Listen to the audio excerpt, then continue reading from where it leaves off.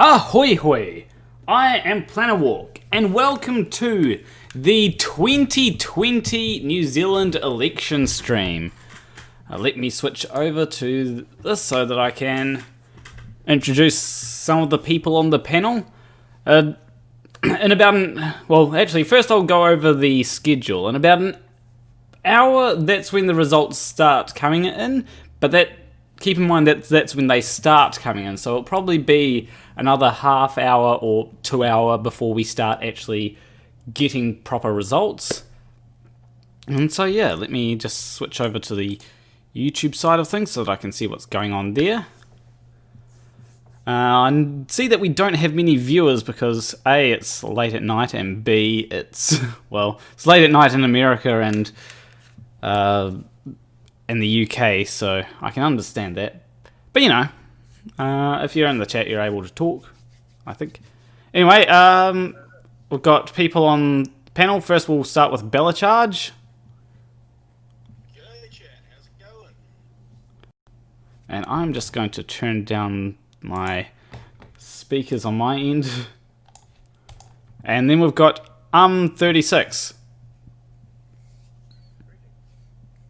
And we're all New Zealanders here, so because it is the New Zealand election, and hopefully we've all voted. We've all voted, right?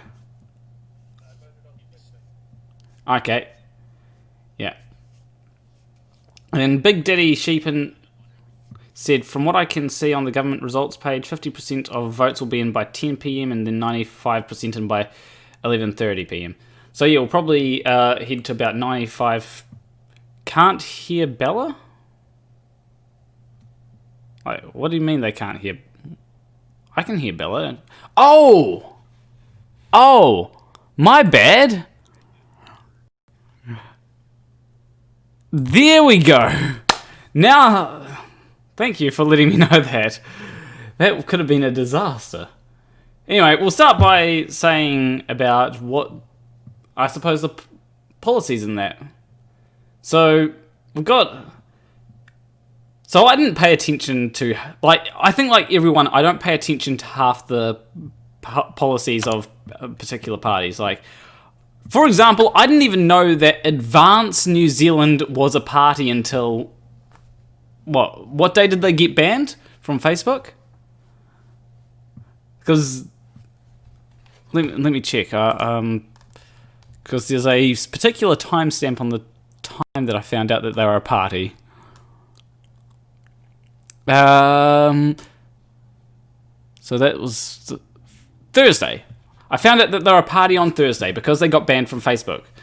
And Bella or one of you described them as pretty accurately. My brother described them as the New Conservatives, but more Karen. Yeah. Because apparently they were saying things like 5G causes COVID or something like that. So yeah. Were they also part of the anti-mask protests, or was that just the New Conservatives? Wait, did the New Conservatives go to mask protests? Yeah, there was a massive parade through Wellington. Oh, whole bunch of idiots waving signs like, we do not consent to this lockdown, and basically just copying America. Oh, okay. So they're the American Party then. Basically. Yeah, when it comes to the different parties, like I view it as in New Zealand we've got the standard left wing, and you got a standard two major parties, left wing and right wing. Labour is left wing, and that's Jacinda Ardern. Then you've got Judith Collins and National that are right wing. Now, keep in mind that they're right wing and left wing here in New Zealand. It doesn't mean that they're left wing and right wing over in America. If you're in America, then both our left wing and right wing major party is left wing. Dave Cannabis says, if you guys don't re-elect Jacinda Ardern, then you're nuts. I actually think that she will be re-elected. I I think she will be. Yeah, I don't think that we're going to get Judith Collins. I'd be really shocked if she does get re-elected. Do you mean doesn't? What? Well, You mean doesn't get re-elected? yeah, I'd be really shocked if she doesn't get re-elected because, if Judith Collins gets elected, I'll be like, what the Yeah. I mean, same. And to answer Nathan Thompson, no, you can't have her. My question is, what will happen when Jacinda Ardern inevitably wins the election, right? And then will Judith Collins step down as leader of the National Party? Because that tends to be a trend that the leader of the losing party steps down. But the thing is, who has National got to replace her? Simon No Bridges. one. They didn't really have anyone to start with, and that's why she ended up being the leader, because there was no other choice. I mean, they could. I guess if they really want to sink the ship, they could put Jerry Brownlee at the helm to sink it in both a literal and figurative way. I actually had a thought the other day that would be an interesting turn of events if this election was basically the end of the National Party and then the primary opposition was one of the other parties like New Zealand First or something. That would be a major turn of events. Well, one of my predictions actually didn't come to fruition because I made a video a while back basically saying that National's self-imploding. Everyone knows that it's self-imploding. What would be interesting if from the ashes Winston Peters and New Zealand First just rose as... Yeah. I don't see that happening. Because they're actually fairly conservative, right? Now, when it comes to them, I thought that would happen, but it's probably not going to happen because nobody's voting for New Zealand First anymore. No. Ahoy hoy! Sorry, I'm late. Ahoy hoy! What do you want me to call you? Crisp works. Crispy nugget. Yeah, sorry, I'm late. I can tell you that my co-worker voted New Zealand First, and he is 21 years old, which surprised me because I tend to think that most New Zealand First supporters tend to be like gold card holders, people who get boomers. Benefits. Exactly. People who own large tracts of land or want to get discounts at the casino. Yeah. Well, I actually have a great way of describing who votes for every party, right? And I think that it broadly applies at least for the 5 major parties. So when it comes to Labour, the general people that vote for them are workers, right? When it comes to National, it's farmers and business owners. When it comes to the Greens, it's environmentalists. When it comes to New Zealand First, it's boomers. And when it comes to ACT, it's the libertarians. I think that's broadly correct. I feel like it's... Yeah, I think the Green Party have, 20 years ago, definitely, they've progressed a little bit since then. They tend to be I would have called them the progressives, and you could probably encompass, vegans and gay rights activists and other kinds of things, not just environment. Yeah. A lot of those will also be voting for TOP. Oh yeah, they're the new ones, eh? They're the new on the block. I love them so much. I like the Opportunity Party. The only problem is that I haven't seen them get enough votes recently. But if there were ranked choice voting, my first vote would go to the Opportunity Party. Definitely. Same.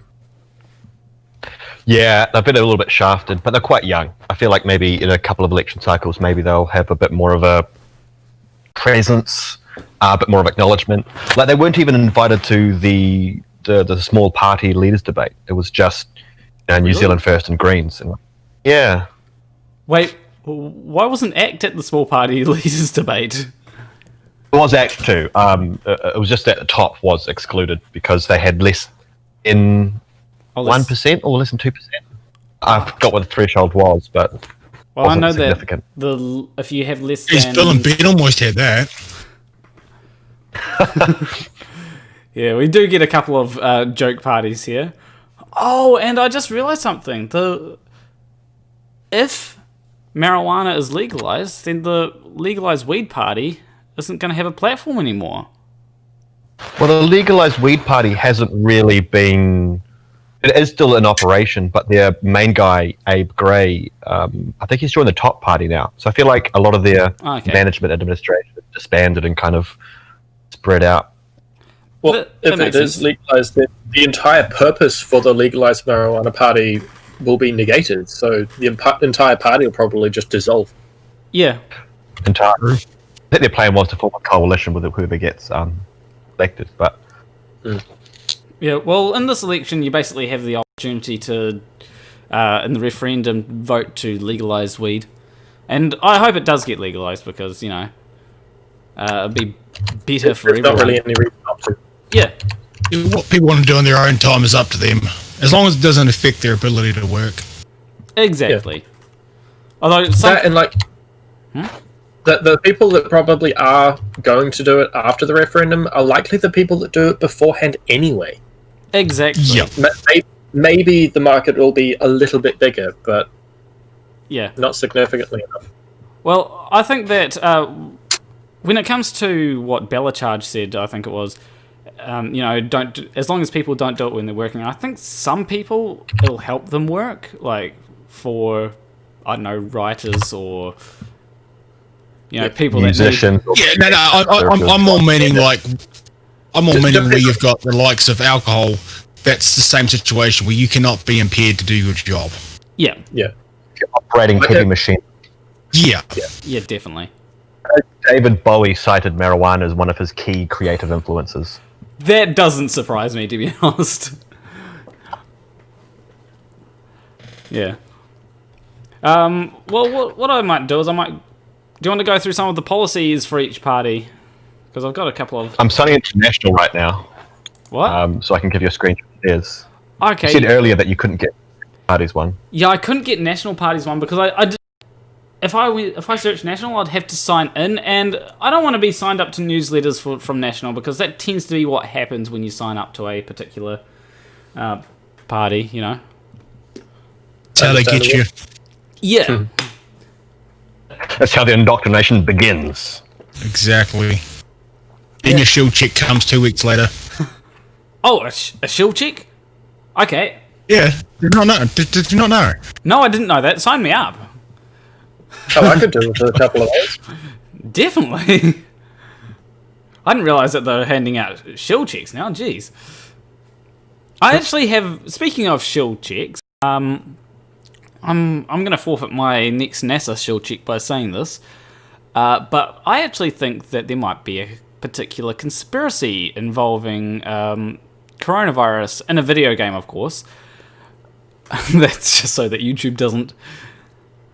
So essentially, I think that the coronavirus situation in New Zealand is far worse than what we've been told. And the reason being is because coronavirus primarily affects old people, right? So I think that a lot of old people have died from coronavirus, and that's why Winston Peters has not gotten any vote, is doing so badly in the polls this time. An interesting philosophy or theory. Yeah. Hypothesis. There we go.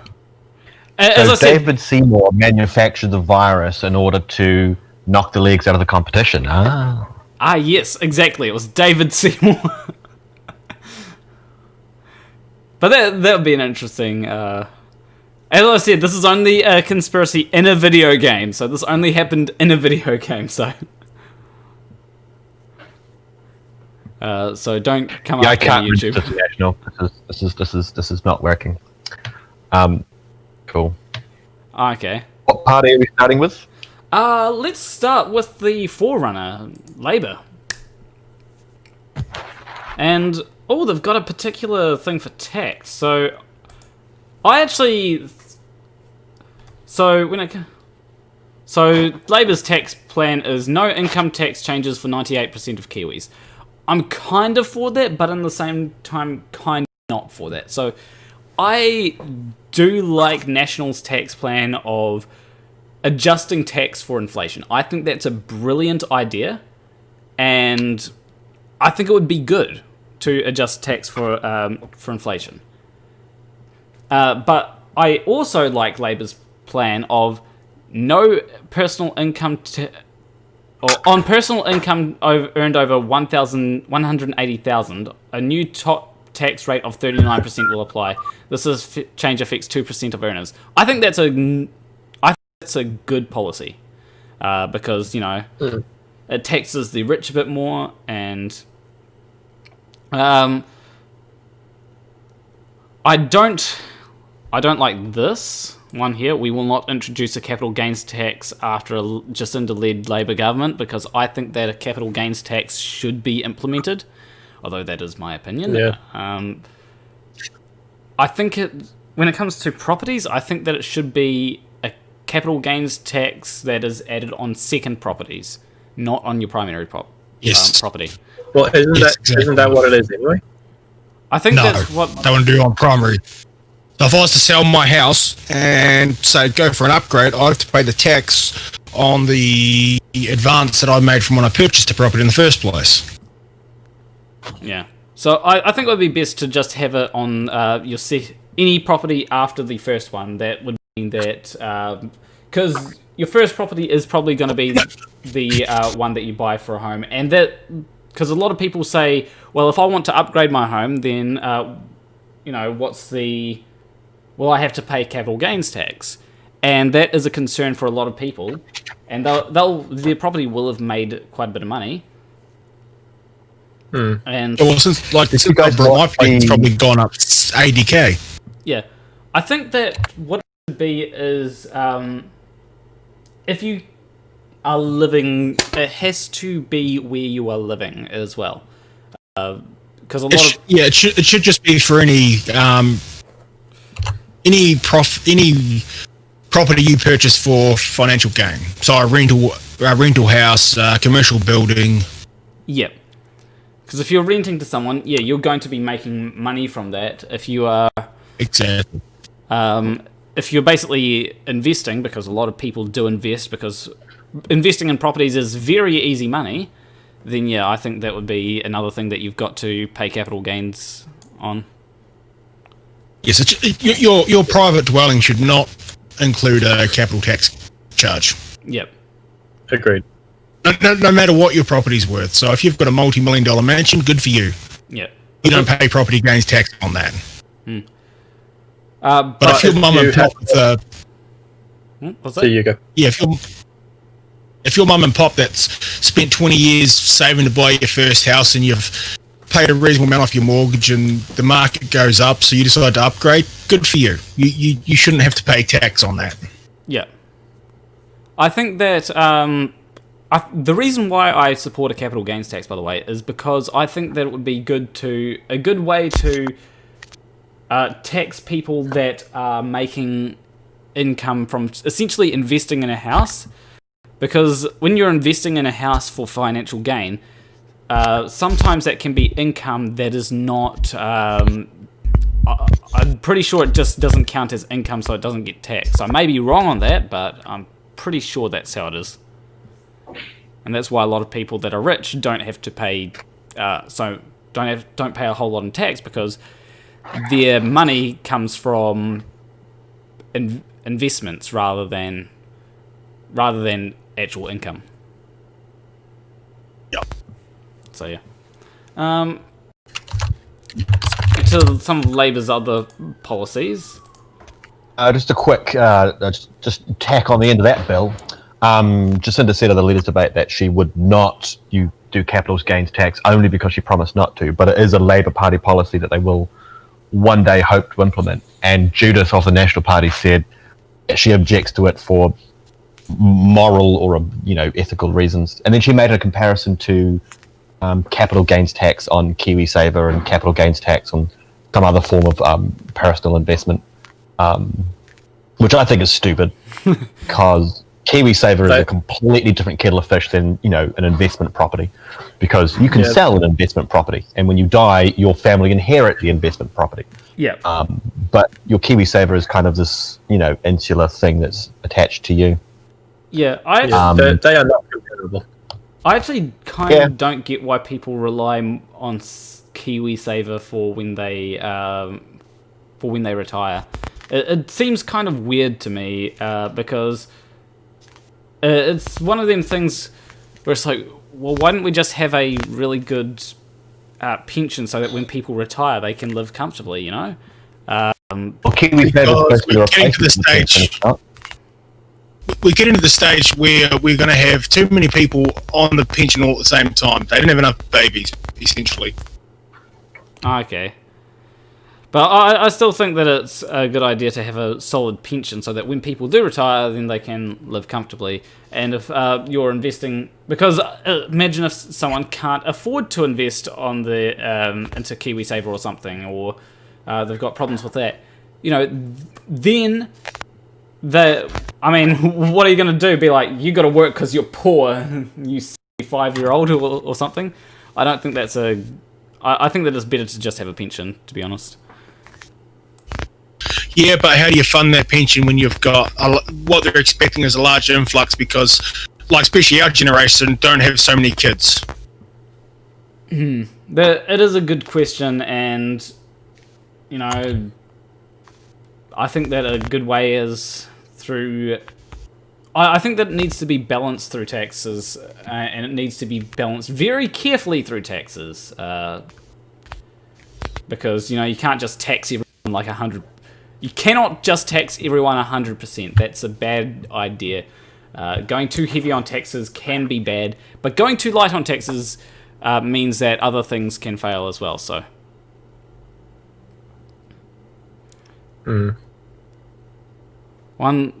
Linda in the chat says, I love the way New Zealand pollies talk like they're normal. What is pollies? Is it politics or what? Politicians? Yeah. Oh, okay. In the most recent debate, both Judith and Jacinda complimented each other. I think Jacinda was talking about Judith's speech after the mosque shooting, and Judith complimented Jacinda on her leadership during the past 6 months. Okay. Which you would never see from American politicians, finding some common ground. Or, well, you probably would, but not from their leaders at the moment. He has a big mask. Every time I see him, he's got a mask on. The biggest mask I've ever seen. That's the kind of things that you get from American politicians. But yeah, I can give... I may not like just Judith. They start with J. Both start with J, so it confuses me. But I may not like Judith. However, I can respect her for being respectful. I think that's good. I think that, people like Trump should try and be respectful. I think Linda was talking about Australian politicians, which I am not familiar with at all. Australia.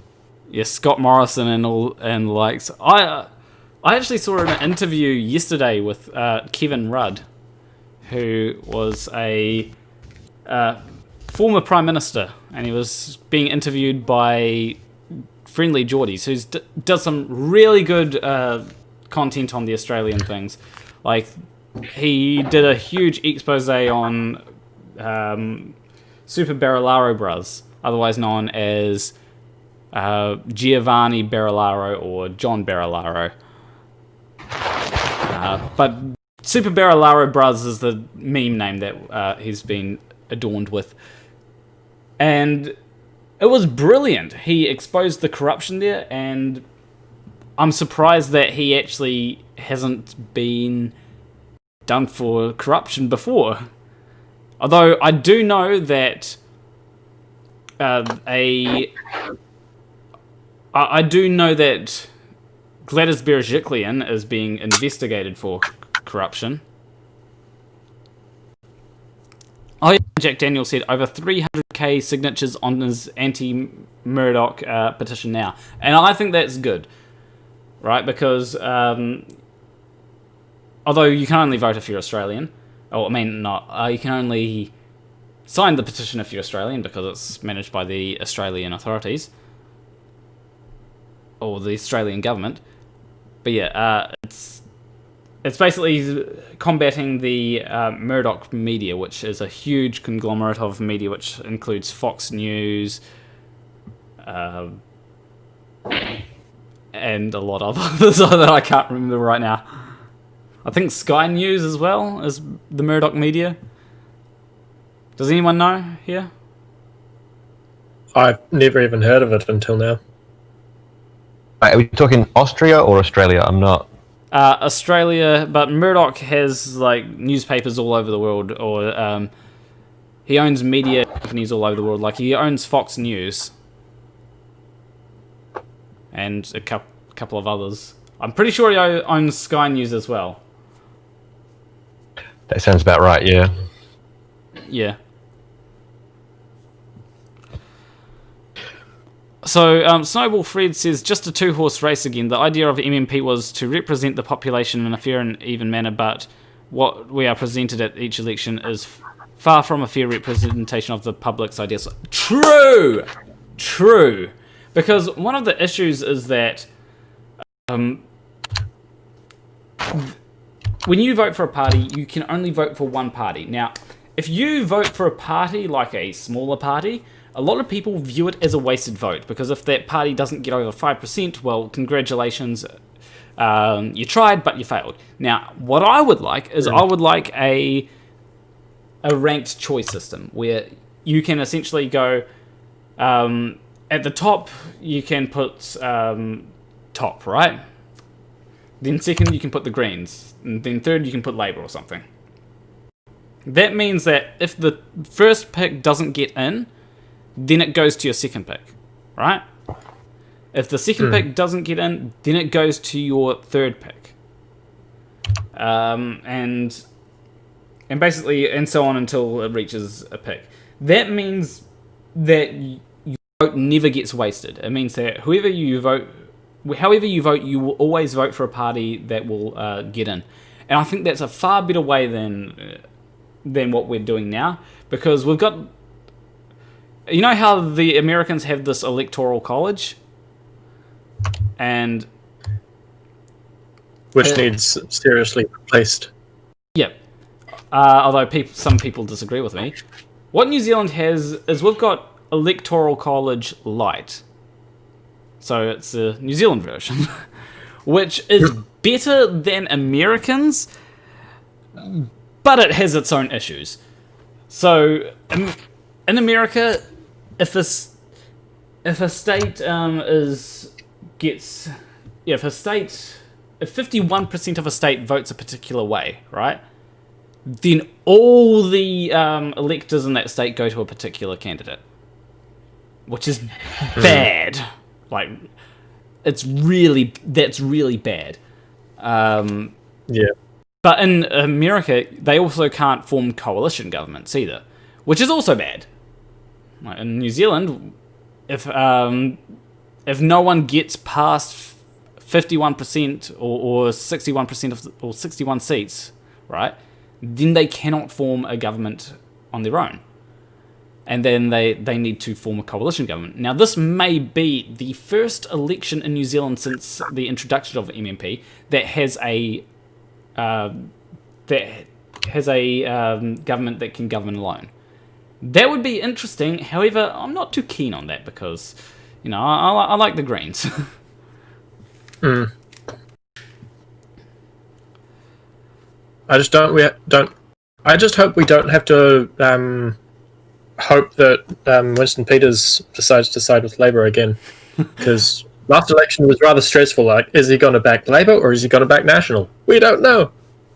That was actually very interesting because a lot of people were saying, "Oh, Nationals won. Winston's going to go with National," and seeing how New Zealand First policies align, I think that maybe he would have aligned better with National that's looking back on it. But at the time, I was thinking maybe he might go with Labour. Like he was drawing it out, right?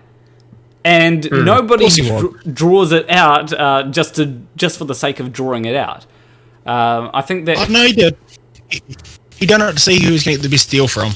Yeah, and also the fact that I think it was also his own image. Like if Labour and the Greens hadn't won those few seats at the end there, then I think he probably would have gone with National as well, just to be like, well, it seems that the public want National more than Labour, and he would have sided with National had that been the case. And then, would be seeing the self-destruction of Labour rather than National right now. Because, I mean, who would have replaced Jacinda Ardern as the Labour leader? No idea.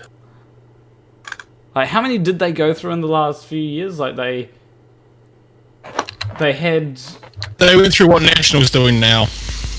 Yeah. Once Helen Clark left, they done exactly what National's doing now. It wasn't... I think it was like someone like David Clark or Phil Goff. I remember Phil Goff. Then I think it was David Clark or something like that. Then it was Andrew Little. And then it was Jacinda Ardern. And... Was Andrew Little actually the leader of the Labour at one point? Yeah, he was. Huh. And I know someone, friend of mine called Craig, he was saying, Crispy Nugget knows who I'm talking about. He was saying that Andrew Little had little chance of winning.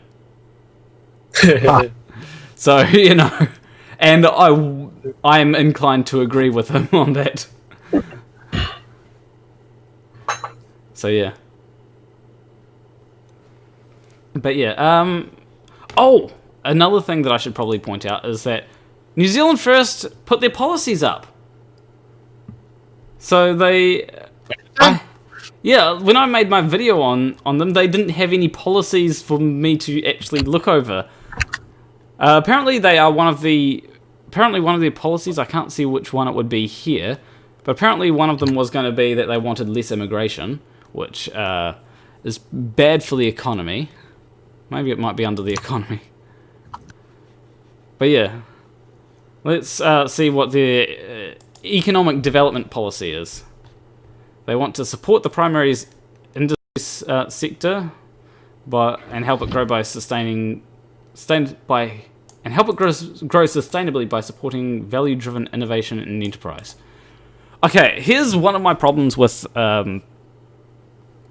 here is one of my problems with the policies that a lot of these parties are putting out there. They say some vague and nebulous policy that cannot be quantified, right?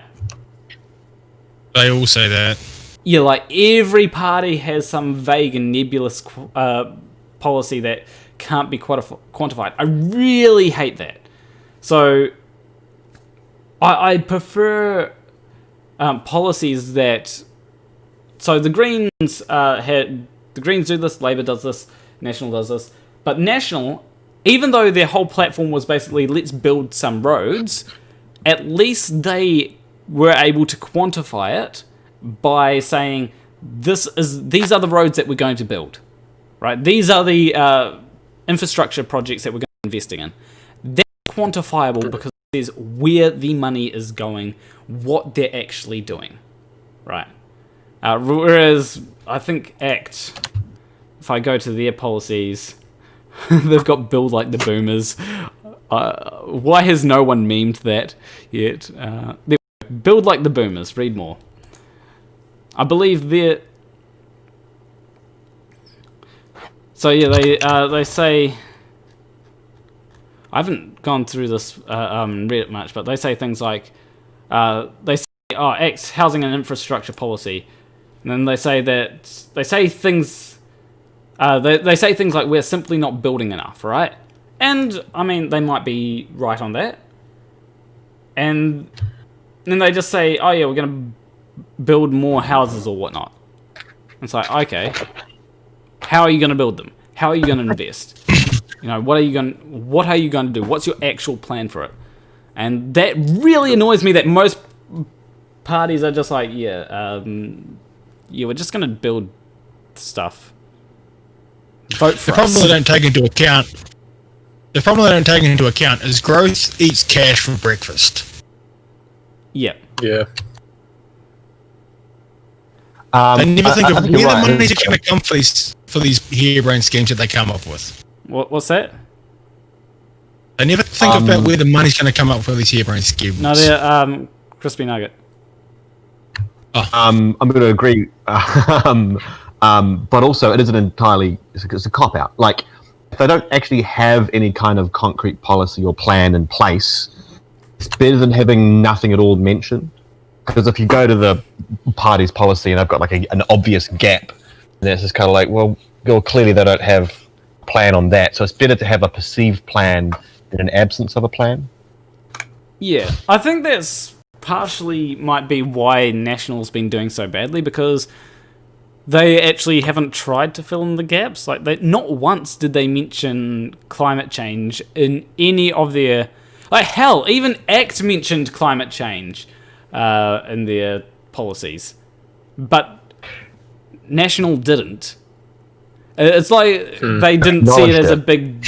Yeah, it's like they didn't see it as a big deal or something, and that's a bit of a problem, in my opinion.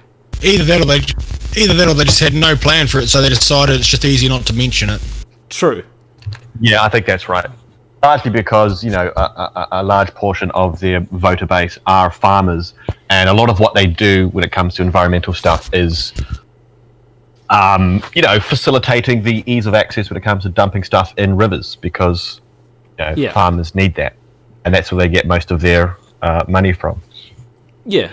So National has acknowledged climate change. They have started to make, in recent years, maybe the past 5 years, making a very shallow, superficial, facetious, tenuous facade of like, yeah, we should do something about it. Yeah, we should make it easier for farmers to, be clean and green and stuff. But they haven't actually made any concrete policy or any actual plans. So it's not sincere. Definitely. In my opinion. Yeah. Although, to be fair, I don't know if New Zealand First has anything on climate change. They might do. They have the environment. That might... You'd think a dinosaur would have something to say about, a potential global apocalypse. Oh, they literally have a section dedicated to climate change. Have a look. So, yeah, it says New Zealand First supports the necessity for a transition to a zero-carbon future where people and planet and business can all thrive. We recognise that climate change is interconnected with many other environmental issues and sustainability issues. Environmental and social sustainability issues. Responding to climate change means responding together across sectors including transport, industrial heat, electricity, agriculture, forestry, waste and water. We will work to prioritise actions across these areas. We want to encourage a platform in which businesses feel safe and encouraged to measure and report their greenhouse gas emissions, assist with setting public emissions reduction, and working within their own sectors to reduce their emissions. This includes enabling members to measure, report on, and reduce their emissions, particularly on New Zealand's key transition opportunities. We also support our members to build the resilience to adapt a changing climate. New Zealand First recognises that a healthy planet means restoring nature, including biodiversity, water ecosystems, forests, and soil. As Business NZ said, this is particularly critical in New Zealand, as so much of our economic success relies on nature, including agriculture. Successfully addressing these issues means New Zealand has a competitive advantage with its exports into the rest of the world. Customers place a high value on sustainability. So as much as this is the right thing to do for our planet, it also makes economic sense. As New Zealand introduces national carbon budgets, New Zealand First will work with businesses to ensure it is proactively part of shaping a shared plan to transition New Zealand to a zero-carbon economy. So, that was That was a large way of saying nothing. Like, Great waffle of bullshit. yeah, this is exactly the problem that I have with policies when it comes to a lot of policies. Because essentially it was said, yeah, if we get in, we don't have any concrete thing that we're going to do, but we're going to act like we give a shit. And I will give credit where credit is due. It's better to act like you give a shit rather than, not giving a shit. But act in a surprising twist of events for the literal hardest thing to come up with good policies on has actually got a measurable policy on climate change. Like, it's something that you can actually quantify. And let me find it. Now, you see, I don't like... Do you remember back in 2012, the Kyoto Protocol that John Key was doing something with? Yeah. I'm pretty sure it was about greenhouse gas emissions and trying to cut down CO2. But it was like this international treaty where... I mean, I think what was happening was New Zealand was selling their landmass as a footprint to other countries so that they could then expend greenhouse gases on our behalf, since ours were so low and other countries were so high, because we don't really have a lot of industrial factory production stuff. We've just got, paddocks full of sheep. So like our greenhouse gas emissions were quite low, which isn't really a big problem. So half of that New Zealand First article was about greenhouse gas emissions, which, I mean, yeah, cows fart, but it's not as bad as I don't want to say Chinese, but I just did. And they have large-scale pollutant factories, which are not good. So what the Kyoto Protocol effectively was John Key selling the fact that we're sitting under the threshold to countries like China and being like, hey, you can just do more stuff and then make other countries happier. Yeah, that's a bad idea. Hey, it got us some money. Well, I do actually... so, I'm just here on X thing. Now, this is something measurable when it comes to a climate change thing. Now, it may not be much, but it's something measurable. Cut flights by 25% of when it comes to politicians. Now, as I said, it may not be much, but at least it's something that... It's a policy that can be implemented. And they do have a point. Need to fly at all. Is that politicians are pledging to cut flights by 25% or cut politicians' flights by 25%? I think that it's But we just politicians. cut politicians by 25%. I think that it's cut politicians' flights by 25%. 75% of the flight, they'll be kicked out of the plane, is what. Now, question, is this whilst they're in the air or whilst they're on the ground? In the air. Okay. 25% through the flight, they just cut 25% of the politicians. Yep, that doesn't sound too bad. I might be on. Maybe I should have voted for ACT instead. If there's only one politician on board, well, goodbye leg. Yep, cut their leg off. That's a form of cutting, I think. Yep. I do feel that the flights of politicians is hardly the largest problem. I mean, it's a nice gesture. Yeah. It does look good. It does show that, people like David Seymour who do a lot of traveling. Like, down here in Dunedin, he will travel down and do, meet and greets and hang out during the university open day and clubs day and stuff. And he gets around quite a lot. He's a charismatic dude. That's part of his platform, is being friendly. Yeah. That does mean something. Yeah. I actually knew someone that said they interviewed David Seymour on RuneScape or something like that. Sounds about right. He's a real friendly guy. Yeah. I can imagine him playing RuneScape as someone who does. Yeah, I don't know if he actually plays RuneScape, but apparently there was an interview on that just for shits and gigs. So that is a good thing, but it's effectively meaningless, and it's just a drop in the ocean when it comes to climate change stuff. I mean, awesome, yay, they're doing something. It does seem to be more of a facetious, superficial gesture than anything else. Well, ACT does have a forestry policy saying ACT will remove all subsidies for commercial forestry investment. Now, I do want to say that I am suspicious of this particular policy, because whilst it may seem like it's addressing climate change, we all know what ACT is all about. ACT is all about small government and not investing in stuff. Yeah. So PhD Tony says plane flights in total account for roughly 3% of greenhouse gas emissions, and yeah, I do like that is something that needs to be addressed. But when it came to the flights, yeah, like cut. Like now, I do support politicians cutting their flights by 25%. I think that is good, but I do think that it's one of them things which it's not enough. So how recent is this policy? Was it after the whole lockdown thing where no one could fly? I think it might have been, actually. Not only that, they'll just drive when they will still just drive. Yeah. Yeah. And I think that New Zealand's not that big.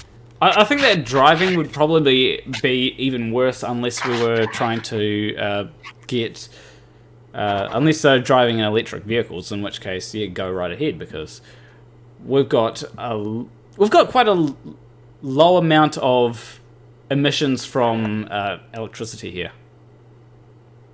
Like a lot of our energy is sustainable here. Like I can actually bring up the live thing if I remember what it was. Yeah, you can. Now, most of it comes from the South Island, all of our wind farms and hydro dams. Look, I'm a strong fan of the Democratic People's Republic of the South Island. I want independence for the South, and I have yet to see any party. Build a wall. The cook strap. As a northerner, I agree. Go away. Now, People charge you twice. Nothing. My girlfriend, who is currently in the chat, who's also a southerner, probably has issue with this. Well, she might know. I just love that. It was a serious thing back in the 60s and 70s. They were like, yeah, we'll make our own country. We don't need you guys, fucking Aucklanders. It's so funny. Farmers going, yeah, we're good enough. Oh. And then they realise that they basically don't really have much of anything without the North Island. This might We be don't need anything. true. This might be a bit of a hot take, but I feel like a better move would be to form what do you call it? What do you call it when you join two countries together? Like get Australia and New Zealand, put them together, be like, hey, that's one. No, Then just go from there. no, that's a bad idea. so the only have to accept Tony. I've played Risk. And Terry. I've played Risk. You start from New Zealand, you build north, and you establish a global empire from there, right? We take over Australia by force. Militarize it if we have to. so We just need Okay, to weaponize the Kiwis. have you seen our military? Are we going to fly our Herc This is Willie across there and Up throw Yada. out? Are we going to fly our Herc across here and throw some pianos out the back of it or something? That's about all we got. well, one of the things when We've it also comes got Willie to Up Yada, and we'll give him a shotgun. We'll be fine. one of the Well, problems that it has when it comes to separating the North Island and the South Island of New Zealand is, first off, who gets custody of Stuart Island, right?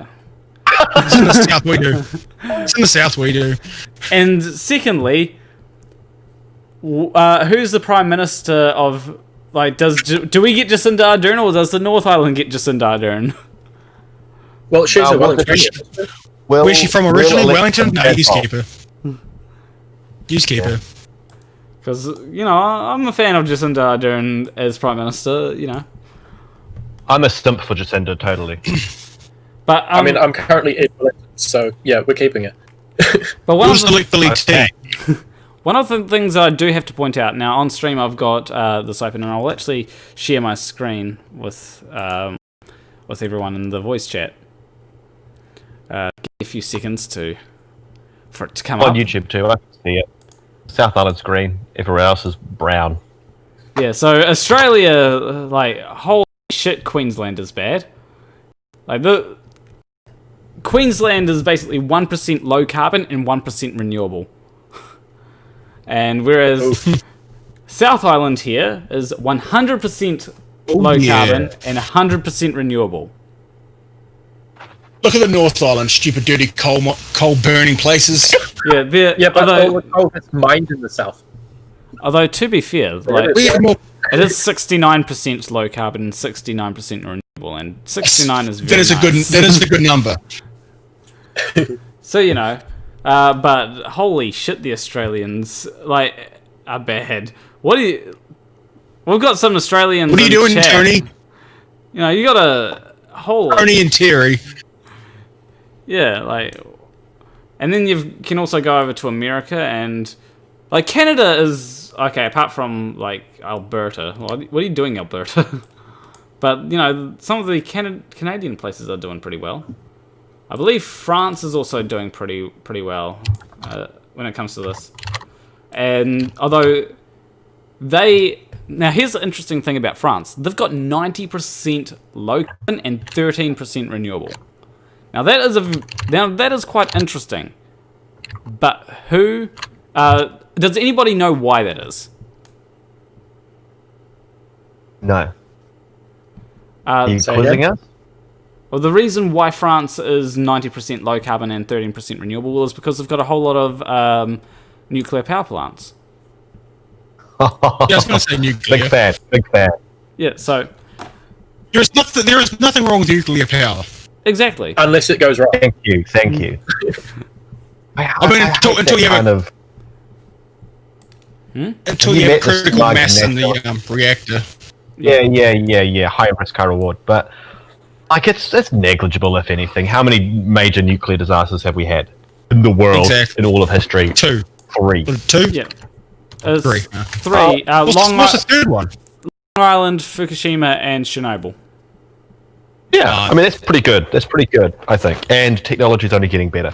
I do dislike the smug nationalistic Kiwi who, holds our, clean, green Kiwi mentality to a high. It's just fuck off. It's not actually anything. Oh, look, a pretty little thing. Ugh. Yeah. I feel the hatred for nuclear is largely... It's really overblown. I think the reason why is because people associate nuclear power with nuclear weapons, and I do have to say, when it comes to PhD Tony in chat, he did have a good point. Thorium reactors would be great. I think New Zealand should get a couple of nukes. I mean, just saying. Yeah. Put those Americans in their place. Well, it would definitely improve our offensive when it comes to when it comes to foreign relations, I guess. Got some smart people in the chat. Yeah, PhD Tony. PhD Tony. Yeah, he is a. Yeah, that's just not fun at the front of his name. Yeah. That's not for shits and giggles. Although he does have a pretty huge neck. In rocks, I believe. I keep hearing someone saying it's in rocks. Yeah. By the way, Bella, you seem to be popping or something whenever you speak. It's like a scratch. Yeah, it's really scratchy. I'll just... Methane powered would be renewable. Okay, that's very interesting. What is that? Collecting cow farts. That's what I thought as well. But that can't be right. Is there natural gases from under the earth? Maybe. Potentially. It's not methane though. That's LPG or. Well, it was methane that flooded the Pike River mine, wasn't it? I think it was methane. Oh, does that better? Yeah, that does seem a bit better. Yeah. We'll actually have a look at the Greens' policies on climate change, because I think that if anyone should have good policy on climate change, it should be the Greens. It's in. I would assume. I mean, it's in their name. So let's go to energy policy. I think would be a good start. Okay, so greening the greening the energy system is a key part of combating climate change. The electricity system should be reliable, affordable, and 100% renewable. A green energy system should work allow for more... What? A green energy system should work allow for more walking and cycling, public transport, electric vehicles, freight rail, home installation, and passive solar designs for building. Okay, someone needs to, like, check this. England, they speak good. Yeah. Now, that, again, that's a bit of nothing, but we'll see if there's... low-cost government loans to households should facilitate more small-scale solar power generations. Government buildings should use solar electricity generation where appropriate. Now, that is quantifiable, so that's good. We've actually got something here. Government should support the use of geothermal energy for electricity and industry, including facilitating iwi and hapu-led geothermal developments. National guidance on wind energy should make consenting easier for councils and minimise the effects on local communities. Some hydroelectricity projects are acceptable, but rivers should not be dammed. But wild rivers should not be dammed. I don't know how I feel about that. Hydrogen should not be considered clean unless it is produced using renewable energy. Okay, I'm not... That one makes sense. Okay, I'm actually wondering what exactly do they mean by that? Like... using wind turbines to generate the electricity to split the hydrogen out of water and then use the hydrogen to basically burn as a combustible energy source. Oh, okay. Or in your car, like they got some cars that are coming out that want to be hydrogen powered. Oh yeah. Yeah. Now, Hydrogen. The amount of energy required for that, we're going to have some big wind farms. Yeah. Mm. But I do like the some of these things. Like some of them are definitely quantifiable. Okay, so damming of rivers leads to large methane releases. It is generally not considered greenhouse friendly. Oh, okay. So that's why hydro... Because I know that there's a few dams in the South Island, and that... There's several. We've got 3 of them all on one river. Yeah, there's even a couple in the north. I've even been to the Benmore dams.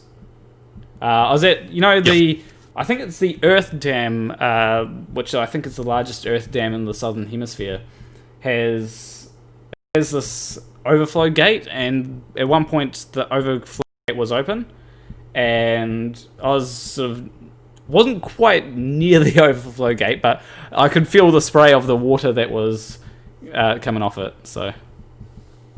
That's cool. Yeah, so that was interesting. But yeah, at least that's somewhat quantifiable. It's not fully quantifiable, but hey, it's better than some of the. It's better than this. New Zealand firsts. Fossil fuels must remain in the ground. No new coal mines should be permitted, with existing mines phased out. There should be no deep sea drilling in our territorial waters, EEZ, continental shelf, and the Ross Sea region. Hydraulic fracturing should be halted unless it is proven safe. Underground coal gasification, gas hydrate exploitation, and coal seam gas projects should be prohibited. Okay, again, quantifiable, so I think that's good. Yes, but at the same time, it's not good because, we have a lot of resources in the surrounding waters of New Zealand, and they want to stop anyone from mining them. Well, that's going to take... That has the potential of having hundreds and hundreds of jobs. Yeah, well, firstly, I don't necessarily... I don't focus on jobs, because jobs can be created easily, right? Jobs also lead to the... Jobs, well, not so much. But jobs also help the economy. If you've got more people working, you've got a better economy. Yeah, and they want to take some of that away. Well, not only that, it also brings overseas money to New Zealand. I think that there's better ways to go about it, and I don't think that fossil fuels are the best way to go about creating jobs. I think there are better ways to go about creating jobs that don't involve fossil fuels. They don't want to just ban fossil fuels, they want to ban all offshore drilling. Is there offshore drilling for things that aren't fossil fuels? Natural gases and other deposits. Okay, so that might be good, because I think some natural gases are actually green, so... but then it does... So yeah, maybe this needs to be reviewed. So we've got a huge natural gas deposit just off the coast of Dunedin here. Okay. And they're not allowed to drill it because of the rigmarole they have to jump through with the New Zealand government. Okay. So yeah. Energy should be affordable for households. Government-funded home installation should be prioritised to reduce energy costs. I thought they had that. I thought government-funded home installation was already a thing, because I'm pretty sure that that if a house doesn't have insulation, then a landlord can actually go and apply, because they're trying to make it so that by, I think it's currently subsidised rather than funded. Okay. So progressive pricing should be in. And also, what's that? And also, what if you're the owner? What if you're the owner of the house? You can't just go to the landlord. True, but then you'd be able to. No, so subsidised doesn't always help. Yep. Yeah. Progressive pricing should be investigated. Not progressive pricing for energy. Okay, how would that work? Progressive pricing. How does? I'm genuinely confused about this. Does it mean? I would have no idea. Does it mean that if you use Tony? Does it mean that if you use more, then you have to pay slightly more or something? I legitimately do not know. Urban and neighborhood planning should encourage energy-efficient buildings and homes. So, as I said, the only one that's really quantifiable is the first one, so that's not a really good thing. Higher per unit rates for massive users. Okay. So the likes of the TY Point's aluminium smelter. Yeah. Where they actually get reduced power. I actually do like the idea of Labour's idea for when it comes to the TY Point smelter. I actually think that their focus, they have a really good focus, because what they want to do is they essentially want to make it so that over the coming 3 years, that the reliance on Southland's TY Point smelter is actually phased out, because currently... Or they're shutting it down. Yeah, currently Southland... I believe they're closing it. Currently Southland relies heavily on the TY Point smelter. So what Labour wants to do is strike a deal where they... where the TY Point smelter operates under certain conditions, but also, whilst it's operating, the economy of Southland changes to one that's more based on renewables and renewable stuff rather than just hogging all the electricity. Because if the TY Point smelter was shut down, like, how much electricity does that use? The Belmore Dam was built just to power them. Okay, so what percentage of electricity would that be of New Zealand's? I think it's something stupid like 20% of the South Island's energy use. I'll have to double check those numbers, but I know it's something ridiculously high. Yeah, so that would be something that would actually be good to close down. Like, I don't care what people say about, it creates jobs in Southland. Like, well, create new jobs in Southland. Like, stop being so stop being so reliant on like one TY Point smelter, you know? Stop being so reliant on a smelter just for all your jobs, you know? It'd be like having a company that digs a hole, right? And I'm pretty sure I've said this many times, but you have a company that digs a hole. Everyone's digging with spades, and someone comes along and says, "Why aren't you using a digger?" And they're saying, "Oh, well, because digging with spades creates more jobs." So the next day, the person comes along with spoons and says, "Well, you want to create more jobs? Here's some spoons to dig with." You know, stupid ways of creating jobs should not be used for jobs. Like, if it's unsustainable, get rid of it. Create jobs in productive ways. Create productive jobs, should I say. Yeah, I don't even think that measuring the number of jobs created is even a viable measurement standard to test. Because, like, if you have a job that pays $20 a week, that is a job that has been generated. it's not a very good job. It's not a very effective job, but it's a job, so it gets added to the number of jobs. Yeah. So yeah. It's like how I'm pretty sure it's like in America where they're all like unemployment is down by X% because like there's more people that are earning like $1 a week.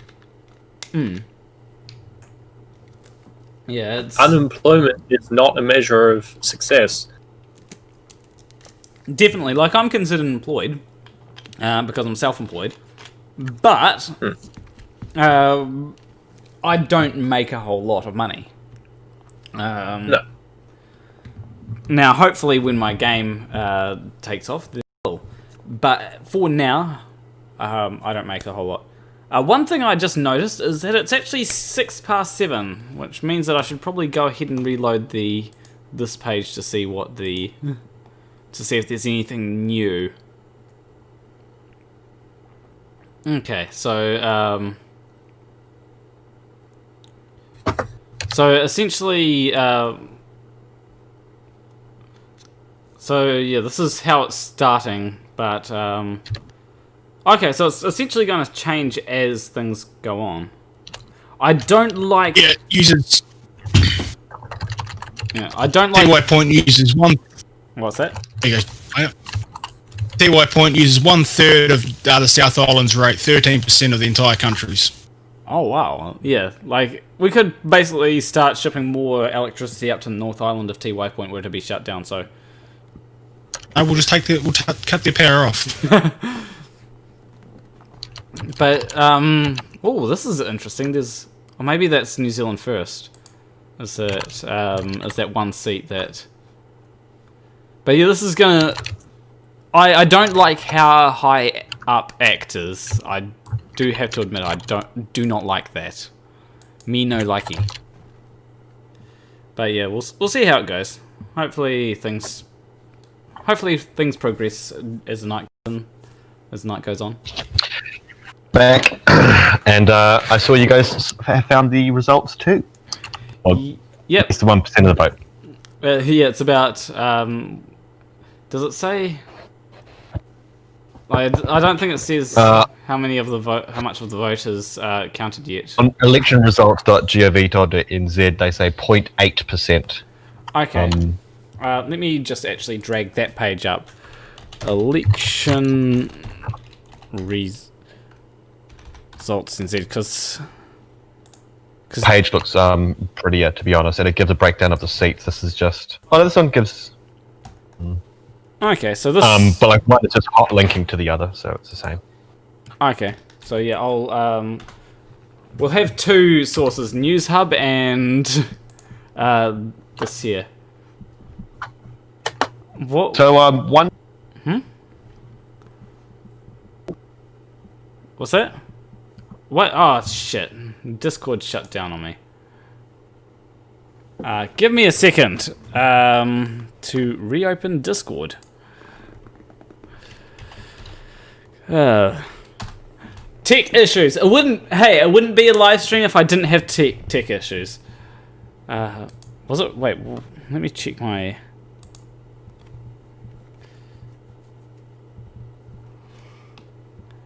Let me check my thing. No, I'm only using 69% of memory, and holy shit, Firefox is actually using more memory than Google Chrome for once.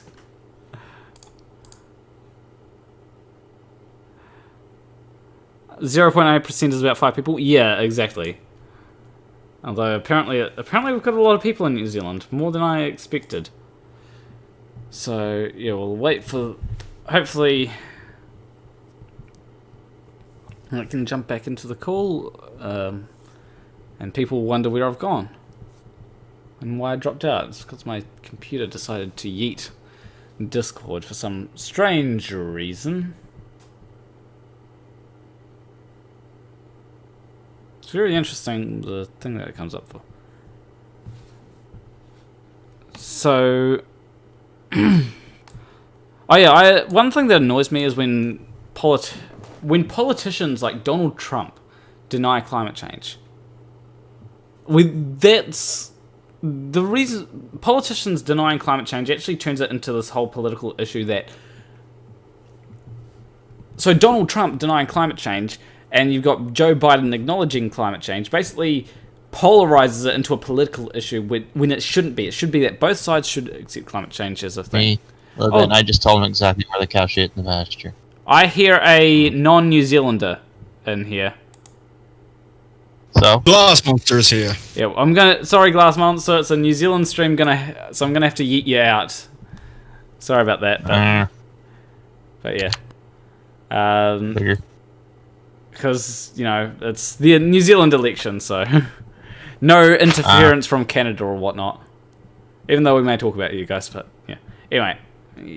Good old Canadians from Canada. Yep. Early Canadians. Yeah, we may talk about Canada, but it's mostly isn't Wolfie from. So when it says Wolfie 3010, that's actually me. It's a joke from McFlatty. That because you're half a Wolfie 60-20? Yeah, I'm like. So McFlatty basically said, Wolfie. He said Planarwalk. Wolf. I think it's Wolfie 6020's son, and it was a funny joke, I think. But yeah. So long as you think so. Not to be confused with Wolf 359, which is a Star Trek reference. Yeah. So whilst we're waiting for more votes to come in, what other things are there that we? Oh, there's actually we've only gone into the energy policy of the Greens. We haven't really gone to much of the other things. So I think the forestry policy wouldn't be too different from Axe forestry policy. So okay, maybe they do have a different one because it says here wood-based exports industries should be supported to add value.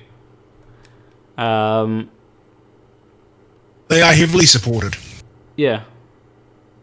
It is one of our major exports. I think what...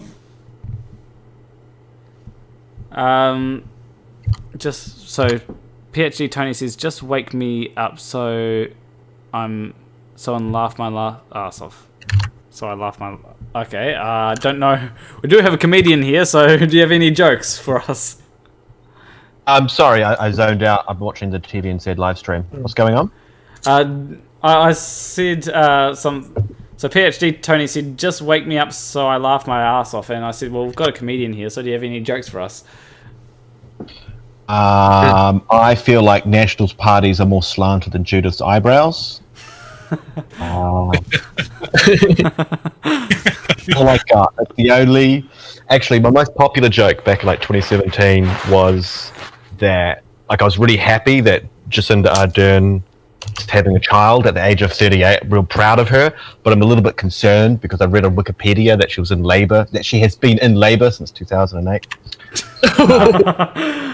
That was a good one. I mean, it's not so relevant anymore. But those are my two political jokes because I'm not a very political guy. I just anytime I hear any kind of political situation, I just go, right, who's the goodies and who's the baddies? All right, Israel versus Palestine. What do we got? And I look into it and I find out that it's not as simple as that. Yeah. It's kind of hope that political situations are like a cowboy western and there's clear divides between right and wrong. But that is never the case. Yeah, it'd be nice for it to be that way, which is why I find it really annoying that people do divide it into Labour or National. It's like, okay, well, but what about the Greens? What about ACT? What about New Zealand First? And then you get the smaller ones. What about Top? Yeah. Top is doing really well. They've got 1.5% of the vote so far, which is more than what the Internet Mana Party got last election cycle. That's exciting. It's exciting. Yeah, that'd be... we talked about Advanced New Zealand yet? The Public Party? No, we haven't really. That was an interesting situation there, wasn't it? But yeah. a conspiracy theorist spearheading some political movement. I think he went crazy during lockdown. Like, he was like a folk singer. He was like a blues rock dude. And during lockdown, he started to become what some people might say radicalized. And he started posting more about the injustice of lockdown and how things were unfair and how this was, an orchestrated pandemic by some kind of Machiavellian overlord. And he started growing some momentum, and people started following him, going, yeah, this is right. This is totally a thing. It was the Public Party, and then he founded the Advanced New Zealand Party, and then they started protesting lockdown. I think they're absolutely fucking retarded and have no idea at all what they're doing. But through their incompetence, they've managed to do some very clever things. Like, they didn't register the Public Party, but they did register the Advanced New Zealand Party. So any campaign donations to the Public Party, I get it backwards, but one of the parties that they established wasn't officially registered, so they didn't actually have to acknowledge those campaign donations. So they had to acknowledge the income and had to pay tax on it, but it wasn't under the restrictions of political campaigning that, the electoral, what are they called? I forget. So they made way too much money by, idiots with nothing better to do than the conspiracy theorist with the megaphone, some cash. Yeah. Funnily enough, if I go to... I'm actually going to bring this up on screen, so let me see what... Let me open original. I'll put this up on screen so that everyone can see. So, Advanced New Zealand... What's that? I was just saying it's Billy TK, but he's also got Jamie Lee Ross, the disgraced National MP. Okay. But yeah, it says here, Advance NZ claims election interference after Facebook takes down party's page. And that's actually the first I ever heard of them. So, Oh, okay. They've been gaining popularity for months. When was this? This was on Thursday or something. By the way, I'm pretty sure I have donations on, so that should go. Ball. In Planarwalk, and I voted National. No, I did not vote National. I actually voted Greens. Now, when it comes to this, I'm actually torn. I was actually torn between Greens and the Opportunity Party, right? Because I want the Opportunity Party to do well. I legitimately do. However, the Greens are the party that have a chance of actually getting in, compared to the Opportunity Party. And so that's why I'd love to have something like ranked choice voting, because then I could be like, all right, first vote, Opportunity Party. Second vote, the Greens. Third vote, Labour. Right? That would be the way that I'd love to do it, but unfortunately I can't. So yeah. I mean, that's absolutely fine. MMP is first past the post, but I'd vote the same. It's just I voted double National, double Labour. Double Labour. You were right the first time. Double National. I voted double Labour purely because, I wanted to make sure that Labour came out on top. Good man. I voted the New Conservative Party because I'm an incel. I mean, that's the only reason you would. I'm actually surprised that... Well, actually, some of the reality denial from the New Conservative Party, and it is legitimate reality denial. They were saying, even though we're polling at 1%, we're confident that we'll get at least 10% of the votes. They're legitimately deluded. They're totally in denial. They're totally living in a delusion of magnificence, which most narcissists tend to live in, you know? Kind of Best place to live. grandiose delusion. Yeah, so... Manufacturing. And, like, I love laughing at parties like the New Conservative, because when it comes to these parties, I see them nothing more as a bad meme. Yeah. And, you know, nobody likes them. Nobody's... and I hope that nobody in the chat has voted for New Conservative, except for the incels. I mean, you can't say no one. Yes, you can say minority. You less than 1%. But my uncle on Facebook shared one of their things, and it hurt me. I forget which campaign policy he was sharing on Facebook. It just kind of, like, the reality of my, you know, just kind of crashed. I saw the world conflicted with the reality of it. I just assumed everyone hated them.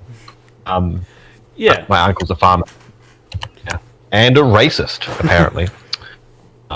So, well, yeah, basically, the New Conservative is for racists, and basically people that are more fascist-leaning than anything. No, it's not quite that. It's not that the New Conservatives are themselves racists, but racists do like them, you know? Just have an appeal to parochial-minded nationalistic bigotry. And that's fine if that's how you want to live your life. But it's not who I want to run my country. Well, the way I see it is essentially, when it comes to politics, you know, let's talk about US politics for a second. The Republicans, they may not necessarily themselves all be, and I'm qualifying this with all be because some of them definitely are racist, but not all of them will be racist. But racists will vote for Republican because they lean closest to their ideals. And yeah, the anti-immigration policy and whatnot. Yeah. So, you know, it's one of them things where we don't really have any parties that are necessarily openly racist, apart from maybe New Zealand First. Because... do you remember the joke that Winston Peters made? Like, no. He said... It was like a few election cycles ago. He said, "Two Wongs don't," as the Chinese say, "Two Wongs don't make a Wong." He did not. He did. I can pull that up for you right now. One of the things that he said was he's not against immigration, but if you want to come to New Zealand, you have to have a PhD, or you have to have some extravagant qualification to be able to contribute to our economy. And that just feels like a weird kind of standard to set. Like, if that's what you want, shouldn't we be deporting people in this country who don't have degrees? Like, if that's the kind of nation you're trying to build, there seems to be this weird double standard. And a lot of people actually come over here to get degrees. Yeah. Does that mean we're allowing Tony to come over? Yeah, so here we'll... yeah. We'll get Tony, you're allowed to come, it's okay. So it says if you've got a doctorate in philosophy, you can work as a barista here just fine. Don't worry about it, dude. That's what they do. They get East European philosophy majors, highly qualified. They come over here and they work in like a Turkish restaurant. It's yeah. So you know that joke in The Office where they had that Asian heart surgeon who was like disgraced and he'd come over to America? I didn't. Never mind. No, I don't know much about The Office. Sorry. Well, I knew a person here who'd come from India. He was a surgeon over in India, but his qualifications didn't cross over, so he was one of the people that just sort of watch after the kids that are doing the exams. That's what his job was, and back in India, he's a surgeon. Okay. Yeah, well, when it comes to... I know that... Because I've known quite a few international students that have come over from... whether it be India, China, or... I don't know many other places. Like, because we don't really get many people from Japan here. Like, there's one person I know from Japan, and that's it. Oh, Korea is another place that we get a few international students from. South Korea, not North Korea. And, you know, they come over here to study, and I think that's probably a good thing, because a lot of them have more money than me, because their parents are rich. And so they're spending money, which goes into the New Zealand economy. So, It's not necessarily a bad thing. I mean, not to mention international students' tuition fees are like 5 times the price of locals, if not even more. Oh yeah, because Are they? Yeah, because The government heavily subsidises it. the government subsidizes fees for I'm trying to remember the particular word. Residential or no? Is it residential? Domestic students. Domestic students. So yeah, they subsidize it for us, meaning that we can get things like student loans, but they. That loan is still a quarter of what the course fees are in actuality. Yeah. Yeah. Because education is something that should be socialized. Definitely. Yeah. Like I would actually support getting rid of private schools. I would support that. So Yes and no. Well, here's the reason why. Yeah. Because if you get rid of private schools, then those rich people that rich people can just send their kid to a private school currently. But if you get rid of them, No, I've known of quite a few. Well, they weren't wealthy people, but they worked their ass off to send their kids to a private school, so it had the name behind it. yeah, Is this Christ's College? I think Yes. I think that it would be best to abolish private schools so that rich people care more about public schools, right? Than private schools. Because if you care about public schools, then the education of everyone will go up because you'll want your kid to do well. So I think that it's best Yeah, to. I don't live in a society of, bias stuff. Anyway, I'm going to go for like 10 minutes. I'll be back soon. Yeah, more co-ed school, definitely. Like, why do we have schools like girls' high or boys' high or something? No like idea. that? Why? What is the point of that? Like, I know typically religion. religion. That makes sense. True, most of them are sort of Catholic type schools. Yeah, Yeah. but like I know. Not all of them, but most. No, I didn't say all. I know so many people that will go to something like a girls' high or a boys' high, and then when they get into the real world where you've got to interact with other genders, all of a sudden it's just like we don't know how to interact with the other genders because we've never had to interact with the other genders before. No, see, I've been to some of the all-girls schools formals back in my younger day. They knew how to react. They knew how to interact with the males. PhD Tony says it's designed to keep gay teenagers happy. Exactly. Maybe we should be pro all boys and all girls just to promote the big gay. Yeah, that's actually one thing that always confused me as a kid. It's like you'd have sleepovers, and it's like you're not allowed to have boys and girls sleeping in the same room. You got to be separate. And it's like, what? Do you want us to be gay? It's like you keep going on about being gay is bad, but like you were enforcing behavior that encourages being gay. Yeah. An unexpected caveman said, I went to a boys' school and it really fucked me up socially. Right? And yeah, I can understand that. Because, guys have some really bad social things that we do. Like, you'll see things like when it comes to the girls' locker rooms and the boys' locker rooms, right? And the girls' locker rooms, I have no idea what goes on in there, but doesn't seem to be anywhere, like, in the boys' locker rooms will be something like, ooga chaka, ooga, ooga.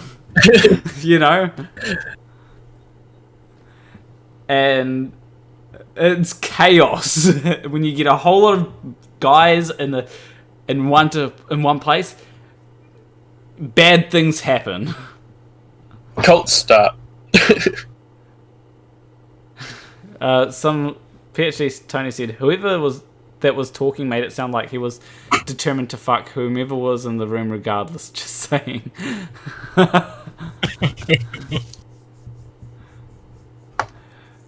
I think he was referencing me there. Maybe. So bitching makeup and talking about social media is what goes on in girls' locker rooms. That makes sense. Like, why would you put on makeup though? That doesn't make sense. Although I suppose some girls like want to look pretty even when it's like to gym.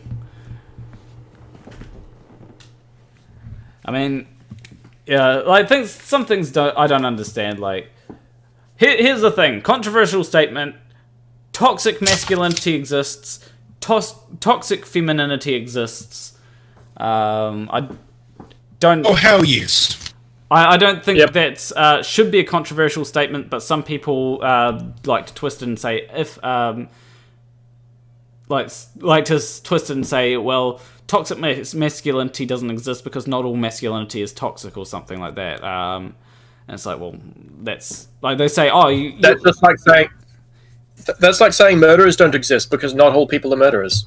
It's like, yeah, it's your point. Or they try and strawman it by saying, they basically say, oh, so you're saying that all masculinity is toxic? Well, no, that's not what toxic masculinity means. No, but that's where your left wing feminists take it, that you're showing any masculinity at all. It's toxic masculinity. Yes, and I do think that if even though they're doing the exact opposite of toxic female.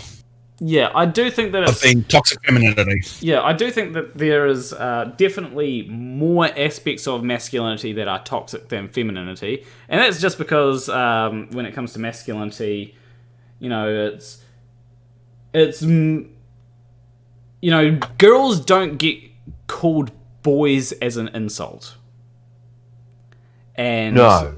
You know, back again. I don't know. Sometimes. I don't know. I've seen some chicks drop some dudes because they said they look like a dude. I mean, that's different. Toxic femininity does entail like high beauty standards and the expectation to be, you know, good looking. And so, yes, looking like a dude or androgynous may be a bad thing. But being like positive masculinity traits might include like dominance and assertiveness and confidence. And oftentimes, if a woman in a workplace or other kind of environment does project that degree of strength, they are described as, you know, bossy, which would be toxic gender on some degree. I'm not entirely sure. I think that when it comes to toxic femininity, it's like it is generally the beauty standards, whereas when it comes to toxic masculinity, it's more of wanting men to conform to this super masculine, you gotta be like Alex Jones and fight a bear or whatnot, you know? Exactly. And I feel like the healthy middle that we need to approach is men should be encouraged to be beautiful and women should be encouraged to be strong in equal measures, rather than having this, you know, bias. Yeah. Oh, fight a bear. I know. I just can't believe you guys agreed to that. Cool. I like it. Pretty boys, strong women. Yeah, Hell yes. I'm all for this. I have worn makeup before. Now, how about I... And a wig. I didn't wear a wig. I wore makeup, though, because my sister wanted to do my makeup, and I'll see if I can find a photo of it, because I did take a photo. This was a while back. But I literally have a dress hanging on the back of my door. Okay, I don't go quite as far as cross-dressing, but... I haven't actually gone full drag yet, but I do want to at some point. I'm liking this chat, boys. I'm liking this chat. Snowball Fred says Alex Jones fought a bear. Probably not, but he makes it sound like he's going to fight a bear like all the time. He probably definitely did. He probably saw a gay person and then said, "I'm about to fight a bear," and then fought the gay person. Probably lost, but you know. Yeah, considering most bears of that description that I know, yeah, they'd probably win. I'm actually gonna have to. So this election looks like a clean sweep.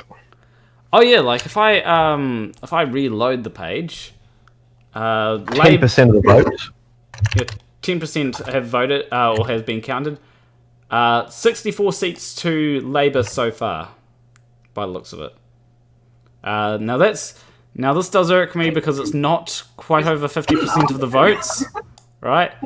So it does annoy me when someone has like 49% of the votes and it's they're taking home. They don't have to form a coalition, Planar, because in order to have domination, the National Party would have to form a coalition with the Greens, the Axe, the Māori Party, New Zealand First, and yeah, exactly.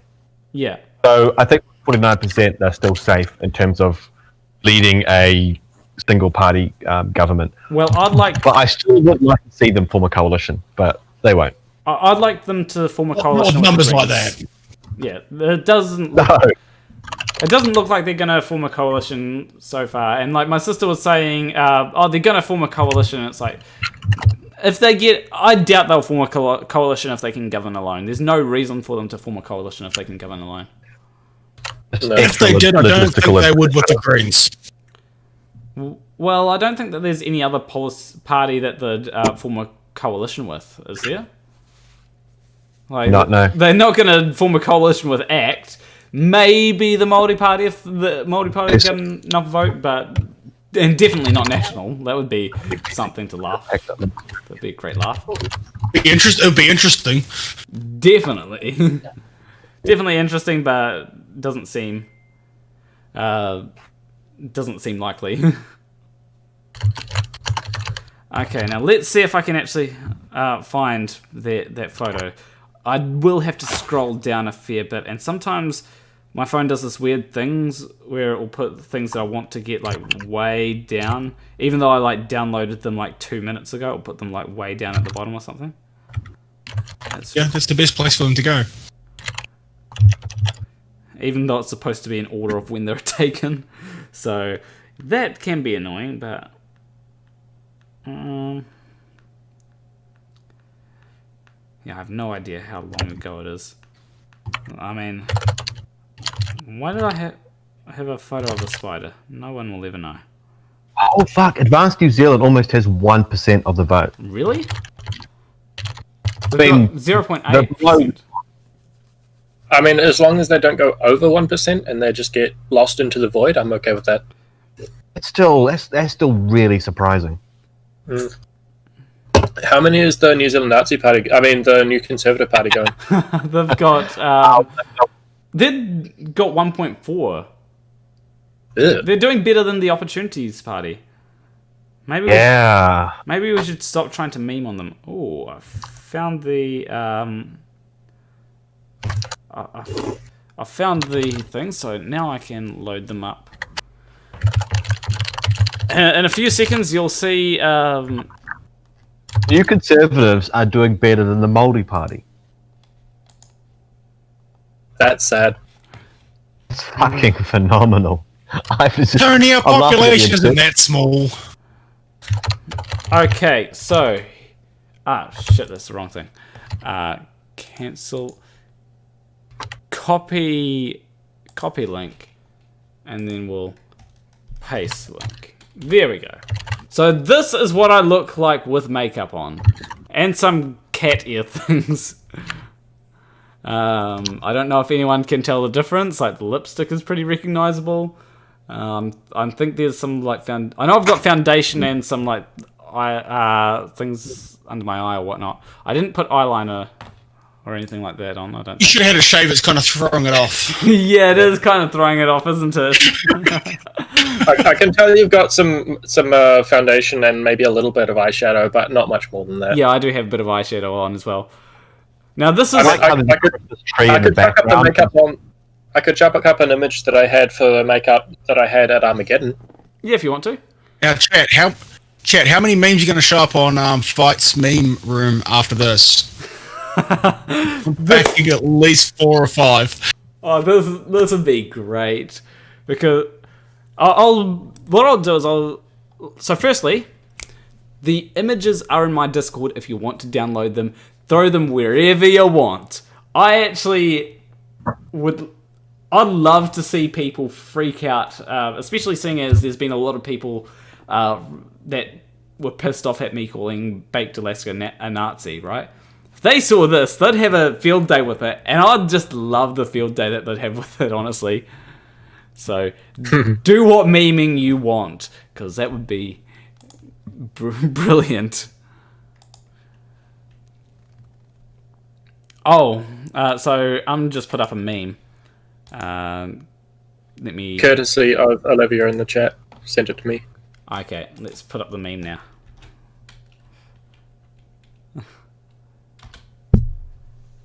DM it to Daniel Pratt. What the? I wanted to copy link and then paste link. I don't. Open original. Okay, here we go. This might help. Paste link. There we go. Alright, vote early any day for 3 weeks. Wait until the last day in queue for an hour. Exactly. Like, I did vote quite late, but I think that early voting is a good idea. It means that there's less queues to vote. It also means that if you are working on voting day, then you can go in to vote. You know, just before you can go into vote when you're free, essentially. Now I'll just Convenient for you. Yeah. Do you want me to put these up on screen? If you want. Okay. So yeah, we'll go copy link, and so this is makeup that he had on for Armageddon. As you can Wellington Armageddon specifically. Okay, yeah, because you're a North Islander, you don't go to Christchurch Armageddon or Dunedin. Yeah, because that costs money. I mean, it costs money to get into Armageddon, but yeah, but I can walk there from here. True. The ones down south just really aren't worth it. Yeah. No, well, from Dunedin's not anyway. From what I've heard, Wellington Armageddon's probably the worst. Really? From what I've heard, I've never been to any but Wellington, so I can't personally verify this. I've been to the Christchurch one once. That was fun. I mean, I bought a Keyblade there, and some people have seen my Keyblade. So that was fun. Let me just switch over to the live streaming so I can see the not super chats, live chats. Work Mexican work? I don't know what that is there from Gordon Driver. Yeah, anyway, let's see how the parties are doing, because seems that it's going to be this will be interesting if Labour does have a landslide win. It will be interesting to see how the first... I think this is the first time since we've had MMP that Labour will have had a landslide vote or a landslide win. But, you know. They did with Helen Clark, didn't they? I don't think For a second term. I don't think that they did. I could be wrong. New Zealand government history timeline. There we go. Hopefully this will. Hopefully, this is gonna go like. Wait, will this show us the elections? No, it doesn't. Shit. How do we find this? Parliament timeline. Here we go. Maybe this might. Okay, no, this doesn't do anything either. List of New Zealand governments. This might help.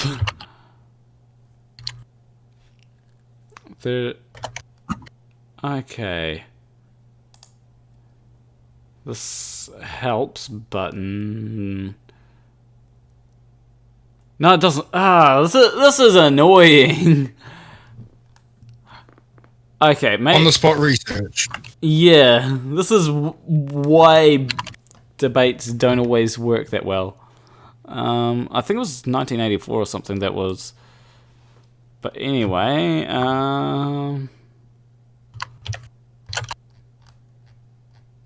they don't have it. They say all the cabinet ministers, but they don't. What about the fourth national government of New Zealand in 1990? Does it say... Oh, so here... Wait, hold up, does this have it? Alright, so 1984, the member party was the Labour Party. Okay, so the fourth national government of New Zealand was National Party in New Zealand First. That was 1992. Oh, that seems that New Zealand First joined in 1996 to 1998. Okay, that's interesting. Then we can go to the fifth Labour government and see. Hopefully, it has the. Fifth was Labour. Oh, this was a mess. Like they are formed with the Alliance Party, the Progressive Party, United Future, Green Party, and New Zealand First. Like everyone. At some point, you know. Then there was the fifth national government. So this would be. So this was with National Party, ACT, United Future, and Māori Party. I'm actually surprised about that because it seems like the Māori Party are very left-leaning compared to National. So that was interesting. And then there's the sixth Labour government, which we all know is New Zealand First, Greens, and Labour. So it hasn't been. I think so. 1995 would have been the last time that there was a government that could govern alone. So we've been 25 years without a single governing party. Huh. Which I think that's good to have multiple governments or multiple parties running the government rather than just one party, you know? Yeah. Now, one thing I do like here is that the Green Party is doing enough to be in government, doing well enough to be in government. That's one thing that I gotta say I do like. Because isn't it 5% of the votes that you've got to get to be able to get any seats? Right? 5%. Yeah. Yep. And so, because the Greens were polling pretty low, weren't they? And they generally do worse than what they do in the polls or something.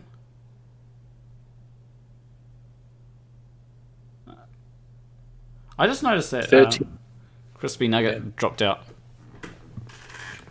I'm going to turn my light on because we're probably going to go quite late. So I've actually got some food here, so some chips. So make sure that you get like your drinks and chips and whatnot and see how things go. Because I'm actually worried that Labour's going to have a landslide victory and no seats are going to go to the Green Party. That worries me. That would be sad. Well, But if the Greens don't get any seats, the only other persons that are going to have seats is National.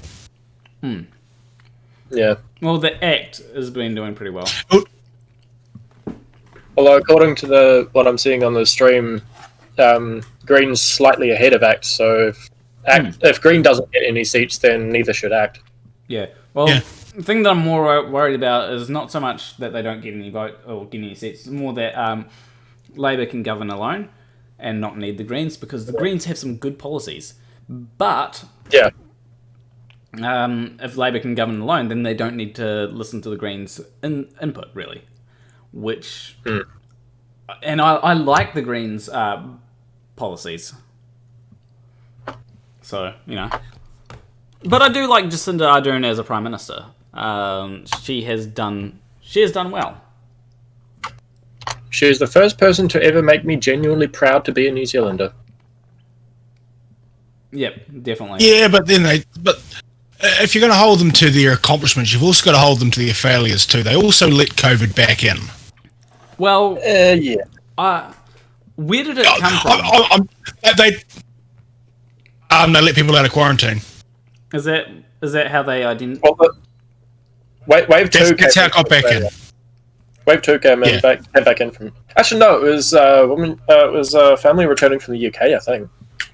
Yeah. Okay. But the thing is, they got let out of quarantine early because they had family that was dying and they had to make it to the funeral or whatever.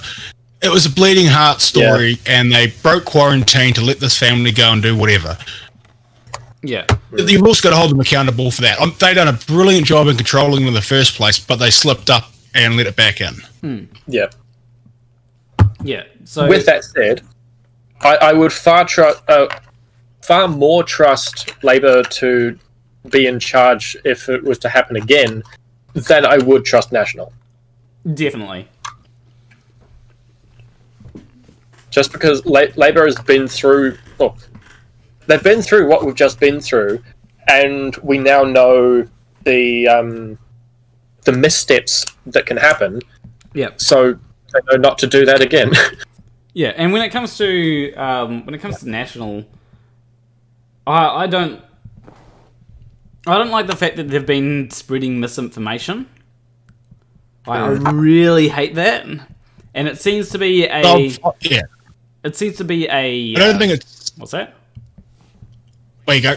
I was just going to say, it seems to be a trend amongst right-wing parties around the world as they spread misinformation, whether it be in America, UK, or even in New Zealand, or in Australia. Yep. Which is rather annoying. To be fair, I've actually heard a lot of misinformation, especially in regards to the euthanasia referendum that we're doing as well, on the radio. Oh, really? Backed by political parties. Yep. What have you heard there? Oh, I'd have to try to remember what it was. It was talking about some of the laws, something to do with... pretty sure it was to do with don't vote for it because a young person can end their life without contacting their families or anything, which isn't what the law's about. Yeah, you can't just decide, I've had enough, it's stressing me out, I'm going to end it. Yeah, that's just not what it allows for. You've got to be diagnosed with a terminal illness that is likely to end your life within 6 months. It's literally what the bill states. Yeah, this was published on the radio. I can't remember exactly what party it was for. It wasn't for National, and it wasn't for Labour. It was for one of the other candidates from one of the other parties. It'd probably be... Would not surprise me if it was Advance. Yeah, it'd probably be Advance. It very well might have been. It'd be either Advance or New Conservative, in my opinion. Probably New Conservative, actually. When I heard that, I was thinking, how did the radio even let that pass? Like, okay, the person paid the money for the ad to be on the radio, but how did the radio even say, oh, this is a good idea, we'll play this ad? Like, when it... Do you know which radio it was? It was on the Rock. Huh. When it comes to the election, I doubt that the euthanasia bill will pass. Because a lot of people basically they view it as a really selfish way. They view it in a way of if they view it in a way of, if a family member was dying, how would I feel about them taking the option for euthanasia? But they don't think about it. What would they do if it was them? Right? But not only that. Like, let's say your beloved family dog's getting old, finding it hard to walk around, and it's just unfair for him to carry on living because he's in pain. It's considered animal abuse to keep them alive. Definitely. But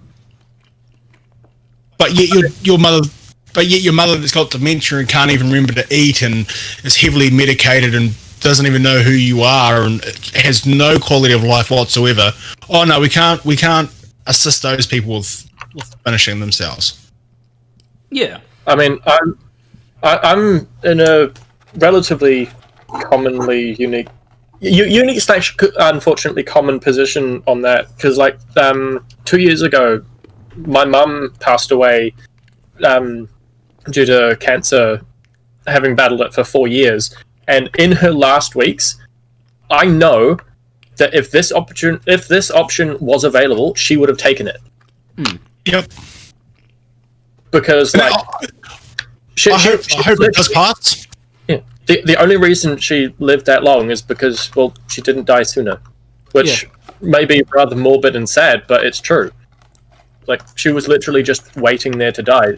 She had no energy, no strength, and she was just in constant pain. So she would have qualified, and she would have taken the option. Yeah, and I think that it's okay to let... You know, it may be sad to allow a family member to die, right? But at the same time, you got to think about what's best for them, not what's best for you. Yeah, But not only that, at the end of the day, that person's going to die anyway. Exactly. that and It's not going to be 20 years down the track. It's going to be soon.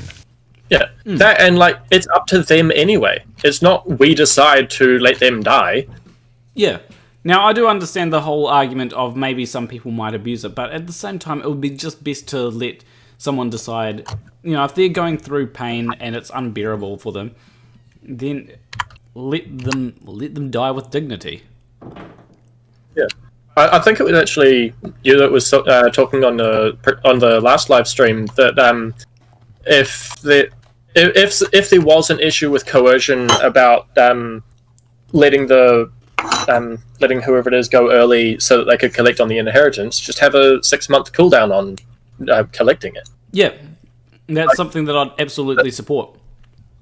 Yeah, because like the qualifier to qualify for the end of life act or whatever the term is that they have to be terminally diagnosed for within 6 months. Yeah. So, like, they're going to pass away anyway. Yeah.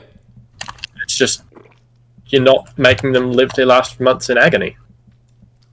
Yeah, and I do understand that there might be certain things that could help them along, like morphine or maybe even weed, which is why that needs to be legalized. Although it is technically legalized for medicinal use, but not for general use. Yeah, But I hear it's also for medical use. I hear it's awfully hard to get a hold of. Okay. Yeah, like... yeah. I don't have any personal experience or know anyone that's actually on it medically, but from what I've heard, it's awfully hard to qualify for it. Okay, so just make it so that's a reason for making it legal for everyone. Like, there is no reason for it to be illegal anymore. Like, I've reviewed some of the reasons, and some of the reasons against it are fair enough, but at the same time, you could use the exact same arguments for making alcohol illegal. And who's arguing that we should make alcohol illegal? I know that some people are arguing that we should raise the drinking age, but not saying that we should make alcohol illegal. I mean, as recently as last year, or possibly even the start of this year, I was not only against legalizing weed, but also for illegalizing tobacco. But, like, for the same reasons as why would we illegalize tobacco, that would just make a black market for it. It's the same argument for legalizing weed. It's like, regulation, yes, and good. So that's what changed is that what changed your mind on it? Or was it something else? It was more the fact that I am now dating someone who uses regularly.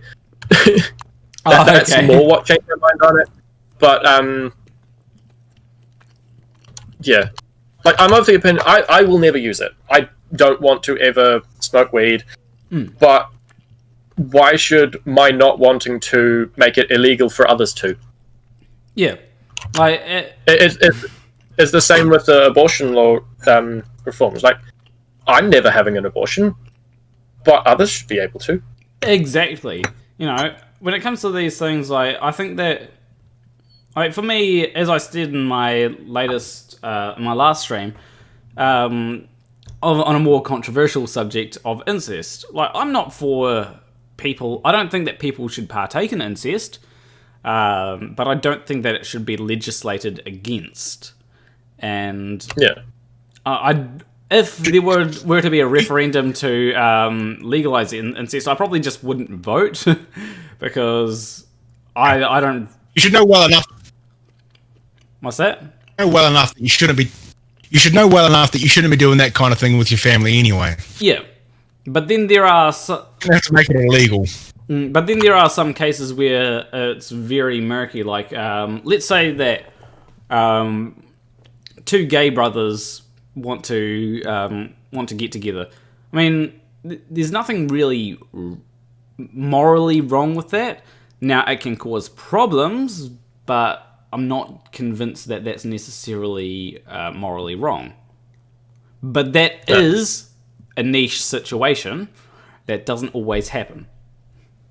And I've known someone that was dating their cousin, and a lot of people were going, "Ooh, like they shouldn't be doing that." But their mother was like, one of the people's mother was just like, "Don't worry, they're gay, so they're not gonna have any deformed babies." That and the whole genetic abnormality, deformation, all that stuff, that doesn't happen until several generations in anyway. Yeah. Like in Alabama. As I've heard, first generation incest doesn't carry a high risk of deformations. It's only like second or third. Possibly not even until fourth. Yeah. But, like, it's one of them that I should have a debate on, because it's very easy to defend incest, because a lot of people just have this inherent revulsion towards it. And fair enough. Like, you can have a revulsion towards something and just be like, yeah, I don't want to do that. And because we all have revulsions to it, like eating. I'd hope that everyone has a revulsion towards eating vomit, right? And yeah, I'd hope that everyone does. To be fair, I've swallowed a little bit of it. When you've been drinking. Oh yeah, that is fair enough. And you get the old, and you just drink it back down. It's like, Yeah, but most people would have an inherent revulsion to eating let's say eating someone else's vomit, right? Even just the thought of it makes me go, ugh. Right? However, that doesn't mean that it's morally wrong. No. So, a lot of people can't differentiate between something being morally wrong and them having a revulsion towards it. Too gross does not equal morally wrong. Exactly. Let's see what so it's now 8 o'clock, and it's 1 hour into results, and currently 20% of the results have been counted. Labour Party has nearly 500,000 votes, and Labour can still govern alone. Greens have climbed up a little bit. They're now on 8.3%, and the ACT is now on 7.7%, and National is on 25.9%. So Labour has half, National has a quarter, and the Green Party... all the rest have the quarter. Yeah, all the rest have the other quarter. Although it's more a third of a quarter for Green and ACT. And the rest just have it divvied up between them. And I don't like the New Conservative Party doing well. I don't like that they've got 13,000... I don't like that there's 13,000 idiots that voted for the New Conservative Party. I also don't like that there's... 13,000? Yep. 1, 2, 3, 4. How are they the sixth? They got a lot of brothers and sisters. Yeah. They've got a lot of American wannabes.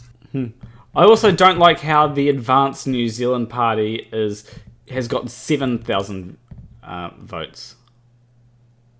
That's 20,000 people that just... why? Yeah. Like, it's actually, when you add up New Conservative and Advanced New Zealand, that's over 21,000 actually. Because they've got votes above... It's more than 13,000, more than 7,000, so... Yeah. I'm kind of curious as to why the Social Credit Party has got so few votes, because I keep seeing their ads on Facebook all the time. You see, I never saw their ads. Like, I kept on getting ads for Labour and the Greens. I haven't received a ad for either of them. I got an ad for New Zealand First in the mail, but that was the day after I voted. But too late then. Although New Zealand First has been they've been doing everything too late. Like, that's why they're so low in the number of votes. I think is because they just released like their policies. They released way too late. Like, I wasn't able to. I could have been like, okay, they've got good policies and whatever the. Like, I think this would probably be like broadcasting and art seems like it would be a good policy to invest to have something, but they didn't actually put that out. And so I wasn't able to. I was just able to go on. Okay, this is what they've said. Where's the Flat Earth Party?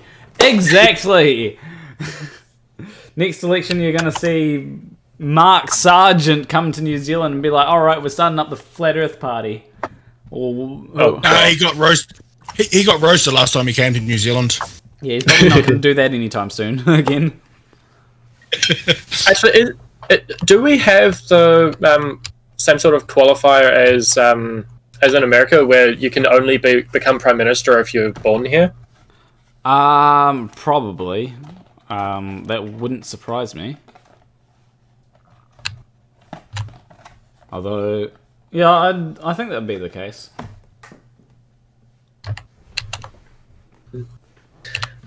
Yeah, I'm going to quickly go on a bathroom break, so I'll be back momentarily. I'm going to turn my light on because I've got one light on and sun's getting real low. I will do that as well, because all my curtains are closed and the only light from my room is coming from my screens. Well, when it comes to my, when it comes to here, it's like really cloudy outside, and sun's gone behind the clouds. Like the sun's technically still up, but it's just behind the clouds. So is it the same in where you are, Bella? Yeah, it was raining all day, and now it's just grey and overcast. Oh, so apparently the Flat Earth Party is at Nathan Oakley's place, and you have to bring. I'd love to bring balls, or does he bring them? I would love to see Nathan Oakley run for Prime Minister, or even Anthony Riley running for Prime Minister of UK. That would be funny. Anthony Riley can't even write a thesis. How the hell is he going to become a prime minister? Just the idea of a flat earther running for a position in office, or running for that would blow up on the news, obviously, right? But Sleeping Warrior 2024 inverse team. They've already got Boris. He's just as bad. Yeah, like Trump and Boris. I swear they're brothers. You know. Now, to be fair, New Zealand does have the Advanced New Zealand Party, which could almost be the Flat Earth Party. But they're not quite there. And I have returned. No, I honestly don't know. Like all these parties that I've just highlighted, I know nothing about them, really. All I know, I kind of know a bit about the Aotearoa Legalised Cannabis Party. I know that they want to legalise cannabis, but I don't know about any of their other policies. One Party, never even heard of them. Vision New Zealand, never heard of them. NZ Outdoors Party, that sounds like a great party, and I probably should have voted for them, but and it does sound like one of them joke parties. There's the Tea Party, which they sound like a right-wing party. Sustainable New Zealand Party, know nothing about them. Social Credit, again, know nothing. And Heartland NZ, which has gotten like 255 votes. Seeing that list is the first time I've ever even heard of Heartland New Zealand. Yeah. Maybe what needs to happen, like, maybe I need to run for office. Maybe I should do that next election cycle. Who would? Hell, you get my vote. Who would actually? I've got like a lot of people here that would probably vote for me. I probably would need to align myself with one of the with a major party first. Yeah. Maybe the. I mean, if I was to Maybe the New Zealand Republican Party. You'd be right. Maybe if I approach the Opportunities Party and climb my way up through the ranks of that, you know. There is actually a organisation which I'm surprised isn't actually a running party in this election, that they want to make New Zealand a republic. Oh. Well, how would that change? Basically, from what I can tell, it's basically just breaking apart from the British Commonwealth and making our own republic, as opposed to being essentially a British colony. Yeah, I wouldn't actually mind that. I don't think it would be. Will we change our name to the? We change our name to the Republican of New Zealand. Or the Republic of Aotearoa, considering that there's a lot of a relatively large movement wanting to change the name. Like that situation, if we were to break away from the British Commonwealth, that is a big enough change that I would be okay with changing the name, changing the flag, and basically just rebranding the country as a whole. Yeah. But there's no point in doing any one of those on their own. No, you would instantly get the hate of every service, current and ex, if you tried to do that. Yeah. But as an ex-service member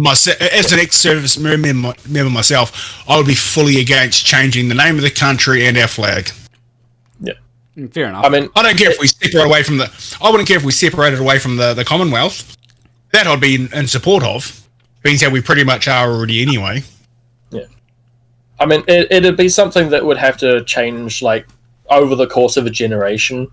Just like with the new generation being raised with this is our old flag, this is our new flag, we currently use both of them, and then the generation after them, like, this is our new flag, this is no longer being used, and then the generation after that, it's like, this is our flag.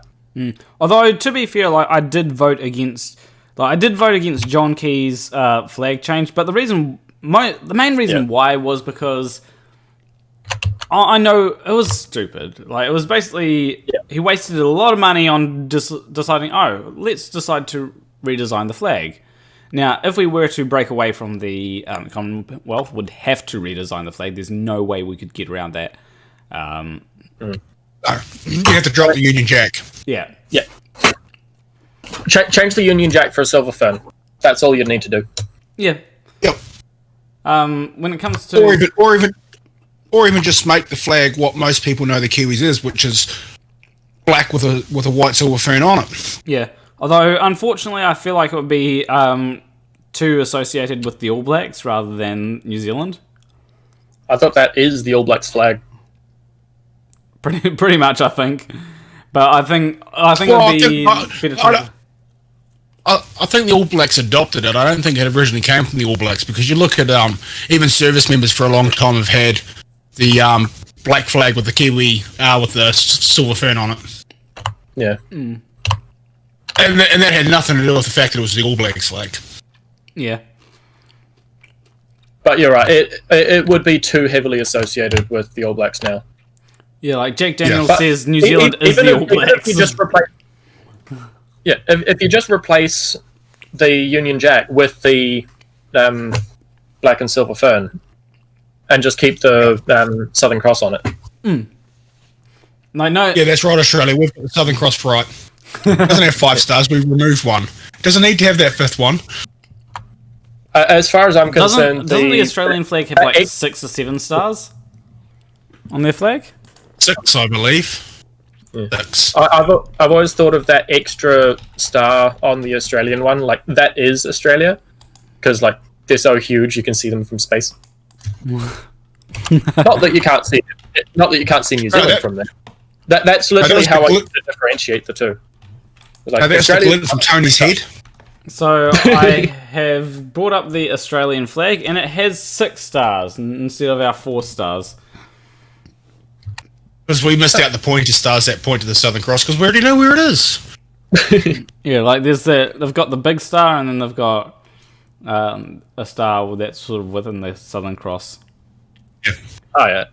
I actually, I think that the Australians should change their flag to this one here that I've just brought up. I think that's a cool flag, And it stops people from mistaking Australia with New Zealand. You know, some people think that Australia is just the West Island of New Zealand. Cousin? No, the West Island. New Zealand light. And I wouldn't be against it being the West Island of New Zealand. No. Neither to be personal. Are you suggesting an invasion there, Planer? Possibly. We've already got a lot of Kiwis over there. We keep sending them over. Yeah. I mean, we've already got enough Australians wanting Jacinda to be their prime minister. So it's just like, okay, if you become a sovereign state of New Zealand, I think is the term, of the Republic of New Zealand. Exactly. Yeah, well, but we do have enough New Zealanders over there that we could possibly just take it over by outbreeding them. I do know that they have tried to invade New Zealand before. They sent, ScoMo? Nope. He's Scott Morrison. He's the current Prime Minister. Oh, right, Yeah. Well, he was actually working in the New Zealand government at one point. yeah. Like, not even joking, so, So, and he was so bad that we decided to send him back, so... Australia, if you don't want to be invaded by New Zealand, you might want to change your flag to this one here. I think that one is a good one. It has the boomerang. It has 6 stars. So, not a bad flag as well. I'd be like, okay, this seems like I'd be like, okay, Australia finally has a cool flag that isn't just a copy of the New Zealand flag. Yeah. Like, Yes, I mean, because the New Zealand flag was first. Yep. Yeah, he got sacked from New Zealand tourism, then got sacked from Australian tourism. Now he's Prime Minister, so... Because apparently getting fired is how you get political gain. Exactly. What you call a horizontal promote. I mean, apparently bankruptcy is a good one as well. Just ask Donald Trump. Oh, yes. He's got... Donald Trump, doesn't he have, didn't he pay, $750 tax last year or something like that? Something like that. That would have been... That was federal taxes. Being a business, they would have paid a lot of other taxes. Yeah. I'm not sure on I think that's his finer details. But you've also got to remember that, especially businesses, a lot of the running costs in that you write off the tax to start with, but you pay for that in other taxes. So yes, your what they'd consider their federal tax bill comes down, but they're paying so much on other taxes it makes it up for it. Yeah. Businesses pay a lot of taxes that people don't know about. Like you hear New Zealand businesses writing stuff off as taxes. Yes, it is, but then they're also paying other taxes that, as an everyday citizen, you don't have to. Being self-employed, Planner, you've probably got to deal with some of those taxes yourself. Yeah, I actually get more from tax. It's not like I actually get more from tax write-offs than I have to. I don't think I have to pay any additional taxes, from what I can tell. I haven't. At least the IRD hasn't rung me up and been like, "Okay, you're not paying enough tax or something." But I get to write off things like when I buy something like Game Maker Studio, that's a tax write-off because it's for business use, right? Yep. If I buy editing software, that's a tax write-off, although I haven't actually bought any editing software recently. But it would be if I were to buy some. If I were to get Adobe Premiere or whatnot, that would all be tax deductible, so... Yeah, so if you're an employee, you pay one tax, your PAYE. But as a business, they have a lot of taxes to pay. Yep. Not only that, here in New Zealand we get free water. If your property is a commercial property, you pay for the water that's getting used. Oh, yeah. Okay. Yeah, so I don't have to worry about that because my property is technically not a commercial property. Yeah, it'll be residential. So you don't have to pay for water, but and like I know in our business we got to pay for water usage, our drains also get tested by the council, and if we are putting X amount of proteins and stuff in because it's meat workplace, we then have to pay extra for the discharge. Okay. One thing that Because we're discharging into the public sewer system, and we then get charged the extra costing for the extra maintenance that requires in the One of the things that I'd like to see, right? Now, this is a policy that would help transition businesses over to, transition in New Zealand to being more renewable or more sustainable. So, if I were to run for a party, and I might approach, I don't know, the Opportunities Party or something, I would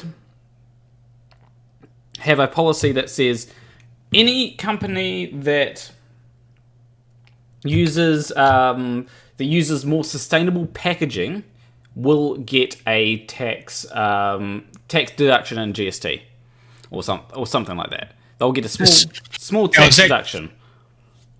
So okay, now is that going to be?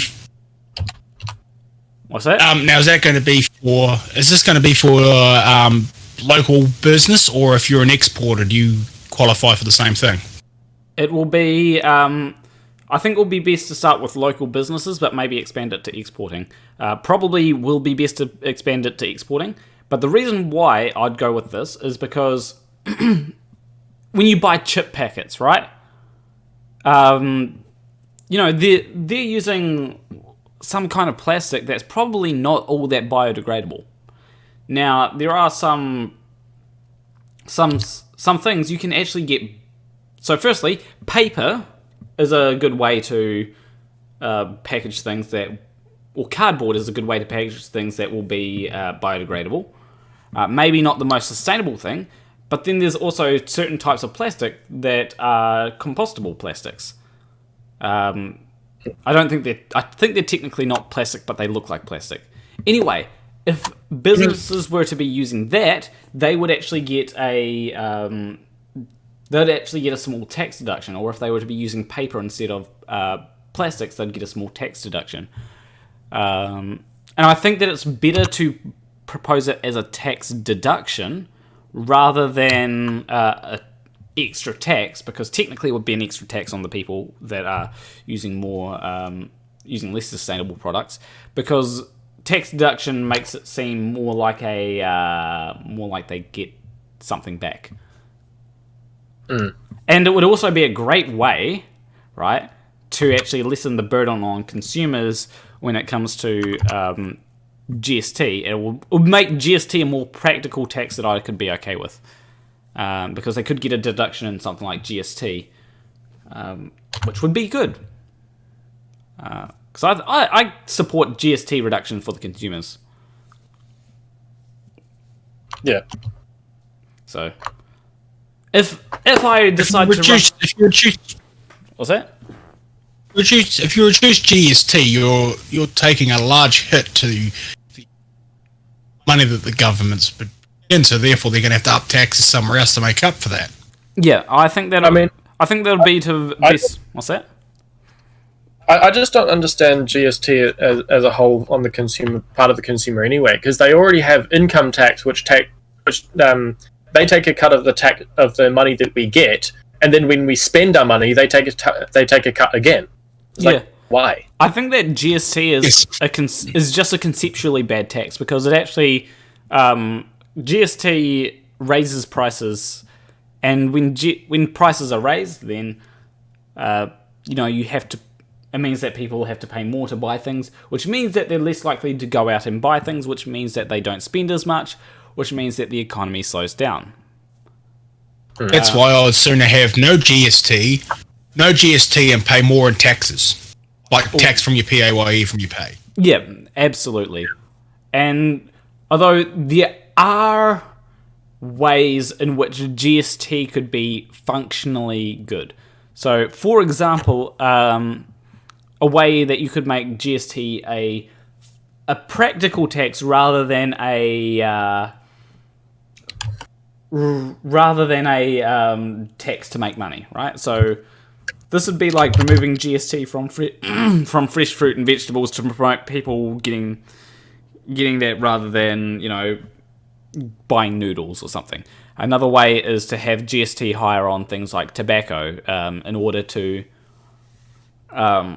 There's already many taxes on both alcohol and cigarettes. I don't think taxing it anymore is going to... Yeah, but I'm just using it as an example. Like, we have currently taxed that pretty heavily, and that's that's not so much to make money, it's more to serve a purpose. And I think that taxes can be used in that way to serve a purpose, to influence the market rather than just being like, rather than just letting, tobacco run rampant and people, getting addicted and whatnot. So yeah, there's definitely... I definitely agree. Yeah. How many people have compost bins though? Good point. But if you're putting something in the rubbish, it'd be better for the rubbish to be able to go to landfill rather than... Have you seen those biodegradable diapers? No, I haven't. Do you have any idea how long they actually take to break down? No, I don't. How long? They're considered biodegradable, but they take an astronomical amount of time to actually break down. Okay. I think it would be best to have I've got this thing here that it's home compostable, and I think that would have to have regulations saying when a product is considered home compostable, and it should only be compostable does not break down in a landfill. Okay. Or maybe I've got an idea. Because where I live, I don't actually have a green bin. Every council should provide a green bin, and therefore, products that can go in a green bin, should go in the green bin. If you've got if it's compostable, it goes in the green bin. Lack of oxygen or something. Okay. So yeah. That way we can get more... In New Zealand... In New Zealand, we are actually really bad. We have this clean green image, but a lot of our stuff that could be recycled doesn't get recycled anyway. It goes to landfill. Yeah. Yeah. I think that another thing They have this... Where you go. I think that another thing that should be done is I'd totally support research into making sifting through, finding a way to sift through, an automated way to sift through rubbish bins to actually remove the waste that cannot be reused from the waste that can be reused for a purpose. I think there'll be a breakthrough, and I'd really support funding of that. What I'd like to see is, I believe there's a plant, I believe it's America, or it might be in Europe somewhere. They're actually burning the rubbish at super high temperatures, and the gas that's produced from it, they're using a spinner turbine, which is then generating electricity. They're actually burning off the rubbish, which has almost zero emissions, and using it to power, using it to generate power as well. Yeah. It's a concept idea at the moment, though. Okay, yeah. So Mandelbrot says, I sat next to some people selling compostable bags for dog poop. Government green waste recycling does not allow animal waste, so it was a scam. Okay. Yeah, that is interesting. Why wouldn't they allow animal waste? Because I'm pretty sure animal waste can actually make... You want to be touching it? Most of that stuff has to be hand sorted. Would you want to touch it? Yeah, but if it's goes into like a green bin that generally has clippings, you'd probably just dump it into a compost bin, or compost or something. Oh, infection risk. Oh yeah, that makes sense. So yeah. But it would be interesting to see how we could possibly... because sustainability is going to be a huge thing going forward in the future, I think. There's two things that I think are really important. Now, sustainability is something that parties do focus on, at least in New Zealand. It's not so much something that people focus on in America because, they believe that climate change is a scam or something. Then there are... And then the other one is technology. Now, how about marrying the two? And if you marry the two, then you've got... then you'll be able to create a really good... really good way for paving the way for the future. That's just an idea, though. So, in Tasman, stuff that gets recycled in other places doesn't get recycled here, like coated milk cartons. Yeah, like we need to work out ways to recycle as much as possible. And unfortunately, some things can't be recycled at the current point. Like, recycled glass is a great thing. Recycled plastic is another great thing. It's just recycling as much as you can. Anyway, I'm going to just click reload on this and see how each party is doing. We've got 29.2% of the votes counted. Currently, Labour is on 50.6%. with 66 seats. National Party has 33 seats, so they've got half of what Labour has. And then the Green Party has 11 seats, which is a third of what National has. And then ACT has 10 seats. I actually like that ACT is doing worse than the Green Party. I like that.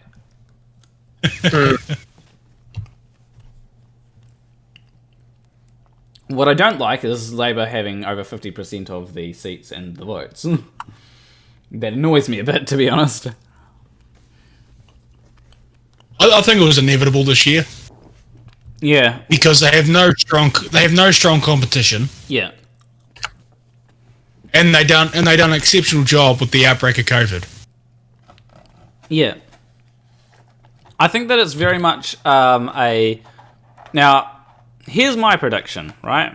Now, this prediction may be false. I think that Jacinda Ardern has two terms left.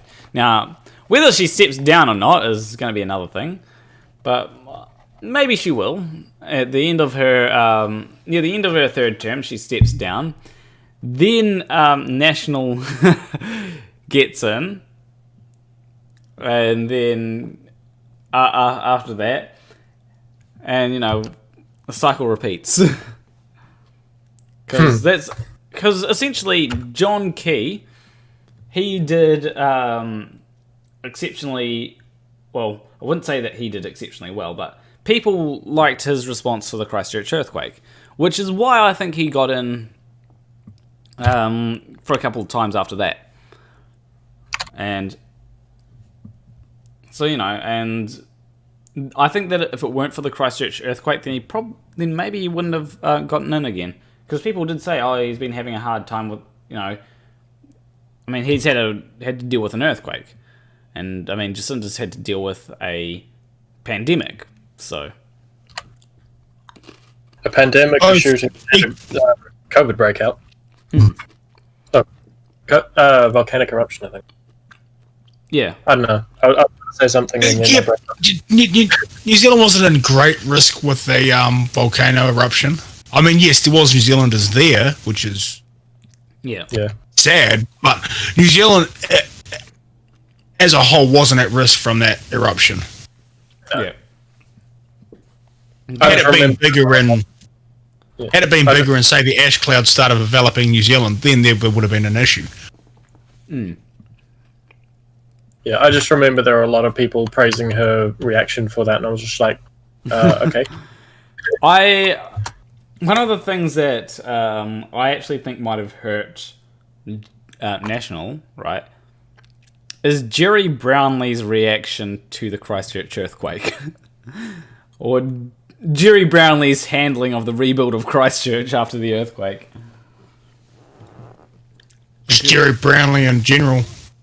Yeah, as I said, if you put him at the helm of National is going to sink both literally and figuratively. I mean, he's a big boy. He's basically Fatty McFuckhead's clone or something like that. Do you know who Fatty McFuckhead is? Nope. It's Clive Palmer. Does not ring a bell. Clive Palmer is an Australian billionaire who mining magnate. Yeah. And yeah, like he's a big boy, so you know, and he's adorned to the moniker of Fatty McFuckhead. And so purple rhymes with orange says, I know nothing about your politics, just 2:30 a.m. on my side of the planet, and this is the only channel live right now. Yeah, we're currently Up in America. We're currently waiting on the results of the election. Currently, at this point in time, 30.6% of the results have been counted. The Labour Party, which is the typical left-wing party. I'm going to start saying typical left-wing party or... left-wing by New Zealand standards. Yeah, because it's also not far left as well. Like, Green Party is further left than Labour. Apparently, the Māori Party is also quite far left, economically at least. And the National Party is the right-wing party. Now, we're actually, in New Zealand, we're not following the trend of the rest of the world, which has been a disaster for the rest of the world, mind you, where we decide, for some reason, that we want to elect a right-wing politician, because, for some reason, well, because the media seems to be all in favour of the right-wing politicians. And I think that's probably a good reason for that. But, you know, it seems that we're doing the opposite to everyone else. And it's worked out so far for us. I mean, Jacinda Ardern is the left-wing. Must be nice to have parties that are not right. I mean, we do have parties that are right. Yeah. Not very far right. I mean, we've got the New Conservative Party. New Conservative and Advance, I'd say they're pretty far right. Like, American level right. Yeah. Yeah. Like our main right wing party is definitely not very far right. No. Yeah. They're only just edging off that centre line. And same as Labour, they're only edging off the centre line to the left. Yeah. So Well, when compared to American politics, anyway. Oh yeah. Well, when it comes to New Zealand politics, Labour is left of centre, just left of centre, for New Zealand politics. National is just right of centre for New Zealand politics. Green Party is pretty far left. ACT New Zealand is fairly far right. They'd be around about the just right of the Democrats, I'd say, in America. New Zealand First Party is one of them strange ones, which I'd say is fairly right, but apparently it's economically centre. But it is definitely quite conservative. The New Conservative Party is like far right. Far right, very conservative. The Opportunity Party is fairly left-wing. I'd say it's more left-wing than Labour is. And it's pretty progressive as well, more progressive than Labour. And it's not quite as far left and as progressive as the Green Party. But it also depends on what metrics you measure it on. Because some radical ideas can be considered pretty far left or pretty progressive. Then you've got the Māori Party, which is one of them weird ones, which seems to be hard to pin down. Advanced New Zealand, as we said, that's the crazy Karen Party. And then we've got all these other parties, which I've got no fucking idea about. So, yeah. So, I heard... So, Mandelbrot said the saying... I heard a rhyme with months in a song. She said 6 months. Didn't shut up once. Okay, that's interesting. Okay, what did that shop? So, yeah. It'll be interesting. I'm actually worried, though, that Labour's going to get in just by themselves. And it's seeming increasingly likely. as we go on, which isn't surprising, honestly. One of the things that I really wish they'd be doing it tonight is the referendum results for the legalizing euthanasia and legalizing cannabis. I'd love to know it tonight, but they're going to be released on the Friday, 30th of October. Also, book that day down in your in your calendar, because that is going to be a day that I do a live stream, but it's not going to be a political live stream. No, it's my birthday on the 30th of October. So you know, always I don't know what I'll be doing. Maybe playing a bit of Magic, maybe playing some games, seeing who will come along. Always fun. I wish a game came along there. If you're playing Among Us, I'll join in on that. Yeah, I'll have to. Among Us is fun. Yeah. I might play the original version of Among Us as well, Town of Salem. If that's still... Oh, hell yeah. Because that's free. I actually haven't played that. Is it still free? Among Us is like $6. Okay. It's pretty good value for money. Yeah, I've got some. Among Us is free on your phone. I know that much. Okay. Although... It's like $6 on Steam. Yeah. Although streaming something from my phone would be kind of difficult, but, you know, doable, but I'd much more rely on my PC. But yeah, anyway, my game is coming along really nicely. I've got a new level for Team Skeptic to fail at. It does need to be calibrated, though. So yeah. Which means that when I say calibrated, it just means that I need to make sure that it's at a good difficulty, that it's passable, but it's also difficult. Now, it's... No team would never pass it. Yes. Exactly. I do have one level which will need to be recalibrated for a couple of features in that, but that level will be legitimately difficult, and I'm going to make sure that I'm going to try and make sure that people fail at least once when they. I want every boss for every boss. I want people to fail at least once. At the recommended level. And the recommended level will just be fighting everything you come across, and then getting to the boss. No grinding required in my game. Just grinding sucks. If you're thinking about grinding, don't just get good, because there will be some challenges that I'm going to have that you won't be able to just grind for, because grinding ain't going to help you there, buddy. Really? So I can't just grind up to level 100 at the start and just plow my way through? You could, but there's going to be certain levels, right, that a lot of the levels that can't be beaten by grinding are going to be optional. I want this game to be a game that you can play completely without grinding, essentially. That's a good philosophy to take towards designing games, I think. Agreed. And then that means that people that don't like grinding can have fun, have a good challenge. People that want to play on easy mode can grind a bit.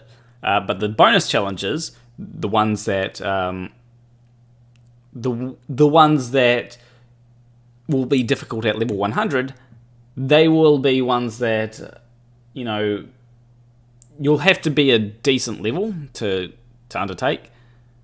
But it will be one thing. I'll also have a lot of side content to boost you up to that level without you having to, grind to that level. Which I think is a good way of going about it.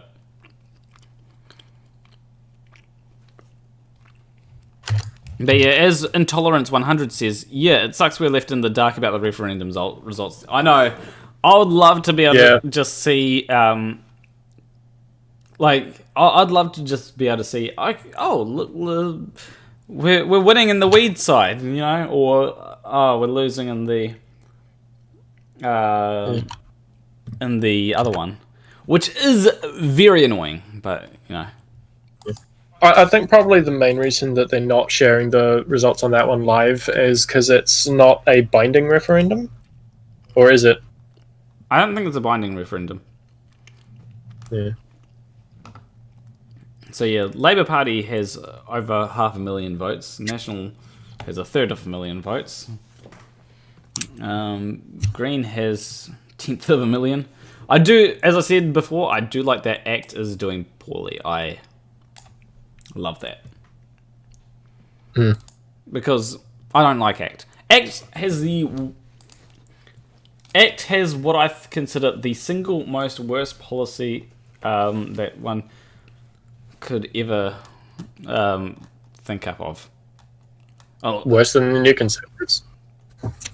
it's pretty fucking bad. Let me, because some people agree with it, right? Here we go. This welfare one. So, where is it?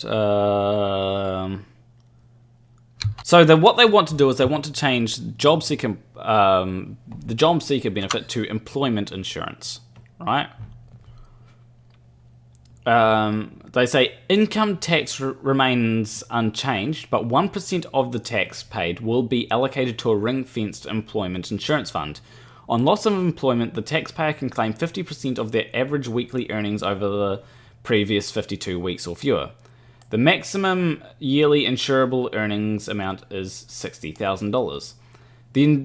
The insurance can only be claimed for 1 week for each 5 weeks the person has worked, up to a maximum of 13 weeks per claim.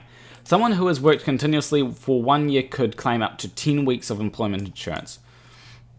Over time, the government would adjust the 1% levy so that the fund balances out over a 4-year cycle. In a high unemployment year, the levy would increase. For a low unemployment year, taxpayers would benefit from a levy reduction. Those receiving employment insurance would be expected to look for work and report fortnightly on the preparedness to work and job application activity. In practice, recipients would get back to work instead of remaining on 50% of their previous income. Now, the reason why this is bad is because if you haven't worked, you do not get this. Right? You do not get this if you haven't worked.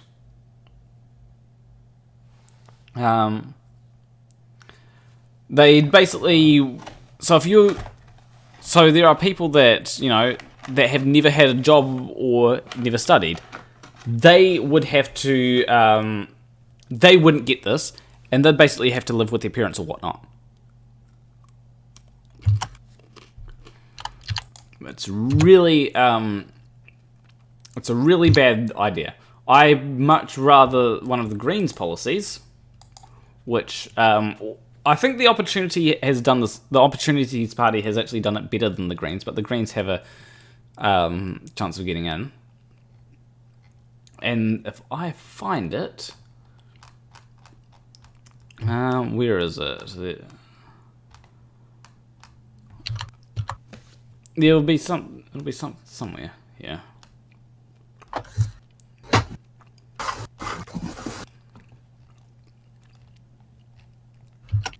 They've got income support probably.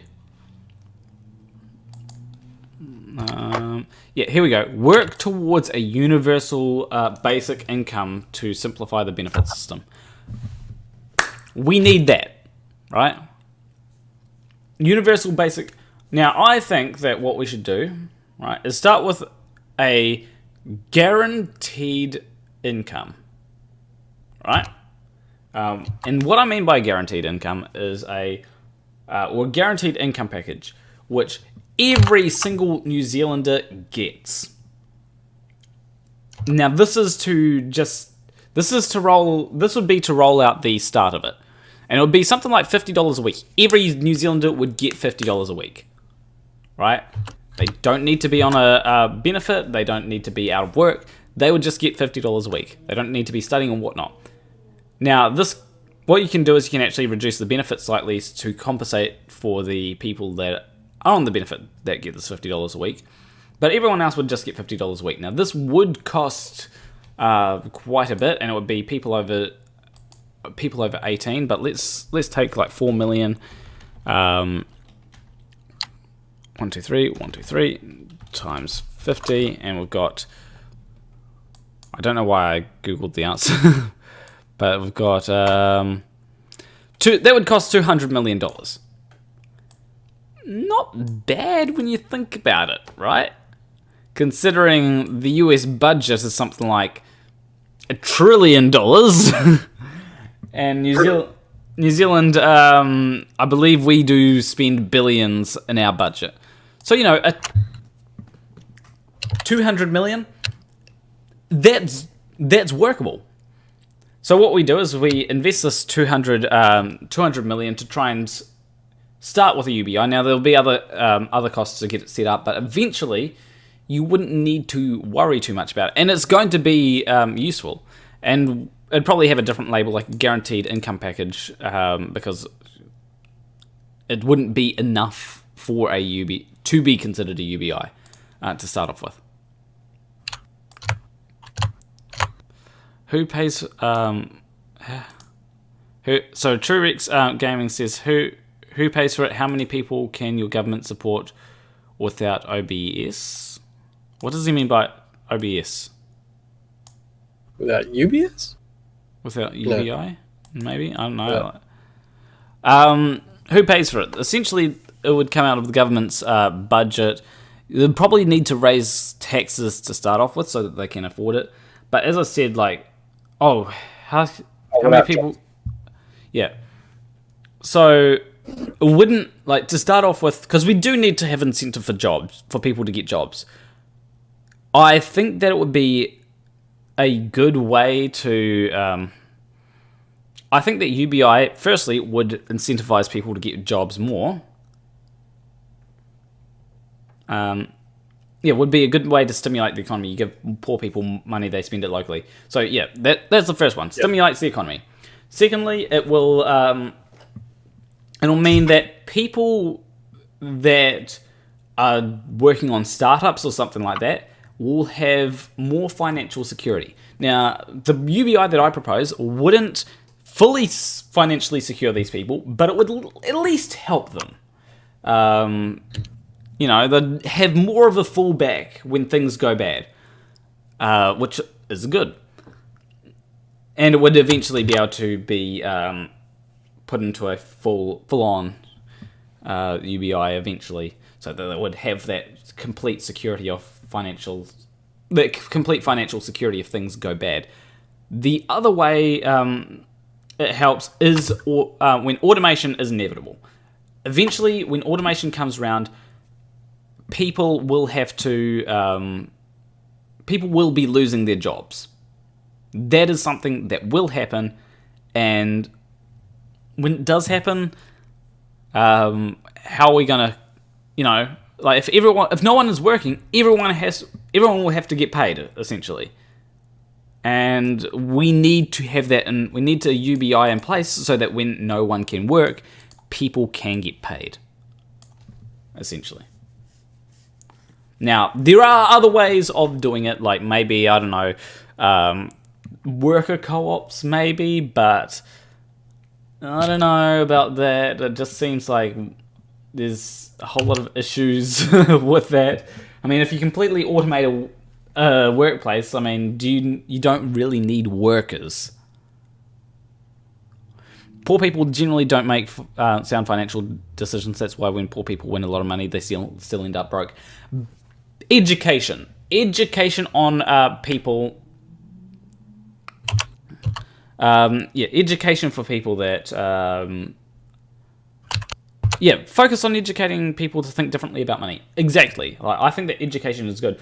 I actually think that sometimes being poor can help. At least manage things when you are poor.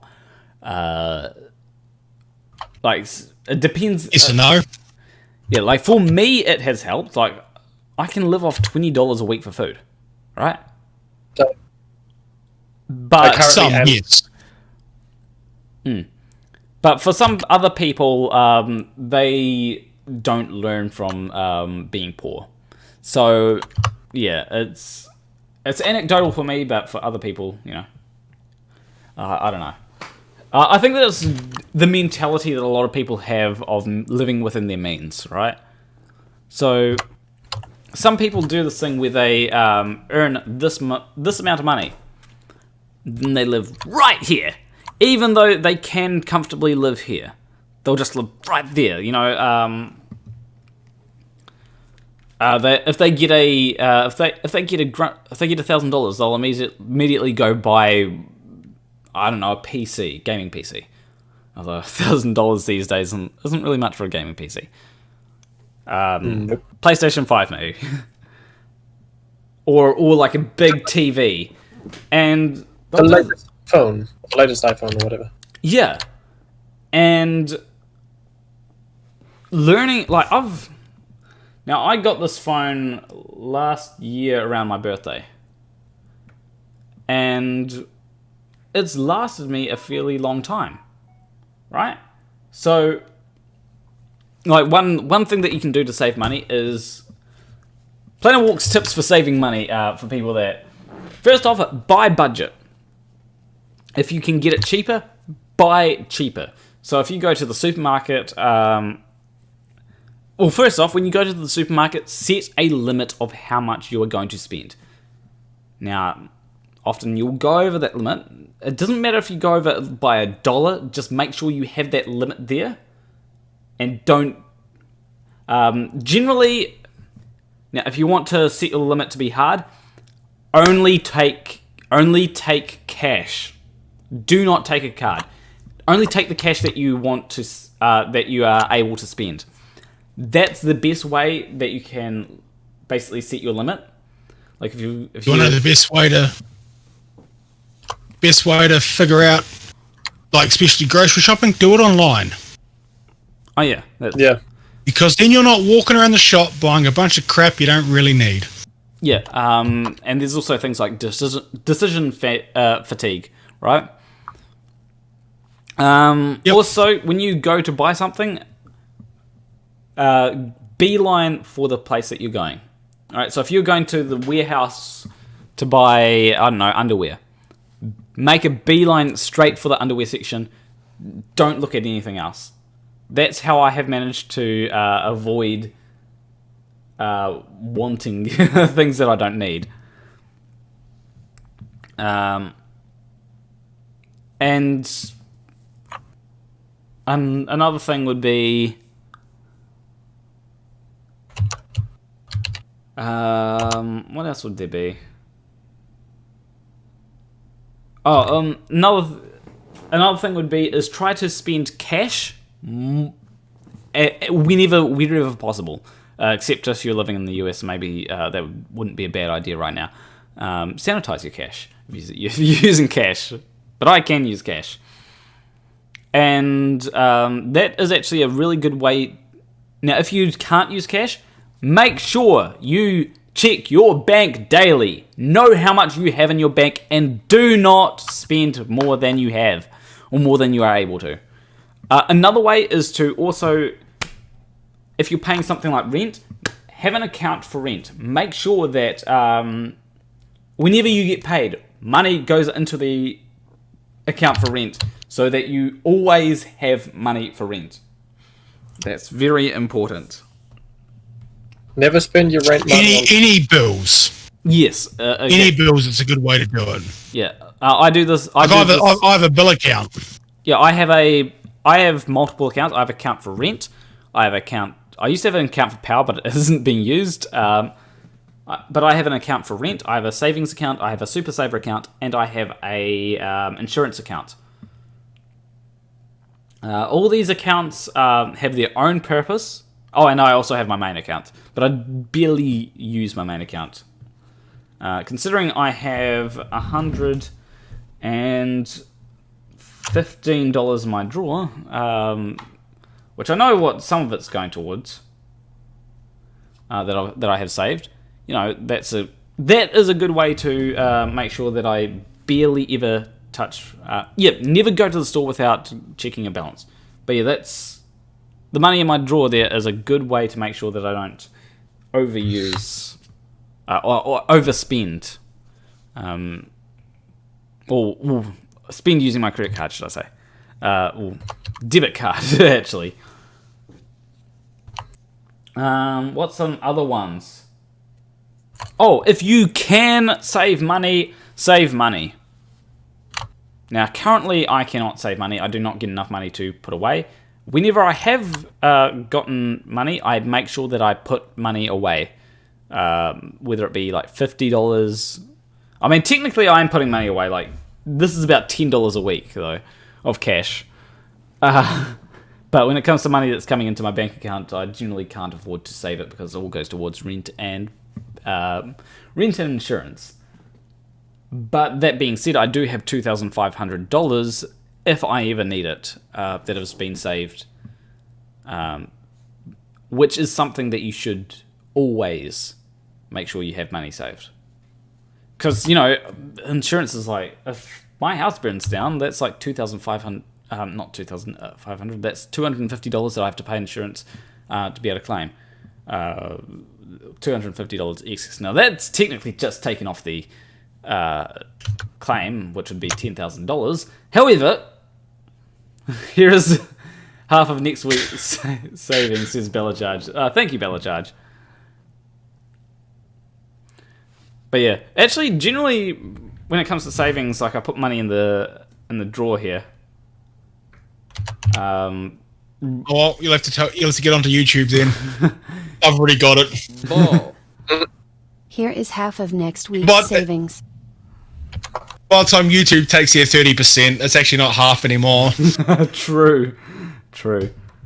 But like it actually has helped. Now I have a particular scheme for saving money, right? So I actually get an assortion of coins and notes. Any notes, unless I have less than $20 in assortions of notes and coins, all notes go into the drawer immediately. Because, if I have more than $20 in assortion of coins remaining after that, I put $10 of $2 coins into the drawer. And I've got 8 nice stacks of $2 coins.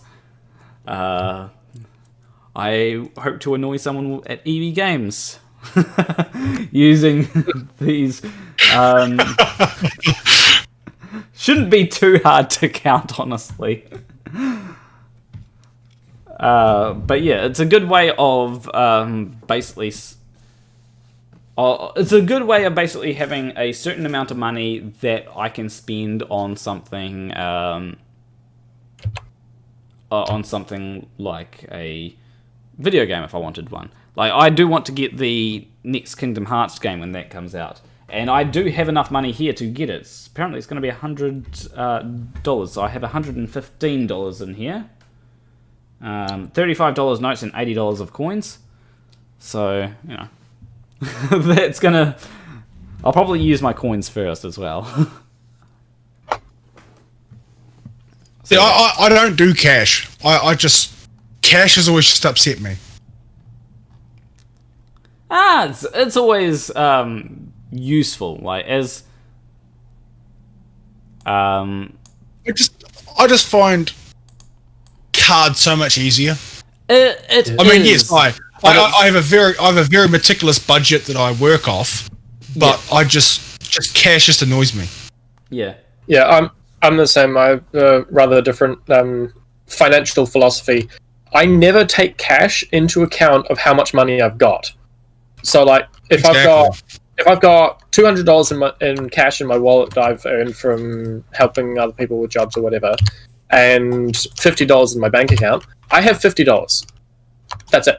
Yep. Okay. Then if I'm out in town and I see, oh look, there's this awesome thing that I would like to get. Too bad I don't have the money. Oh wait, I do. Then I can get it.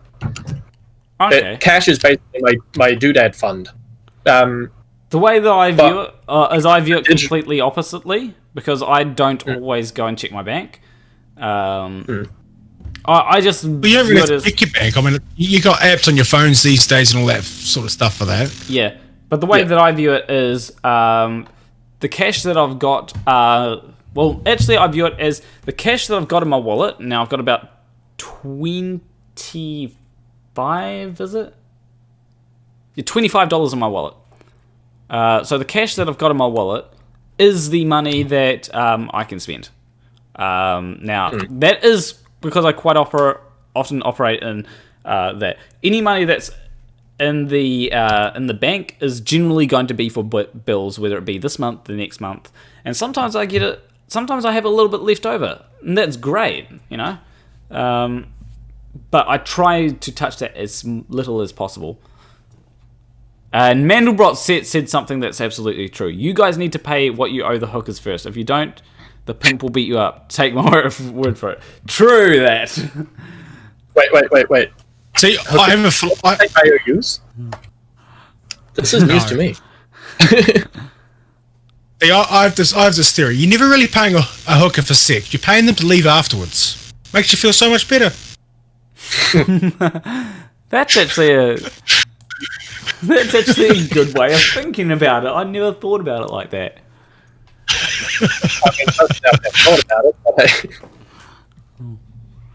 Yeah, that's that's a good philosophy, I think.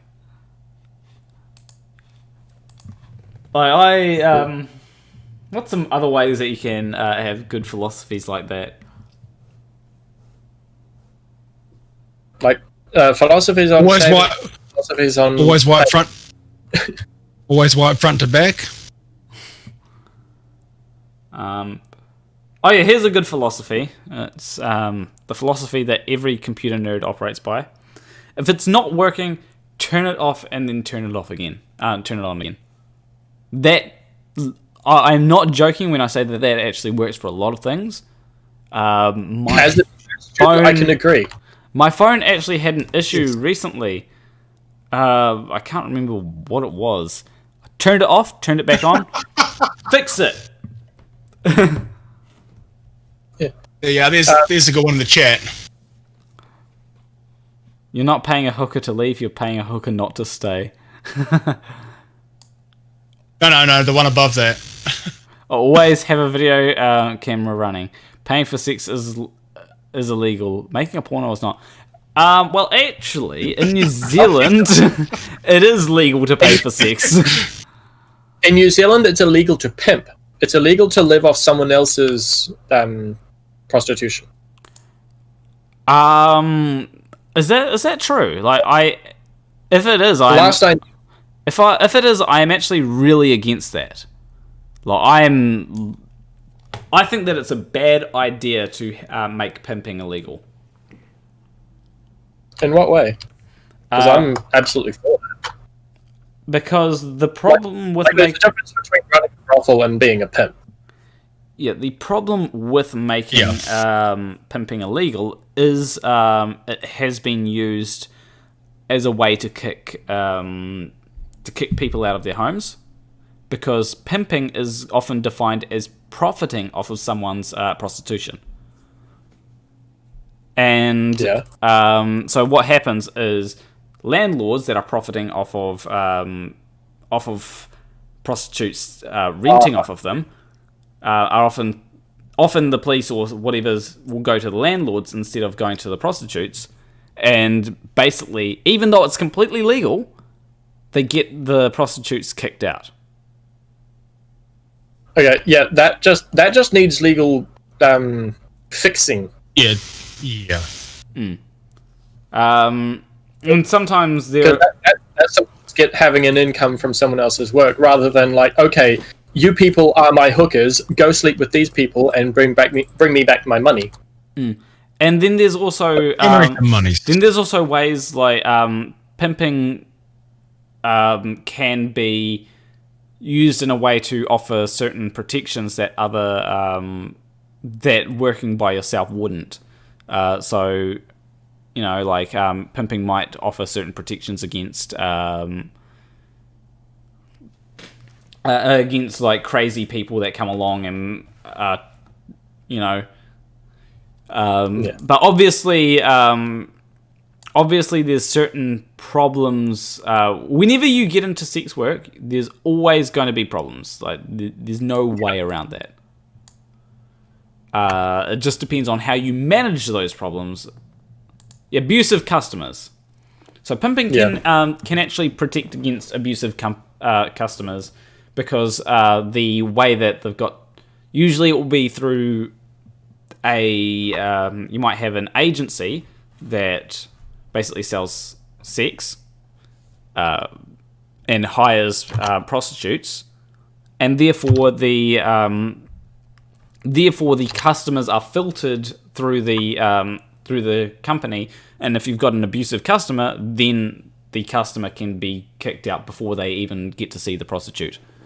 Obviously, you don't always know whether they're going to be an abusive customer. Now, Mandelbrot said... what's that?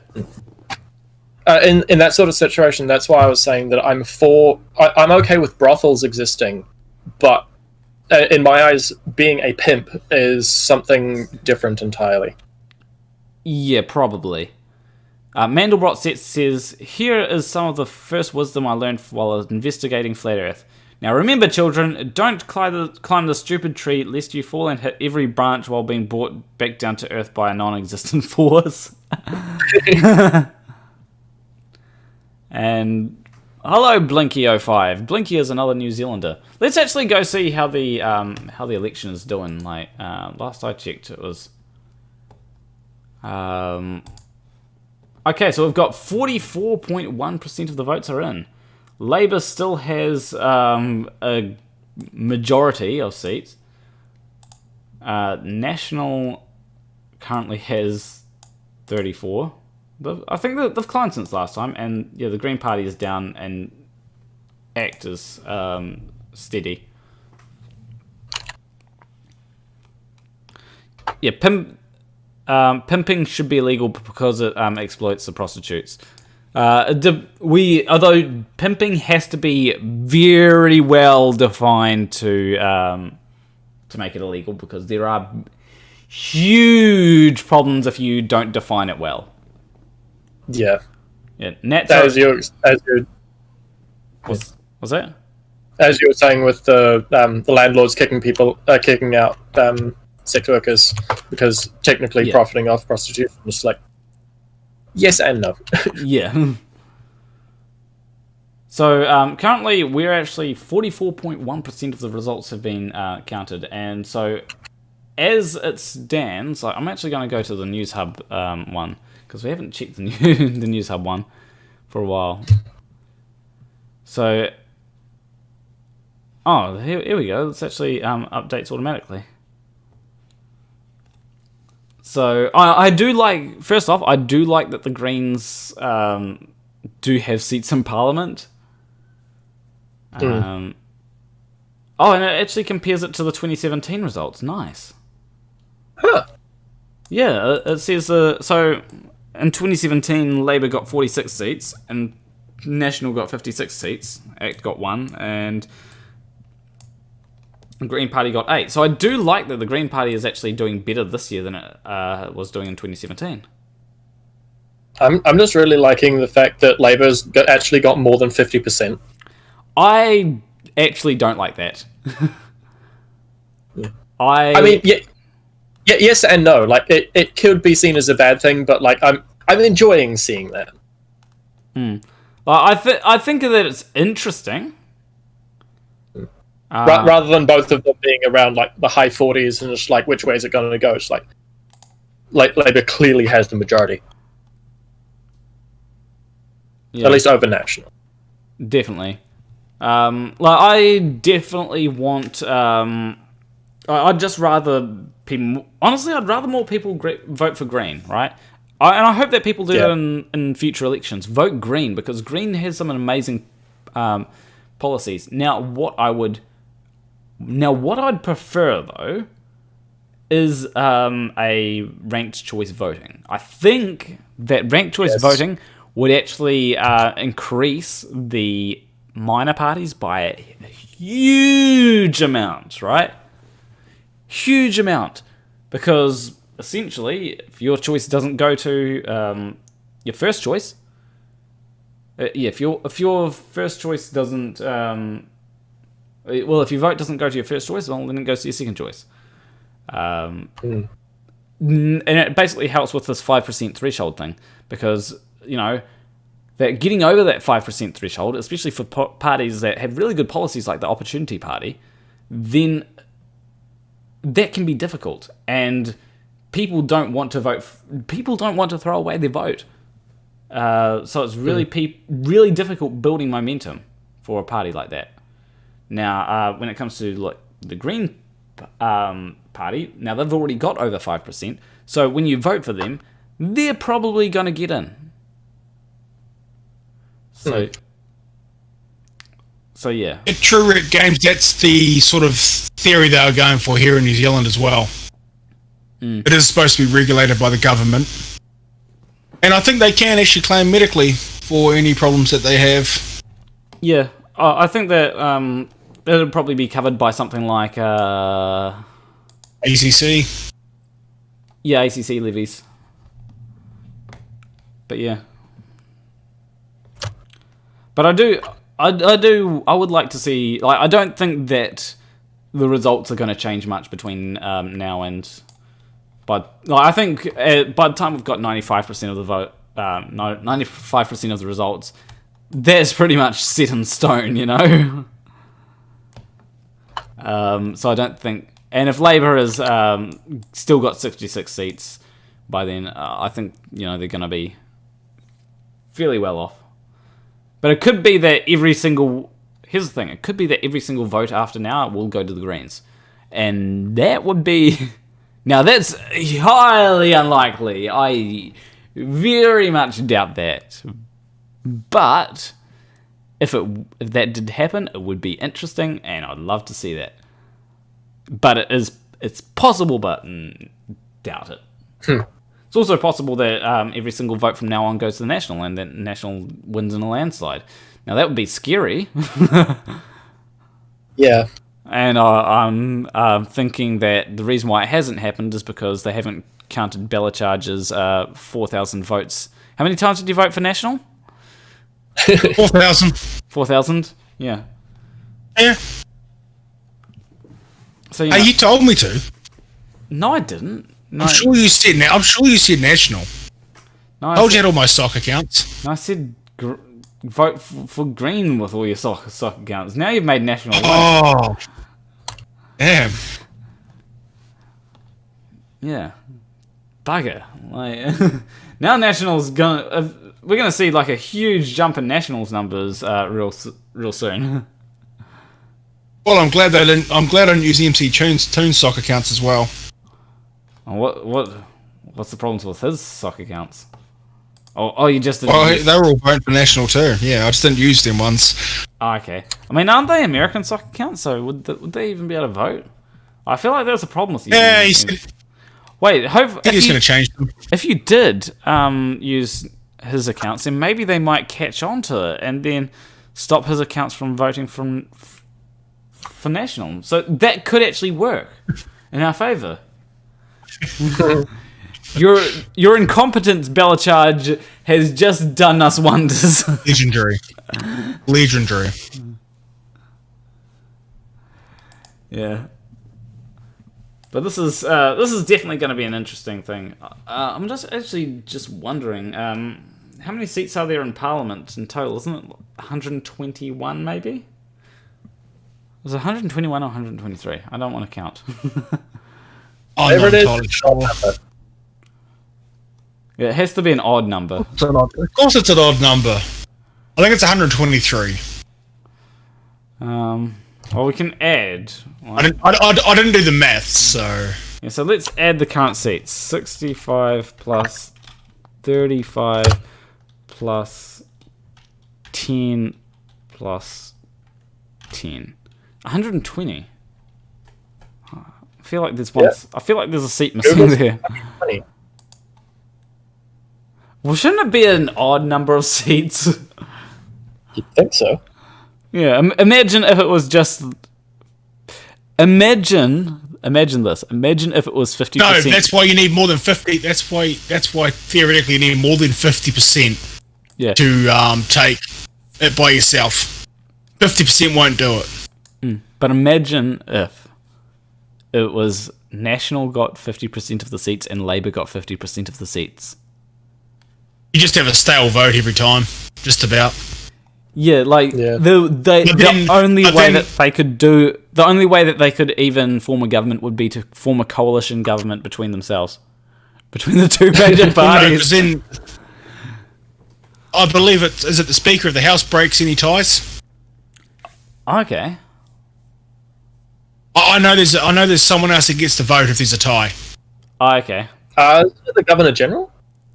It might be the Governor General. I couldn't remember if it was him or the Speaker, or even if it was the Prime Minister themselves. But I know, in an event that there's a tiebreaker needed, there is one person that steps in to vote. Okay. But their vote only gets taken if it's a tie. Okay. But True Rex Gaming does say, at least your election isn't a clown show of two parties puffing up their worst candidates for office. Neither main party is fit to run for the USA. True. Like, Yeah. when it comes to the USA election or politics, I have two things that they need to do. Abolish the Electoral College, right? Move to more of an MMP system, actually three, and ranked choice voting. Now, what would be best, because like a lot of people don't realize this, but the Electoral College is complete bullshit, right? Like, you could argue that that it should be more about states' rights, but in that case, just dissolve every state into its own country, you know. But why should a state that was literally made for political gain over another state have more of a say than any other state? Because there were literally states that were just made for political gain. And I don't think that's a good thing. It'd be like if I actually don't know how to compare it to any other country. But it'd be here's an idea. Imagine if Texas decided, okay, we want more of a say, so we're going to break our state up into 5 states. They can legally do that. They can actually legally divide Texas into 5 states. They'd have more of a say over the election because of that. They'd get about 5... No, they'd get 2... They'd get 8 new...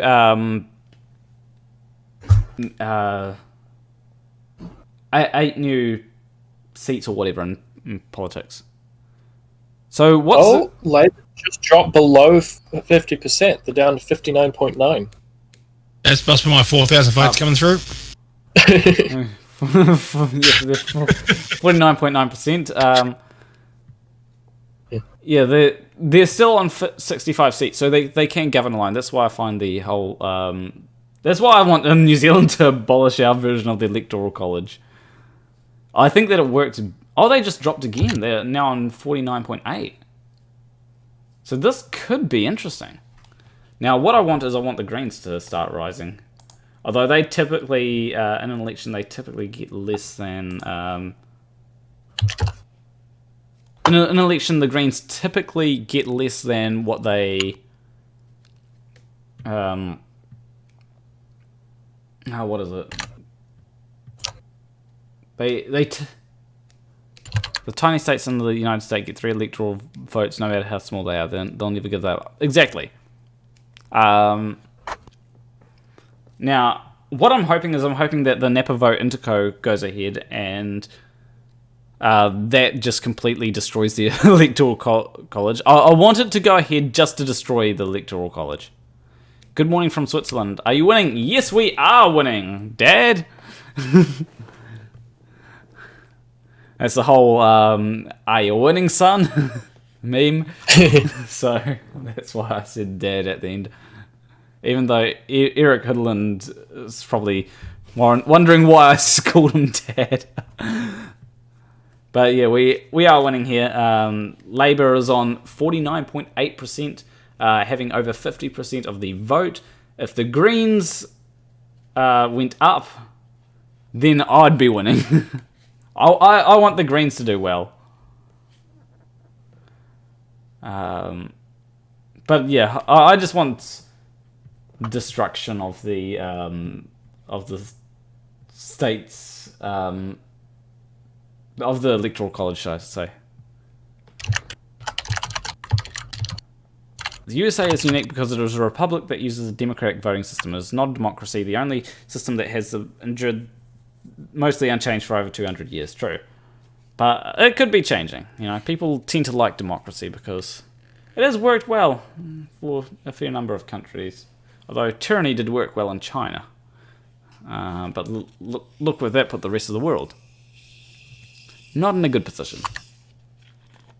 Like China has done well with a tyrannical government. Problem is that it's a tyrannical government. That's the problem. Like, it's just not having a tyrannical government means censorship and all that kind of stuff. So I don't like that, but it does do well for China's power.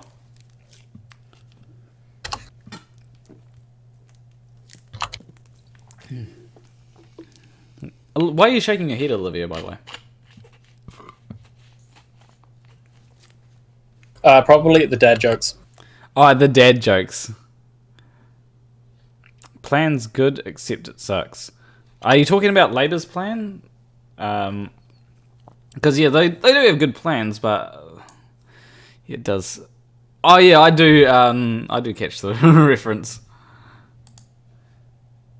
But yeah, like, Labour's plan... Labour does have some good ideas. I do like some of Labour's ideas. I just really don't like some of their ideas that are associated with it. Like, that's why I do... That's actually one of the reasons why I do like the idea of voting on every issue individually.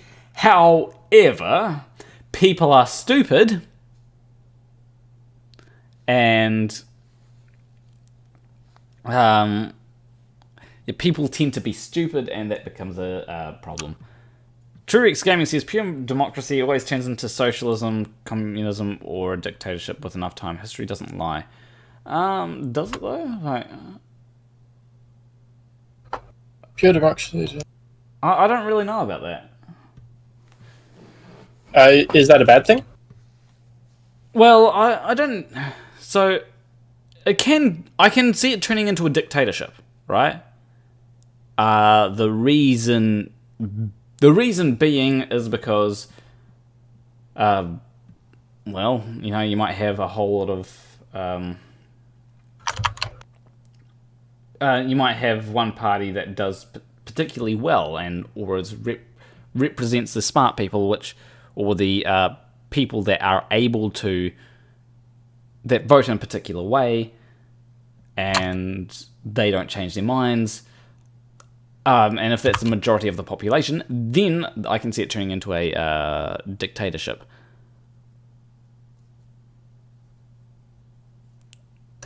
And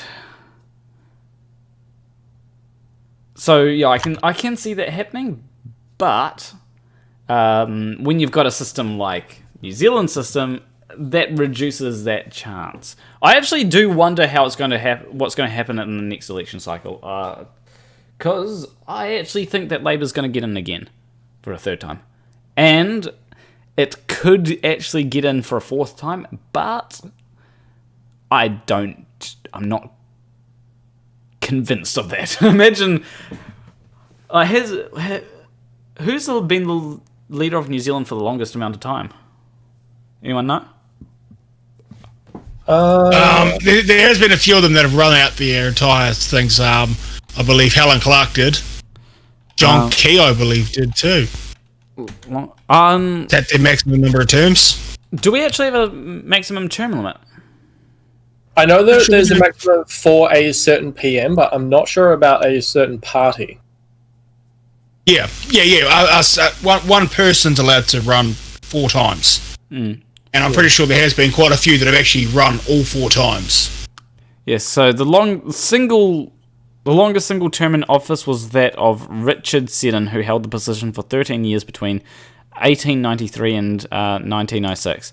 And it says the incumbent Prime Minister is Jacinda Ardern, who assumed office in 2017. So yeah, I feel like Jacinda could actually probably could probably pull it off. I'll actually search NZ term limits. Okay. We actually have a New Zealand constitution. I like how when I search. I like how when I search in New Zealand term limit, it says how many terms can Indian Prime Minister serve. Of course, that's what you meant to say. We know where you're from now, Planer. Yeah. Google search history does not lie.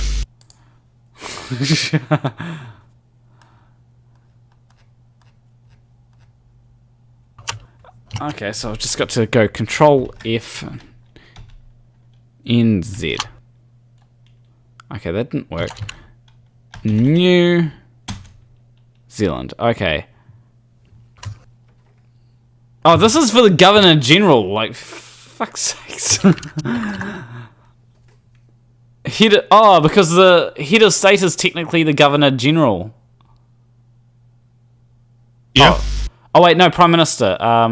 So no directly set terms, however, must maintain the confidence of the House of Representatives, which has 3-year terms.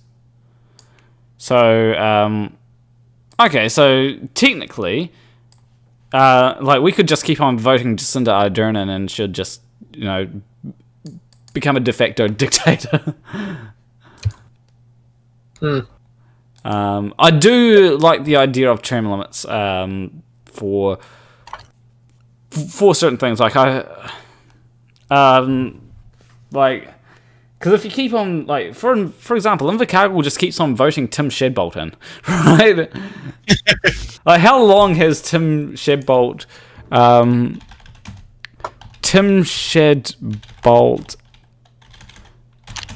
He's only also a mayor as well. Yeah. How long has he been serving in Invercargill? In 1993, Shadbolt ran successfully for the position of Mayor of Invercargill. In 1994, he contested the Selwyn by-election as candidate for New Zealand First, placed fourth and remained Mayor of Invercargill. He was defeated in 1995. In the 1996 general election, stood unsuccessfully as a candidate for the Aotearoa Legalised Cannabis Party. In 1998, Shadbolt was re-elected to the mayoralty and has remained the mayor ever since. In 2001, he was re-elected unopposed. So, 22 years Tim Shadbolt has been the mayor of Invercargill. Man. Wouldn't you get kind of bored of it? You'd think so, but I think it's because everyone loves Apparently it. True Rex Gaming says communism has killed more people than all wars combined through starvation as alone, and it is not a good thing. You should research Venezuela to see how well pure socialism worked for them. So the problem with Venezuela, so when it comes to these things where people say that socialism or communism didn't work, I usually find that you can isolate certain problems. Like Venezuela put way too much into investment into their oil, thinking that would carry them. You invest too much into one thing, recipe for disaster. Now, I don't think that it would be a good idea to just go solely off an ideology. I don't think that's a good idea. I think that it is a better idea to evaluate particular policies that may align with an ideology, may not align with an ideology. I think that's better as you get as it allows discussion on the fundamental level of policy rather than the trying to defend certain things that may be indefensible. Such as trying to defend maybe, like, maybe force balance and use what will last. Yeah. Yeah. Take the best parts of all policies and then just stick with that. Yeah. Like, Yeah, but whose definition of the best? Your definition of what's best isn't the same as the definition for someone else. yeah. A democratic vote. That's why you idea of- that's why you discuss it, you know? Well, that's why we have different parties. Yeah. And that's actually why I like New Zealand. Like, New Zealand may have a bad system, but it's a better system than a lot of other parties. And I'm getting a lot of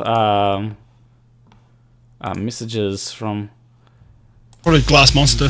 No, from Craig. Like, he's saying, dude, holy shit, are you watching this? This is insane.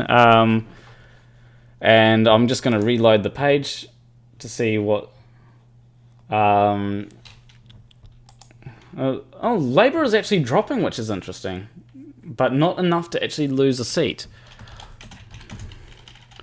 I'm just going to message him. I'm covering it in a live stream.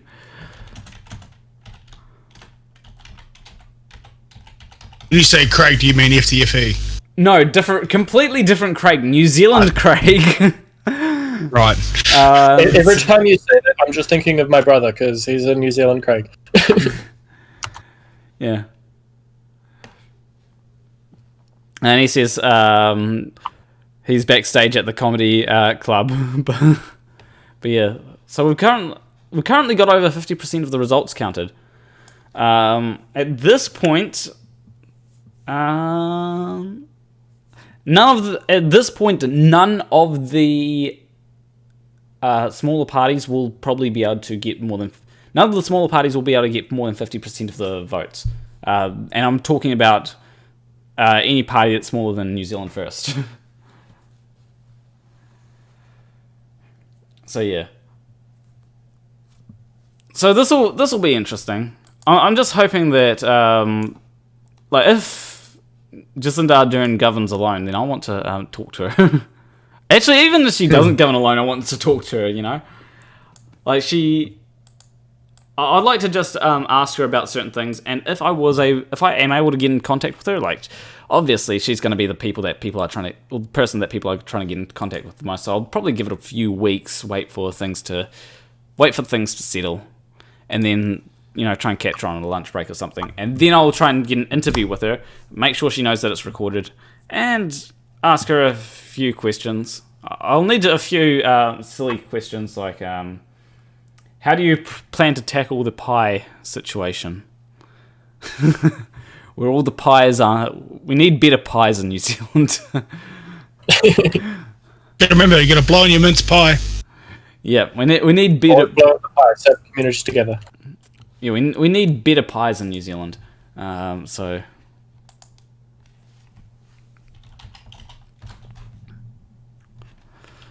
I'm just going to actually let him know that Ruben was... there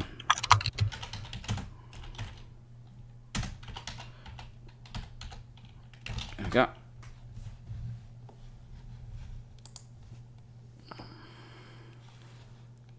Never mind that. Anyway, I was just speaking out loud. Anyway, yeah. So Labour is going down in the number of votes, or in the percentage of votes. So that looks like it will probably benefit National. Oh shit! Like Green's just fallen down behind ACT. Shit, I don't like that. Me no likey. ACT is a bad party. They have really bad policies. They're like the party that the anti-SJWs would vote for. Yeah. All these people that are like, them SJWs want to make everyone gay. And so I don't necessarily agree with ACT's policies, so. It'll be interesting when we get to the when we do get to the 90%. I think about 90%. Oh, Māori Party is on 1%. And actually has a seat. If only they had 5% to actually take away a few seats from Labour. That'd be nice. But yeah, look. I think that I think that as it goes, like Labour needs to fall a bit. Like although to be fair, like the Māori Party doesn't have enough to be able to even get in. So with one seat, with one seat and less than 5%, can you govern if you just have? Well, can you get in? Hold up, let me vote. This will be an easy way to decide. Vote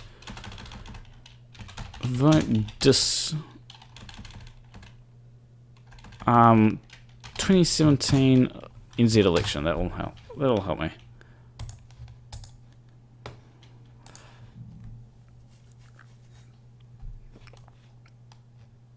Okay, so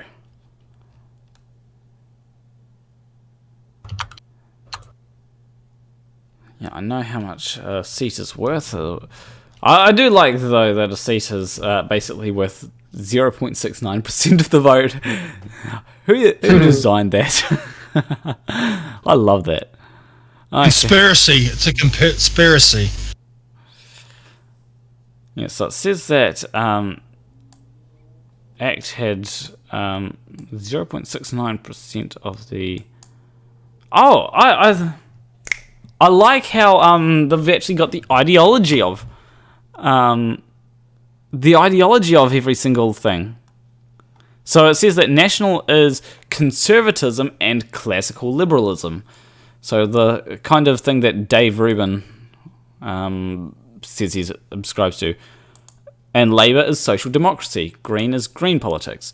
New Zealand First is conservatism, nationalism, and populism.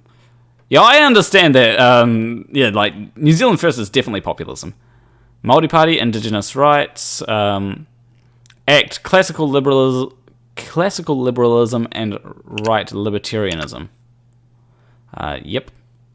United Future.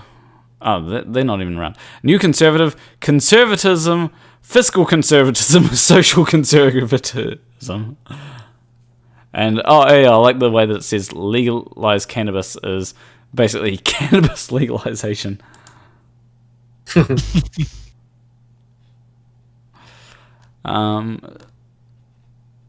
Yeah. So does it say the? I want to know how the percentage of the. Okay, so So ACT got 0.5% of the popular vote. I don't know how they managed to get a seat then. Like if they only got. Okay, Parliament seats. Because I think it was initially distributed, like I'm just going through things here. Like I should probably bring up what I'm looking at. By the way, that might help. So it says that. Oh, disappeared. Why did it disappear? I had. Oh shit! I clicked on a link by accident. Alright, so, seats won. Oh, so the Māori Party didn't win any seats. So I think you just need a... They could have won a regional seat. Yeah, they won an electorate seat. Okay, yeah. So if you get an electorate seat... That's the word I was looking for. Okay. So if you get an electorate seat, you get a place in Parliament. I'm guessing. A seat. Yeah, seat in Parliament. Okay, that makes sense. So technically, So the Māori Party, they have one seat in Parliament, so they will get in at the current time. That makes sense. So it seems that they've got. Oh, okay. So it says list seats, although Jacinda Ardern actually has a electorate seat by the looks of it. Yeah, she probably won Wellington. Yeah, Mount Albert. So yeah, although I do like how when it says Winston Peters New Zealand first, it says his list, but he lost Northland, and then Bill English didn't even bother trying to get a electorate seat.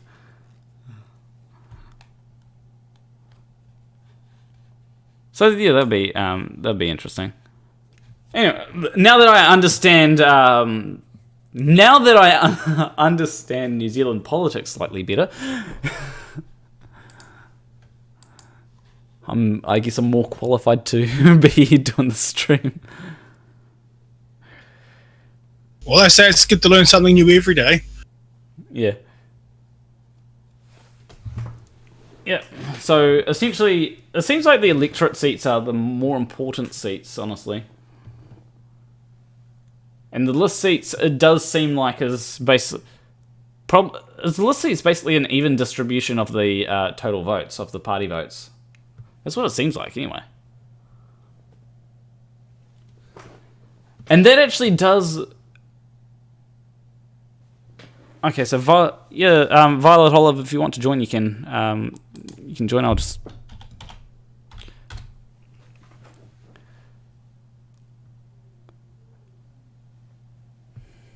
She's also in the room opposite the hallway of me. Okay. Wait, is it? Hello. Oh, you're really quiet. I'm just gonna bring your volume up. Hopefully that helps. You're still a little bit quiet, and I put you up to you're up at 171%. There we go, 200%. Are you trying to be quiet so that people can't hear you? No. Because I've literally got you up at 200%, and every time that I turned you up, I was expecting it to get louder, but maybe you started speaking more quietly. That's what I thought was happening. No, Talking quietly it's to not mess that. with you. I've turned my input up. Oh, okay. Is that better? Yeah, that's better. Yep. Sounds better to me. Awesome. So, yeah. So, I'm not very political, but I do have opinions, and I'm just trying to learn more about politics. Well, I think that's everyone in here. Well, I'm more political than anyone, but... So, Eric Headland said, do you vote for both houses or was one appointed? I don't know what you mean. I think that would just... You don't really have houses in America. Like America does. Yeah, we've just got like one conglomerate of...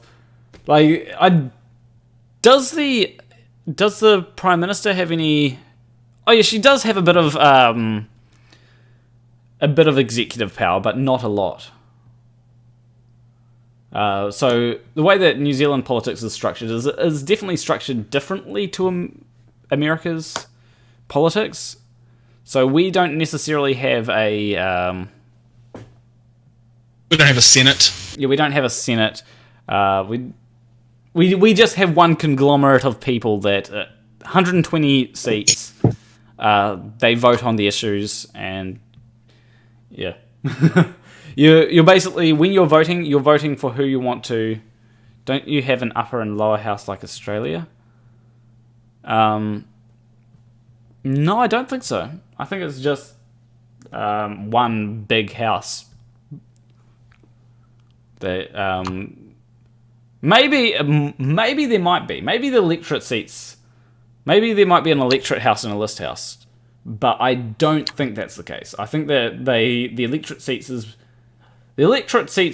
actually the way in which each region of New Zealand has a say, because when it comes to America, like, the way that you guys do it is really stupid. I'm sorry, but that's true. Because you basically have, a state gets this many votes, so all of the people in that state, it's like all the people in that state voted for the particular parties. Are the good guys winning yet? I think that the good guys are winning too much, but the better guys aren't doing too well. They're behind some of the bad guys.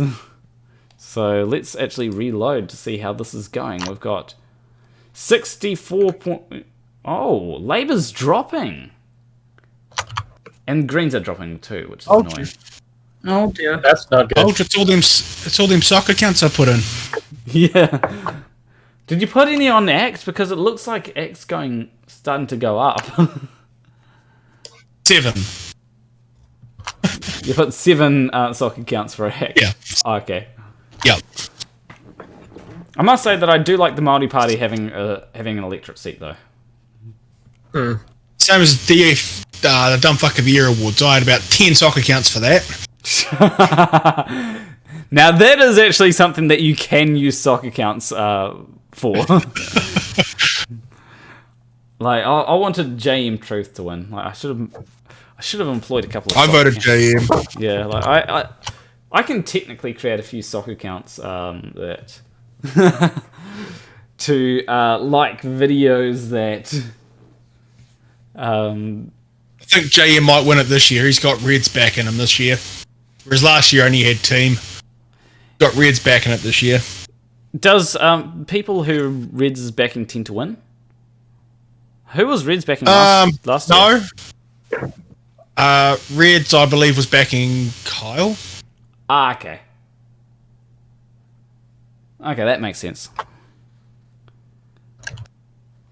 Yeah, but hopefully this. Well,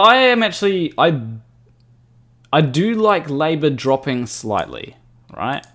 The reason being is because Labour dropping slightly means that they may not be able to govern alone. Now, I know that people want a historic, because this would be a historic victory in New Zealand for Labour, right? It'd be the first time that a government, at least in 25 years, has ever managed to govern alone. When was MMP introduced to New Zealand?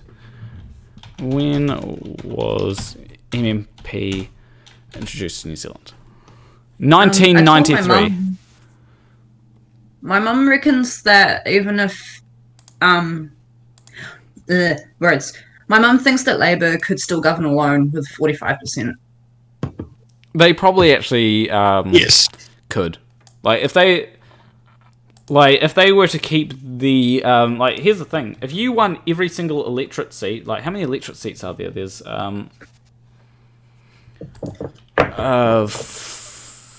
46 plus 23.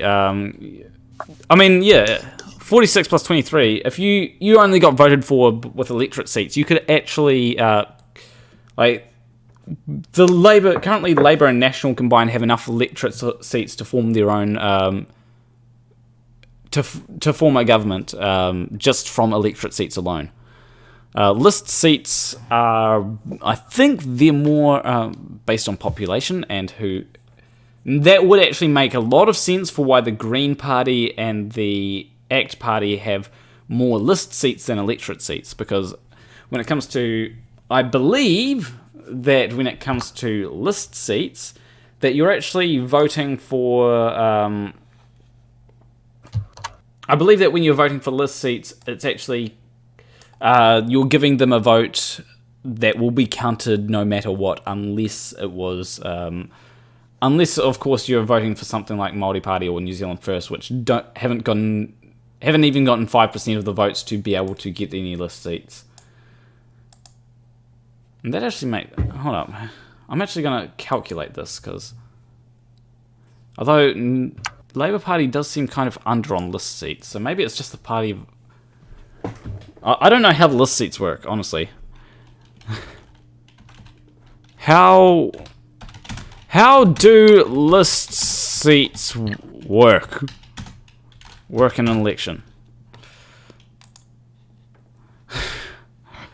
Okay. The electorate vote works in a plurality system whereby each candidate gets the greatest number of votes and each electorate wins a seat. Second is party vote. This determines the number of seats each party is entitled to overall. In other words, the proportionality of the House. The There are two thresholds in New Zealand. And the first is that any party which receives 5% or more of the party vote is entitled to a share of the nominally 120 seats in the House of Representatives, even if the party does not win a single electorate seat. For instance, in the 2008 elections, the Greens failed to win any electorate seats but won 6.7% of the party vote and thereby earned 9 seats in Parliament. The second threshold is that any party that wins one or more electorate seats is entitled to an additional share of the nominally 120 seats in the House of Representatives based on the percentage of party vote, even if it doesn't win the party vote. In 2008, the ACT party only won 3.6% of the votes party vote, but ACT got a total of 5 seats in the House of Representatives because an ACT candidate won the Epsom electorate. This has been called the coattailing rule.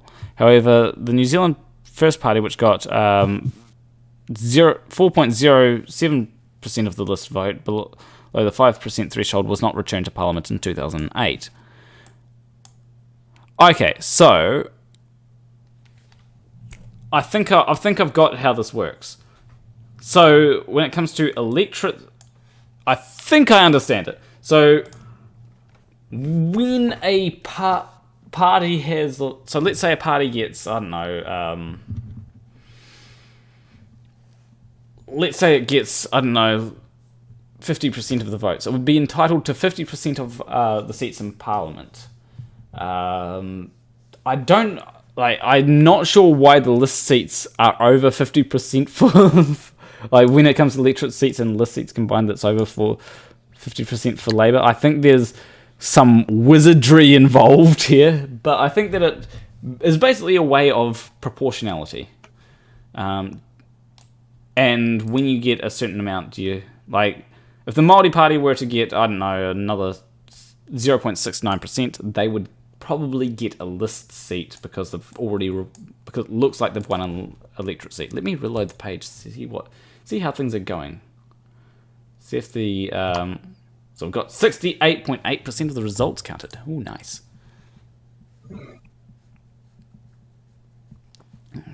So he says, like in the US, Brian F says, like in the US, most polls close around 6 or 7, but they won't declare a winner until well after midnight most years because of the sheer number of time zones to count in. Yeah, like in New Zealand, we have one time zone. yeah. Which does work well, because we can basically see how things are going in real time. At this point, it's pretty much impossible for the ACT or the Greens to govern alone. Even if they were to get all of the remaining votes, it's pretty much impossible. So Trurex says it's 1:57 a.m. here. Good luck with your election. I hope you get better results than we do in the US. Let's actually do a little bit of quick math. So let's go. Shit. I searched a bracket and it just came up with bracket. No, I don't want to bracket meaning. So I'm just going to go 68.8. 100 minus that. No, 100 minus 68.8 plus 26.9 plus 8. That was meant to be a plus, not an underscore. Why did I hit the underscore and not even... So, yeah, they could... So currently, ACT and National could take home the victory. They could actually take it home without ACT, but that's given that every single vote remaining goes towards them. And that's not going to be what happens. That would... I'd call bullshit if that happened. Although Bella Charge is laughing because we may not know exactly how many soccer accounts he voted with and when they get counted. Told you that's what's bringing that Labour vote down. So yeah, and I'm going to update that formula as we go on Because I want to see the exact moment, right, that National won't be able to govern alone. I'm just about said National can't govern alone because that's an American way of saying it. National's not. They haven't got a shit show hope in even winning this election, let alone governing alone. Yeah, but there will I'm guessing around about 10:30, National will govern alone. Or National won't be able to govern alone. We can't. That's my current guess. This is why it's actually fun to watch. And here's the thing. People should be tuning into this stream, because this is a stream of the people. This is not a stream that, because I find here's a legitimate thing. I actually find that that news organisations like TVNZ and all that, and like MediaWorks, especially NewsHub, tend to be actually leaning more towards National than Labour, and that's and that's just simply because I think it's probably that. Oh, I just realised that Labour went down. But I think that's generally just because National represents their interests more than Labour does. And, that makes sense. But being from a farming town, all the farmers, all super, super complained when Jacinda was elected. Yes. Of course I did. Yeah, I know that. Because I find that there is one person that hasn't come into chat, but he is in the Discord, who says, earlier he actually said, the Greens and ACT Party are going to be in trouble with the Electoral Commission. They haven't disabled their social media pages as all the other parties have in accordance with the rules, lol. And, I think Blinky probably had it right, saying they can leave their social media pages up. They, however, can't make any posts or tweets asking for votes or any campaign statements. They usually use these to remind/encourage people to vote in general, which is legal. That does make sense. I would say that it's probably best. Now, I actually don't know exactly why. Especially in this election, this election has been a bit of a shit show, but at the same time, it's weird, some of the logic, right? People waiting till the last day to vote when you had 3 weeks to vote.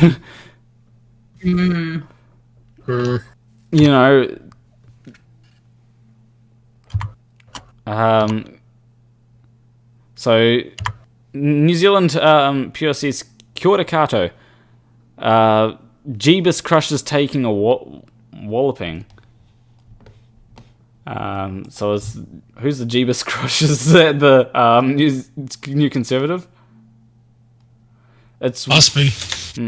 And Brian says it's weird hearing about other countries with sensible campaign regulations. Yeah, when it comes to this, I don't understand why you'd have to disable. I can understand just basically saying no tweeting a day before the voting day. But at the same time, when it comes to early voting, why not just... I also do wonder if it applies to individuals like myself. If I were running for Prime Minister of New Zealand, would I have to disable my social media? Or would I have to basically not use my social media in the days before, because I'd have a particular interest in swaying the vote. But with early voting, it doesn't matter because. But you're still allowed to have your billboards up and run your ads. What's the difference? Exactly. That's a very good point. Yeah. We're in the 21st century now. Social media is a huge factor. In fact, probably more people listen to social media than look at the billboards as they're driving around, have the radio on. Yeah.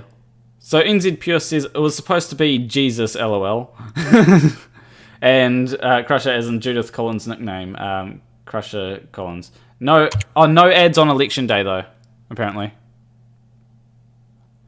But then again, sometimes it is hard to particularly regulate that, because it might be that if you do, like, I think that it is fairly, you can regulate it in a way, but you know, if you set like $100 towards ads and not all of them get shown before the election, let's say, and then like one of them gets shown after the election, I don't think there's any way to really, or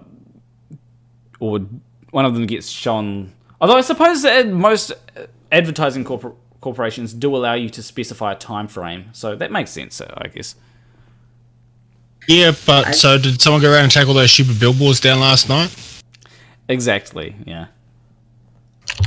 Another thing. I just thought of something interesting with like the social media and not being able to post and stuff. What about the family members of, like, say your family members if you were to run? Yeah. What about their social medias? That is a good point. Would I be able to?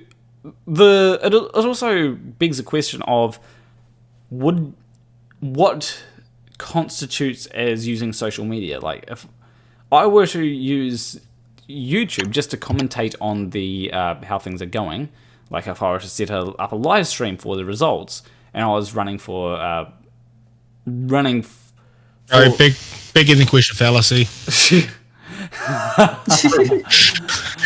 Does bring up the question, so should I say? And let's say I was running for the Opportunity Party. Would I be able to do my live stream, or would I have? Because you know, I'd set up the live stream to go live at it. But basically, I'd basically play it safe and start at 7 when voting has closed, mind you. Like, can you post on social media after voting is closed, or do you have to? It's very, because that's when it gets onto a very grey area. And what about like a simple gaming stream as well before the voting closes? Yeah, like, is that especially if it's not like a post, you know, or a particular post.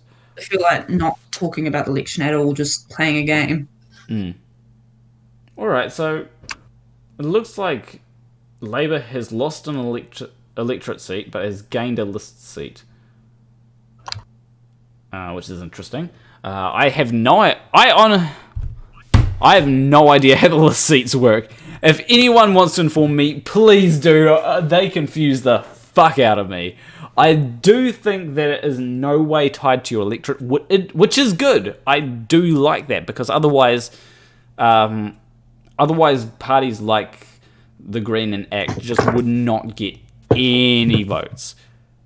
So I do like that it's no way tied to your electorate. If you're not affiliated with a party, I've never heard of anyone gonna get done. Yeah.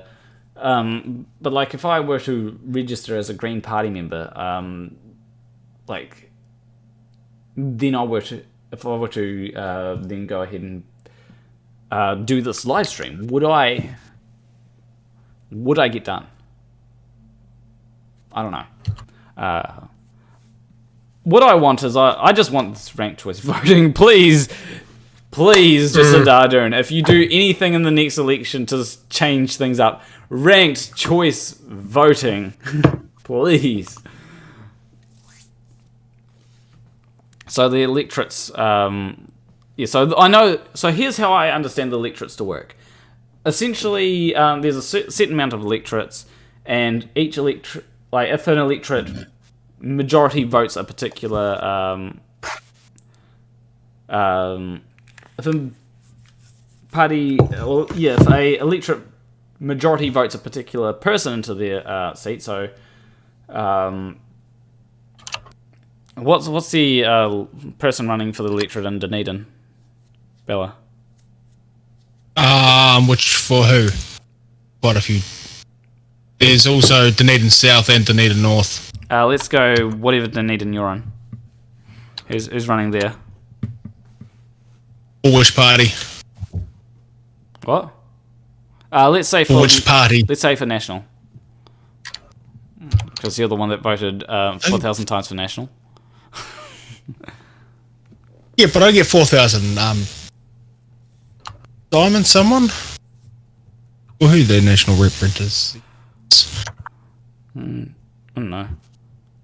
But yeah, let's say that. But whoever basically, if a majority of people vote for a particular person, that person gets put into the seat. That's the way that I understand the electorate seats. But the list seats, like. Yeah, so it says it's filled from your party's share of the total party votes. However, why does Labour have 64 total seats? It makes no sense. Like, because here's the way that I view it. If the electorate seats, I'm assuming that the list seats are basically to try and get the total seats roughly to the same margin, right?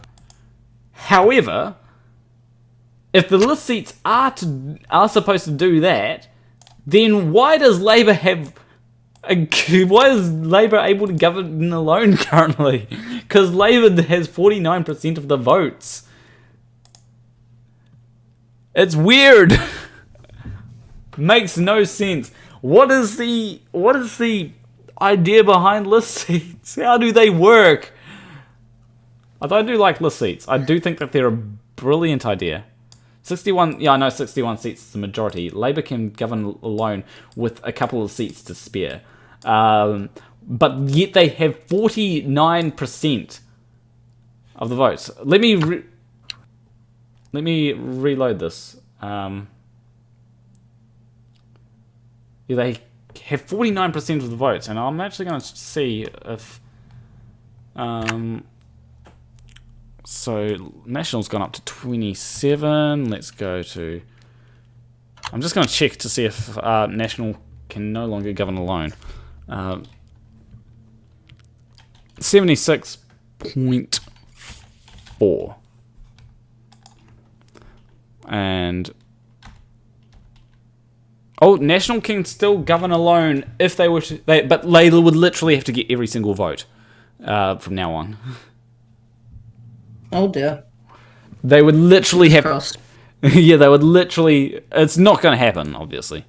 Unless Bella Charge has more... That doesn't count the... Socks? No, I don't have any more soccer counts. Yeah. So, okay, so it doesn't count the wasted votes. So the list seats don't count the wasted votes? Oh! Okay, that makes sense.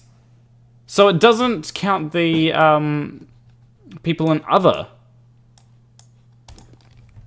Gotcha! Makes so much more sense now. I was confused. Perfect! Holy shit! Okay. No, I'm still confused. Oh, it makes so much more sense now. Thank fuck. I love the New Zealand system now. I love New Zealand. Holy shit, this So what does it mean? So, I've actually got to remove the 7.6% from the other. Although this is gonna complicate my my calculations by including the other. I'd have to formulate a formula which basically says,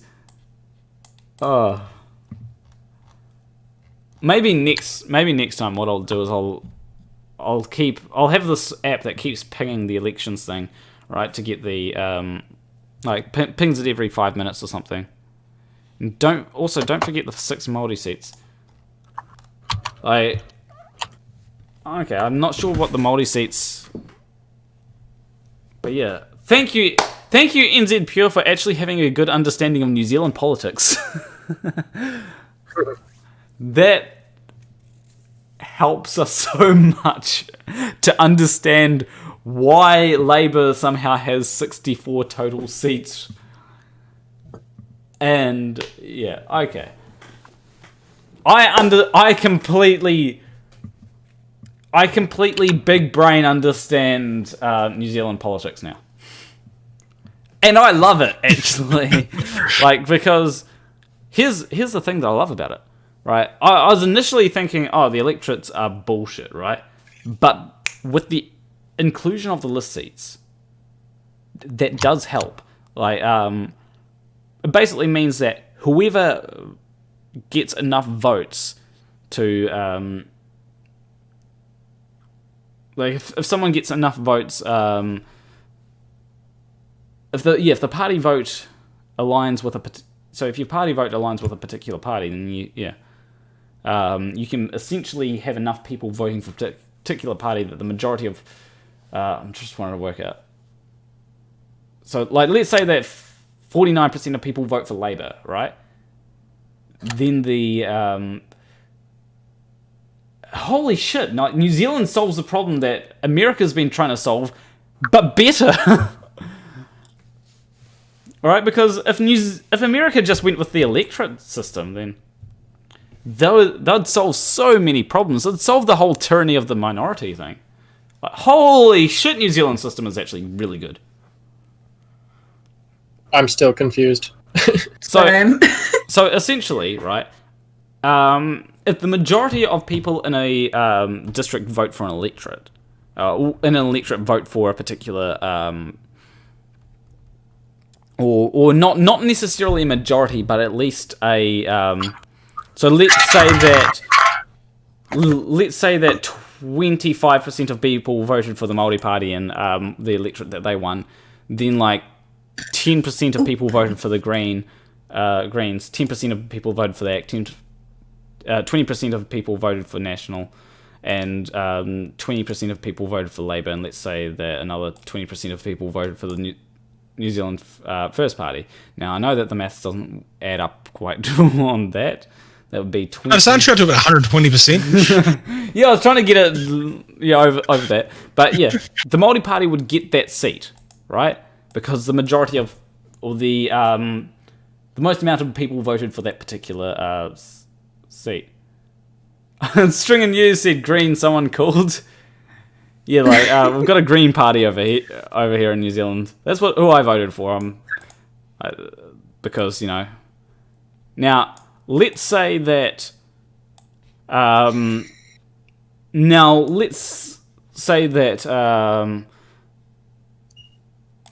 Let's say that no electorate majority votes a party, and like, let's say that the Green Party gets no electorate seats, right?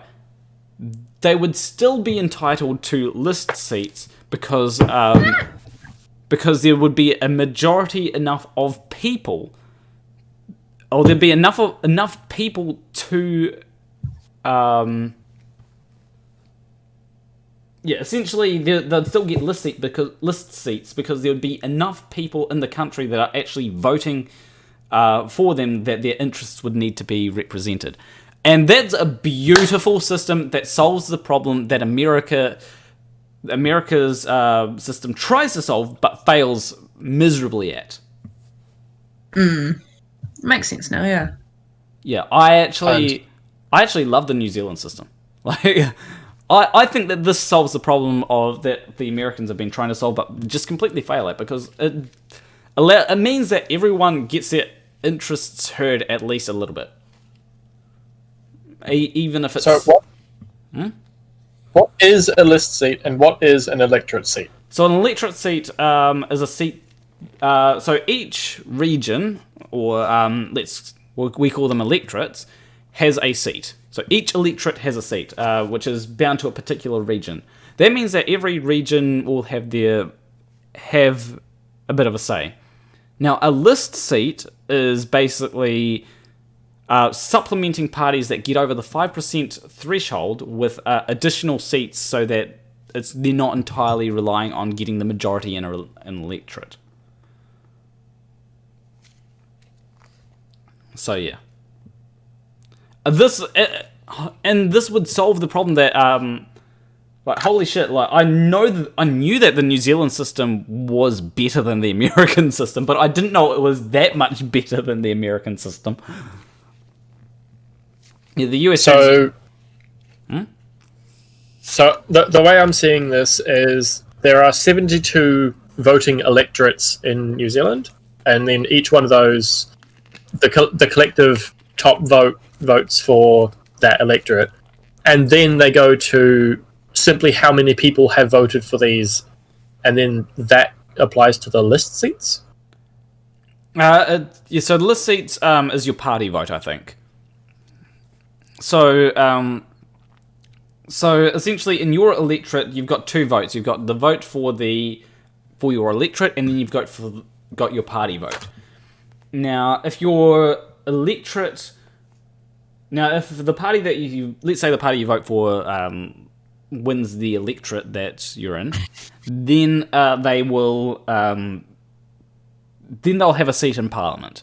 It'll usually be something like once. Basically it will be one seat for the particular electorate. Now,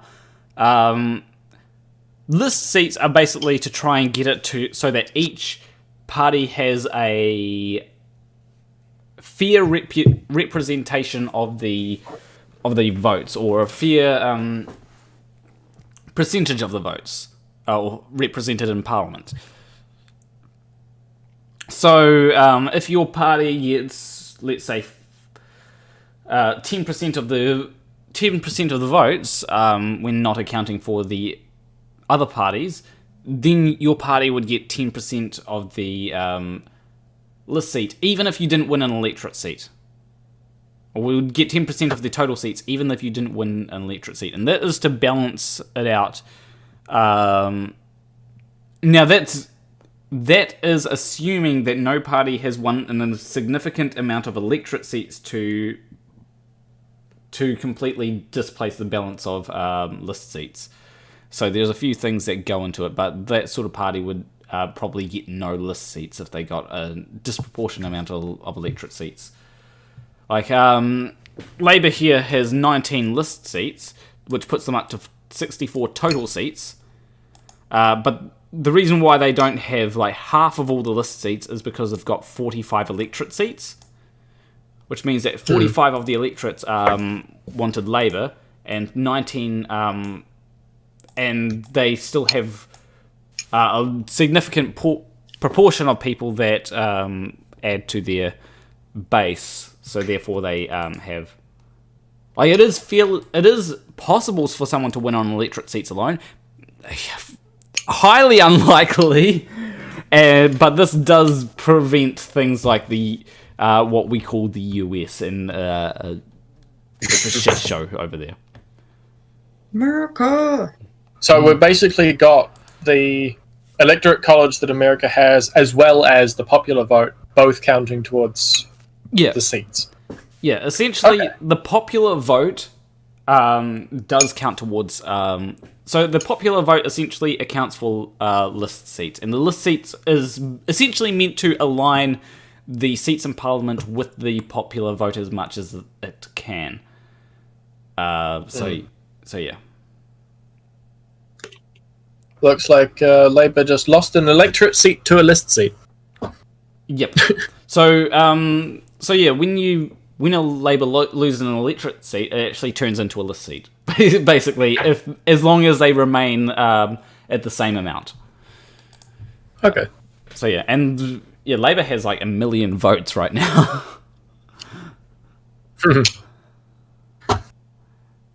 Almost doubling. Oh, it's basically been almost doubling national the whole way. Yeah. Almost, not quite.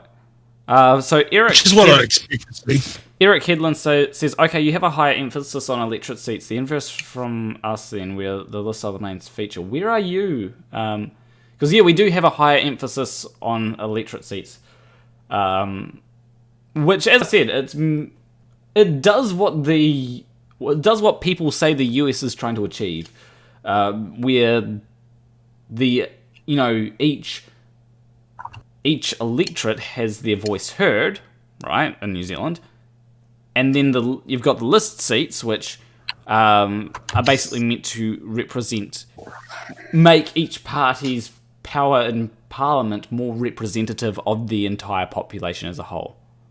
Living in Switzerland, but Swedish national. Okay. You'd love to see US Native Americans get this. Yeah, odd. Apparently, now here's an interesting thing that I've heard. This was actually from a person who was I'll say he's a Native American supremacist. Now that's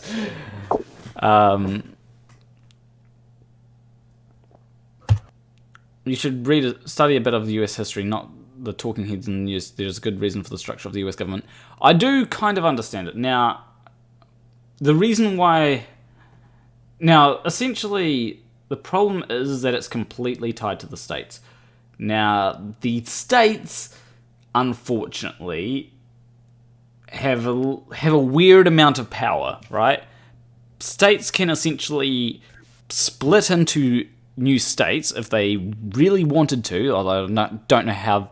I know that Texas can split into 5, giving them essentially 8 more seats. We'll call it, or electors, I think it's called.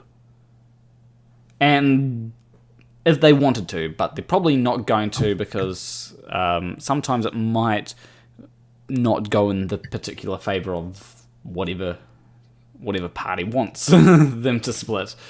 Because it might be that a couple of those go towards new things. The problem in America is the winner-take-all system. That's the real problem. No, there should be no prize for second. Well, I actually like the idea of second place having a say as long as they're fairly represented. And I think that New Zealand solves this problem fairly well. To start off with, I was actually before tonight, I was actually fairly against New Zealand's system, but when it comes to the electorates, but now I actually completely support it because it does do what it sets out to do. It basically does what it sets out to do, and it has the added bonus of making the popular vote count. Yeah, Texas is unique in that it was an independent republic before joining the US, and that is why it is allowed to split into 5 states if it wants to. But the only issue is that there's still a lot of wasted votes. Yeah, 7.6% of people's votes are wasted. Now, here's what needs to happen, right? Here is what needs to happen. What needs to happen is we need ranked choice voting. They should lower. Yeah. They should lower the threshold, probably. Yeah. I wouldn't mind having a 3% threshold, honestly, or a 2% threshold. I do understand the need for a threshold because I'd hate to see Advanced New Zealand actually get in. I'd hate to have them have a seat, honestly. Like if they had a because if they had 0.69, they have over 0.69 of the votes. So if the threshold was just they have 0.69 of the votes, they'd get a seat just off the bat. I do understand the need for a threshold though, but maybe a lower threshold could be better. And that would actually probably kick Labour down. But yeah, like I actually think that it might be better to have just have ranked choice voting. You know? Obviously, ranked choice voting isn't going to work for the electorate vote. Because, you know, I don't think single transferable votes maybe. Like, how does single transferable votes mean? Work? I think it's like, from what I have heard of it, it's like the ranked choice voting, but rather than if you vote for, say, Labour, Green, top. If Labour doesn't get in, your vote goes to Green. Yeah. If Green doesn't get in, your vote goes to top. That's ranked choice voting, from what I can understand. Well, in that case, I don't know the difference. Because I'm pretty sure that ranked choice voting is basically if you vote for, let's say, the there's also another way of saying it, but I can't remember that right now. I'm just remembering ranked choice voting. So basically, it means that so you put the one that you want your vote to go to. So you put a 1 there, and then next it's 2, then 3. So the first one would be. So firstly, I'd go for the Opportunity Party, right? Because they currently don't have enough votes to get in, then it would go to the Greens, right? Because I'd probably go Opportunity Party, Greens, and Labour. Now, that would... Now, there would still be a couple of people that would just refuse to vote for any of the parties that actually get in.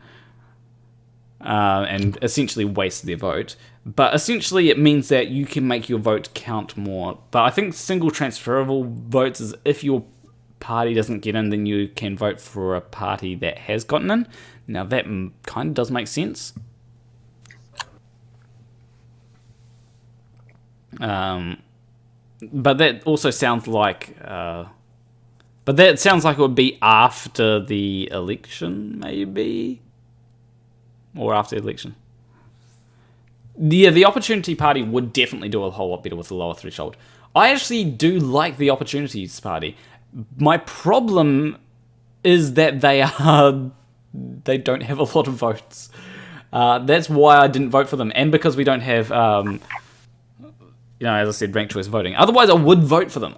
If we had ranked choice voting, I would vote Opportunity Party. But so here's the thing. So I'm going to state a problem with the US system, right?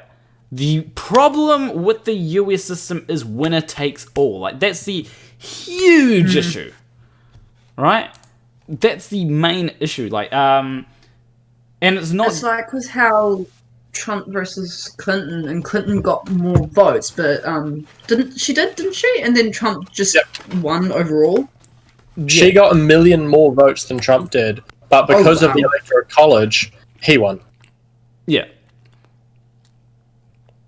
Now, what you could do... Now, I understand the reasons for people... elections in the US are complicated and are a complicated mess on multiple levels. Now, I think that the American system would do far better if they had a way that's more like New Zealand, where it's just... electorate seats, or at least something like this. I'm not sure how well it would work for electing a president, because I know that the president has executive power. And I think when it comes to the president who has executive power, right, it should be reflective of the majority of people. So, like with this current American setup, now, if you were to change the American setup into where it's more like New Zealand, where you have, let's say you have parties that, I've actually got a couple of ideas for how you could do it. Like, completely eliminating parties completely would be a good start. Like if you completely eliminate parties to start off with in America and you can keep your electoral college, right? You can keep that. Because when it comes to parties, when it comes to voting, you'd be voting individual people in that are not aligned to a party. Keep your electoral college in that case. And that was a crunchy chip.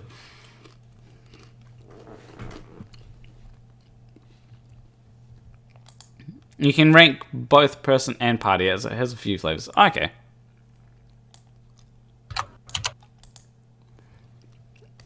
Now, why I think this works best is because, firstly, the idea of the Electoral College is to represent every area in a somewhat equal manner. Now, this works like that because each area is represented in a equal manner when it comes to electorate. Each electorate is represented, right? Now, if one electorate is super Labour or super National, like some here are, then those particular votes don't get counted for electorates that are super that are on different electorate. Now, if someone gets because you have that disparity between the two major parties basically gobbling up all the electorate seats, it doesn't allow any of the minor parties to get any electorate seats. As you can see here, like the Māori Party, surprisingly, has managed to get one electorate seat. Green has gotten one. ACT has gotten one. But the list seats make up for that because a lot of people in the country want them to have power. And if they didn't get any additional seats because they're restricted by the particular region that votes for them, then they just would have no power at all. The popular vote is designed to tell the Electoral College how to vote for your state. It is not a guarantee that they will follow that vote. That is when we fire them for the next election. But the problem with that is, like, as I said, winner takes all. That's not a ideal voting system. Okay. Well, Labour is back up to 49% of the vote. Like, at this point in time, it looks like Labour's going to completely win. Honestly.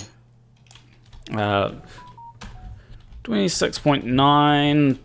Let me do the calculations because we're at 86.1. Theoretically, National cannot govern alone. Now, if we add the 8%, theoretically, National cannot even govern with ACT. That's theoretically. They could because the other votes would get redispersed into National and ACT.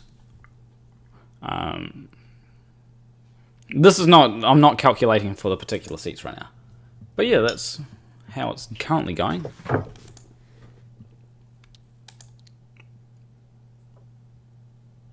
It'll be very interesting.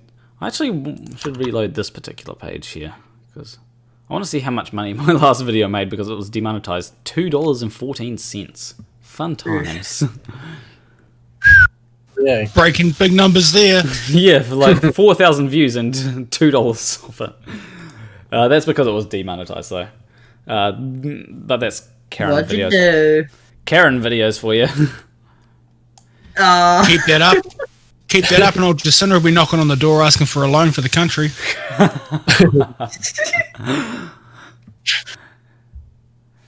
I mean, technically, they already... No, they don't ask for a loan, right? They just ask you to pay your taxes. Yeah.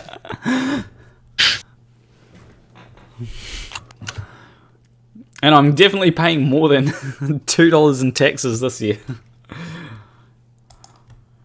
Unless I start making like a piss poor amount of money, in which case, yeah. PewDiePie level. Like if I start making a piss poor amount of money, then they're probably going to be like, okay, yeah, you don't have to pay any taxes because you were paid more in rent than you earned. You're rich. You don't get to pay taxes. What's that? You're Turns rich. out we owe you money. Okay, I keep on hearing Violet, but I don't hear Bella. So sorry. Right. Was that Bella? Oh, I said they'll come back and say, "Oh, it turns out we owe you money now because you earned less than minimum wage." Oh, do you actually get tax back if you earn less than minimum wage? I know if you don't earn a certain amount of money, you are entitled. You don't actually have to pay any tax. Okay, I did not know about that. That's very interesting. I need. Especially as a solopreneur. Yeah, I need to know about that, just in case. Just in case. I think the threshold's actually quite large too. Okay, because I'm probably going to end up in the absolute lowest tax bracket this tax year. So, over 2 million people voted this year. Nice. Actually going pretty well. We're doing better than America just by the sheer number of people that are voting. What percentage of the population is that? Like, hold up, let me extrapolate this out, right? So 2 million, that's about half. Yeah, 2,171,491. I know that's not quite half, but what we do is we divide that by 86.1, then times that by 100, and we get 2.5 million people voting. So literally half the population has voted. Or over half the population has voted. Because population... I don't want Pornhub Google. Population of NZ. Goes on your search history. I told you there's no lying about that. Yeah, I type in PO and the first thing that comes up is Pornhub. But then it's, 4.886 million. Out of 3.7 million estimated eligible voting population. Okay. So, yeah, we definitely had most people show up to vote. Here's a question. Is it... whose system is better? Australian or New Zealand's? Well, that's an easy answer. Because it's always worse. I don't even know how Australia's work, so like... Okay, so let me educate you for Australians' voting system. So okay, cool. New Zealand's voting... first, let me explain how New Zealand's voting system works for people in the chat. New Zealand's voting system is you have to be enrolled to vote. Right? You have to be enrolled to vote. It's legal to not be enrolled. But you don't have to vote. Australians' voting system is you don't have to be enrolled to vote, but if you are enrolled to vote, you have to vote. I mean, I would like to see best of both worlds where you have to vote. No, you have to be enrolled to vote and you have to vote, but wishful thinking. I actually am not convinced that that's a good idea. Like, some people are stupid, right? So, I mean, 18,000... We've got 18,000 stupid people that are just plain stupid, like, to the point where we probably can't fix them even if we tried. Now, I've got another 32,000 stupid people that voted for the New Conservative, but I'm going to focus on these 18,000 people that voted for Advanced New Zealand.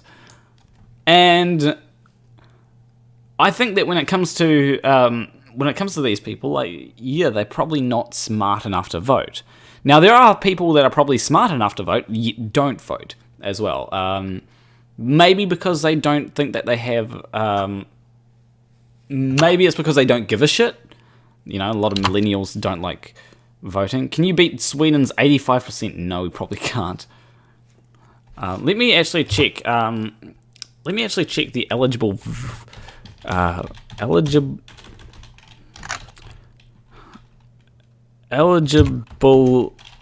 voters in New Zealand. We have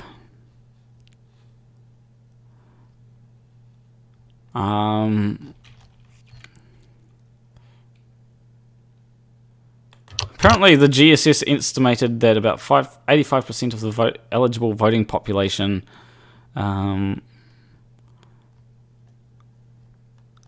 yeah, like, millennials, like, here's the problem. Millennials don't turn out to vote, right? when it comes, like boomers do. So their interests are overrepresented, whereas millennials' interests are underrepresented, and Gen Z as well. Like we just don't vote for some reason, and that's why in America you've got a lot of boomers that vote for boomers, like Trump and Biden. Donald. Yeah. And I mean, technically, a lot of millennials probably voted for Bernie, but and Bernie is a boomer, sure. But barely. I think a lot of Gen Zers would have voted for Bernie as well. Yeah, I know that. They seem to love him. I know that a fair number of them voted for Andrew Yang.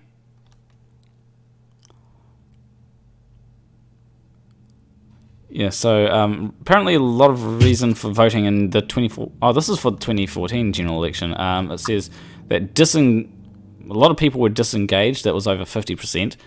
A perceived barrier for 30%. Other 12.5%, or was not enrolled to vote for 3.5%.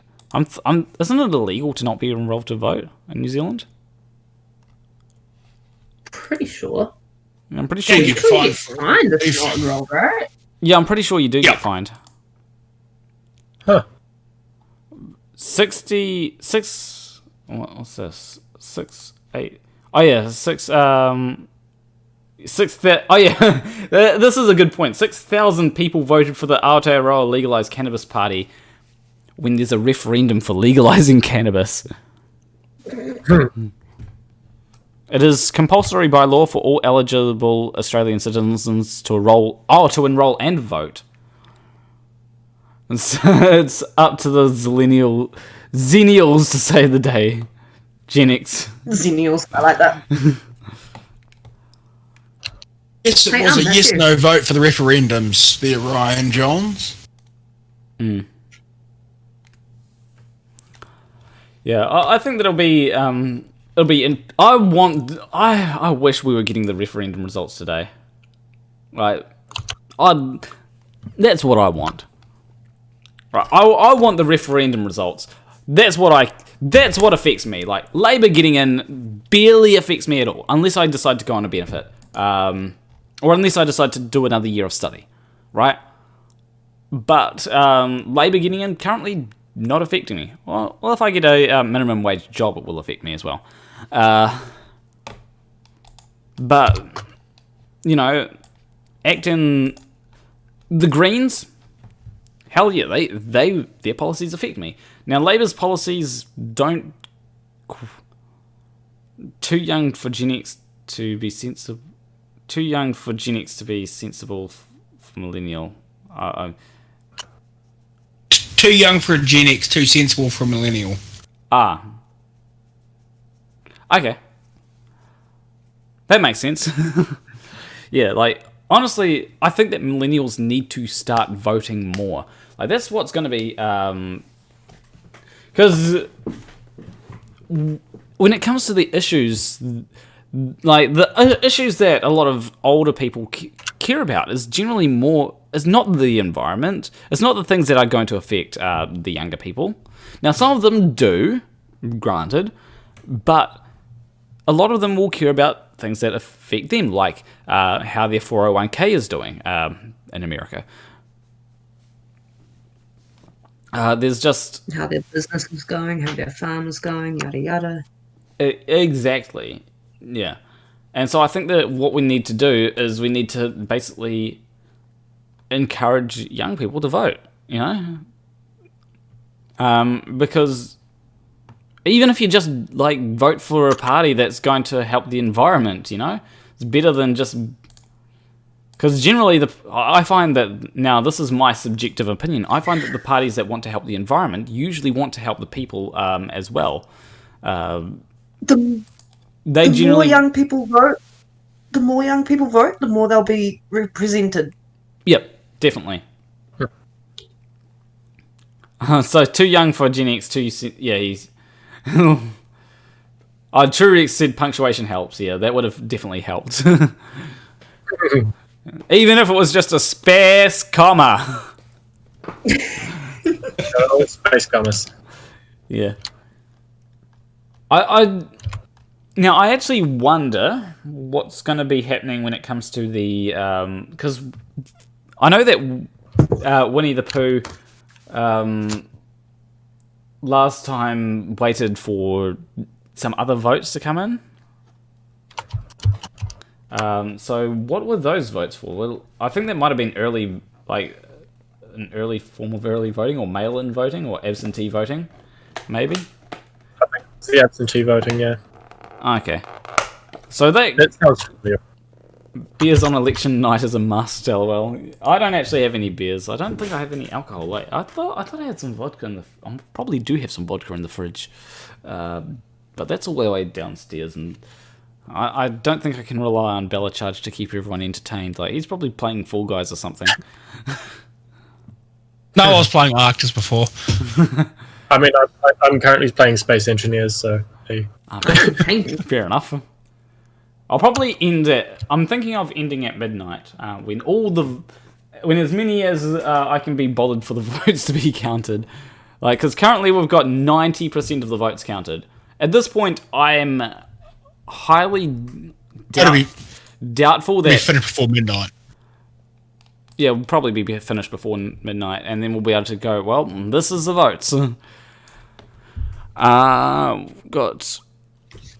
So, I'm disappointed that ACT is doing better than Greens, honestly. But I think the Greens and ACT were both on 8% in the polls, and Greens usually do worse than they do in the polls, which is annoying, honestly. And I think it might be the way that data is collected, because they probably have it's probably due to, like, a lot of millennials being like, yeah, we want to vote for Greens because of Greens. And then none of the millennials show up to vote.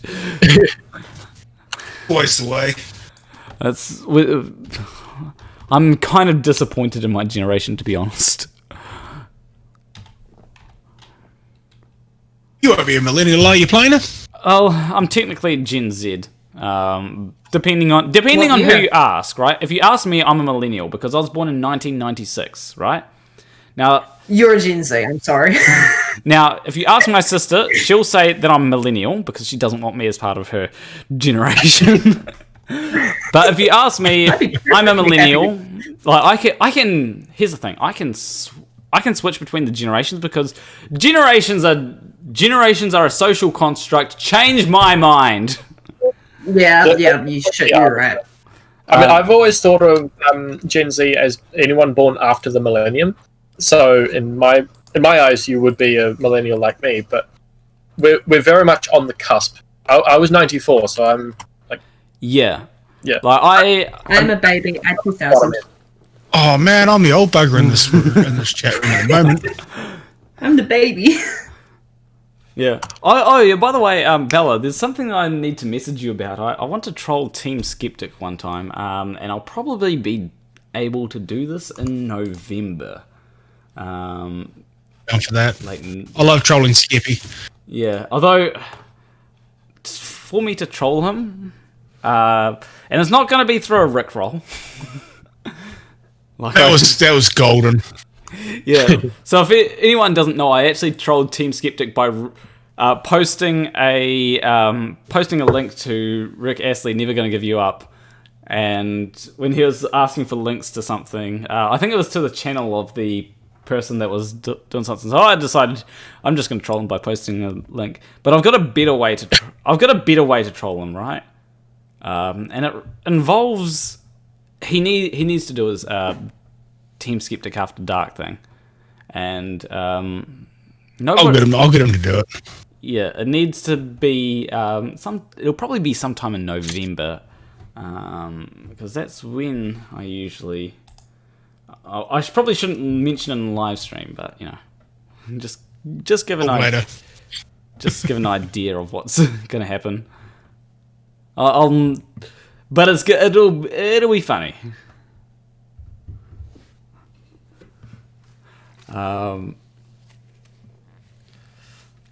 It'll definitely confuse the fuck out of him. You have to ask him a simple question. Yeah, like all I'll literally have to say is a hoi hoi, and then it'll be confused. Then it'll confuse the fuck out of them. To confuse them more, you just come in and don't say ahoy hoy. Well, that's how I'm going to confuse them by not saying a hoi hoi for a long time, and then all of a sudden piping up and saying a hoi hoi. Yeah, it'll be funny. Trust me. Actually, that's one thing I've been meaning to ask. Where did the ahoy hoy intro come from? So, Or is that just... essentially, I learnt that the original greeting for the telephone was meant to be ahoy hoy. And I was like... Now, I decided to answer the phone one time at my parents' place. My girlfriend at the time was calling me, and so I answered the phone with ahoy hoy.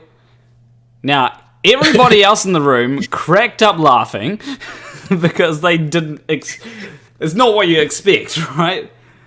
And so I saw that and thought, well, what if I just start my videos with ahoy hoy?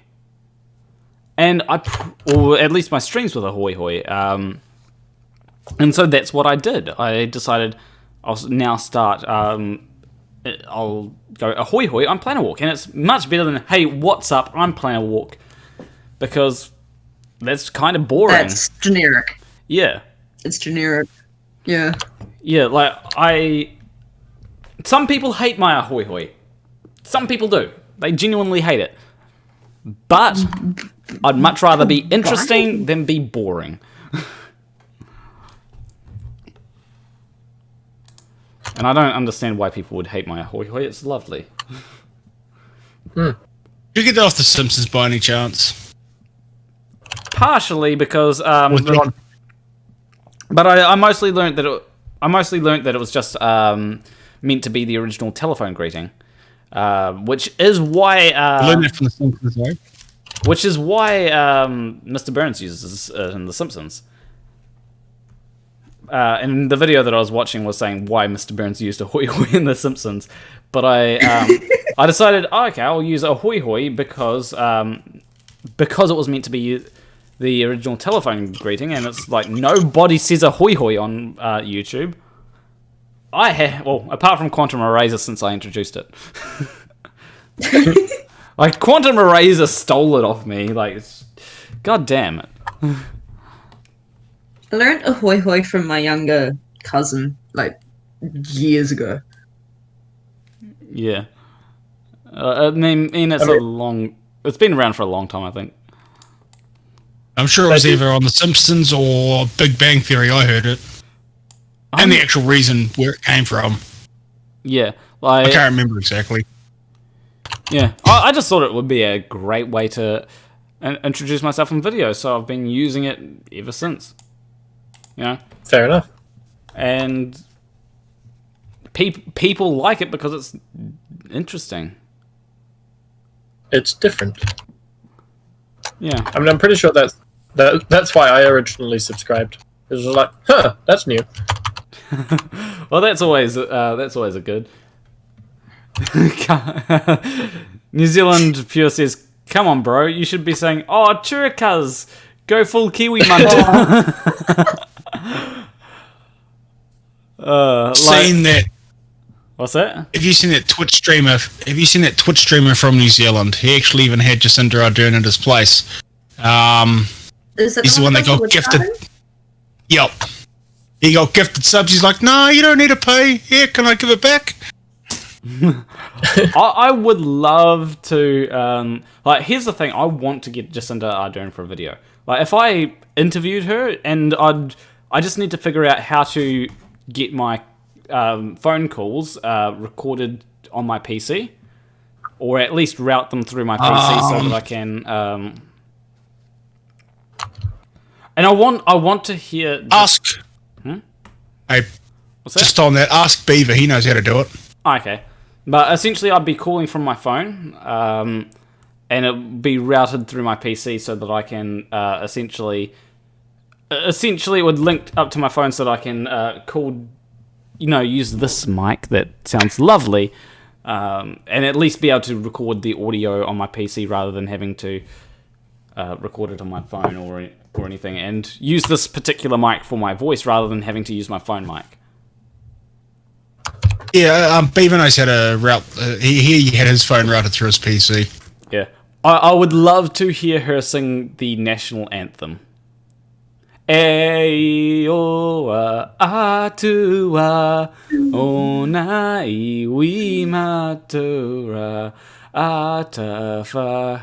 Like, actually, I don't know all the lyrics in Māori, so sometimes it's like. But I do know that up to like atawhakaronga. But apart from that, you already remember it more than I do. I just remember the tune. I do know the full. I do know the full way, the full English one. God of nations, at thy feet, in the bonds of love we meet. Hear our voices, we entreat. God, defend our free land. God, Pacific's triple star, from the shafts of strife and war. Make her praises heard afar. God, defend our free land. Correction. Do you know that? The last one is New Zealand, not Freeland. Shit. God, defend New Zealand. Shit, I fucked it up. And did you know there's several more verses after that, eh? Oh yeah, I know. Like, nobody. There's several more verses that nobody knows. Yeah, still fucked it up. Like, I would have actually been like if I had been singing Māori, I would have actually gotten the Aotearoa part right. Like. Can you do the haka, bro? Which one? You just want to see him slapping his chest there, New Zealand pure. Yeah, I'll do a Scotty Storm haka. With his tongue out. Kamate, go to God. I don't actually know anything beyond that. No, that. Well, I know the English translation as well, and it's basically like, I die, I live. At least, I might have that around the wrong way, but I'm pretty sure. There's also something about Aladdin, apparently. Aladdin? What? Aladdin? I know, it's weird. My granddad used to have the translation up on his wall, and I remember reading ladder. Oh, ladder. Okay, yeah, that makes sense. I was hearing Aladdin. That's what I was hearing as well. It's about a hairy... it's about a hairy fella in a hole. Yeah, basically this guy... Like, I know what it's about. It's basically this guy was hiding from some people and hid in a hole. And then he got out and didn't know whether he was alive or dead. And so, because, you know, he was in there for a long time. You're right. And that's the whole reason behind that. I live, or I die, I live. So we've got 92.8% of the votes counted. Just from that, I had a rather amusing thought come into my head. Schrodinger's hobo.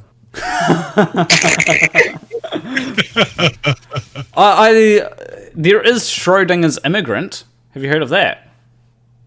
No. Okay. Oh yeah. It's an I bet it. It's an immigrant that will simultaneously lounge around all day on welfare while stealing everyone's jobs. Yep. Schrodinger's immigrant. Logic. Okay, sure. Yeah. America. Labour actually lost an electorate seat. Jobs. By the looks of it. But has gained a list seat due to our superior system. Like, here's the thing. Does anybody actually know how to get how to get onto Vosh's stream. Like, I'd love to get onto Vosh's stream and defend a reworking of the Electoral College that works much more like New Zealand system. Should I just email Vosh? Do it. How do you... Okay, let me go on to... Wait. Do it. Let me go onto YouTube, because... Who here knows of Vosh? Pog is in the chat. I've heard the name. I've heard the name. Let me click on here. It's probably... Oh, no, it didn't play his videos. If I go to About... View email address. I'm not a robot. Submit. This is you. And then voshvidya@gmail.com. Alright, I'm going to copy that and see if I can get on the stream at some point. Now, I'm going to quickly check who messaged me, because someone messaged me about something. It was my sister saying, so far, Labour is winning. And I'm just saying, I know. You know, because I know. I know. Your sister is not subscribed. So Nerthan Termpson says you could pretend and be a dumb shit in this chat. I doubt that's gonna work. Honestly, like, because I'm not stupid.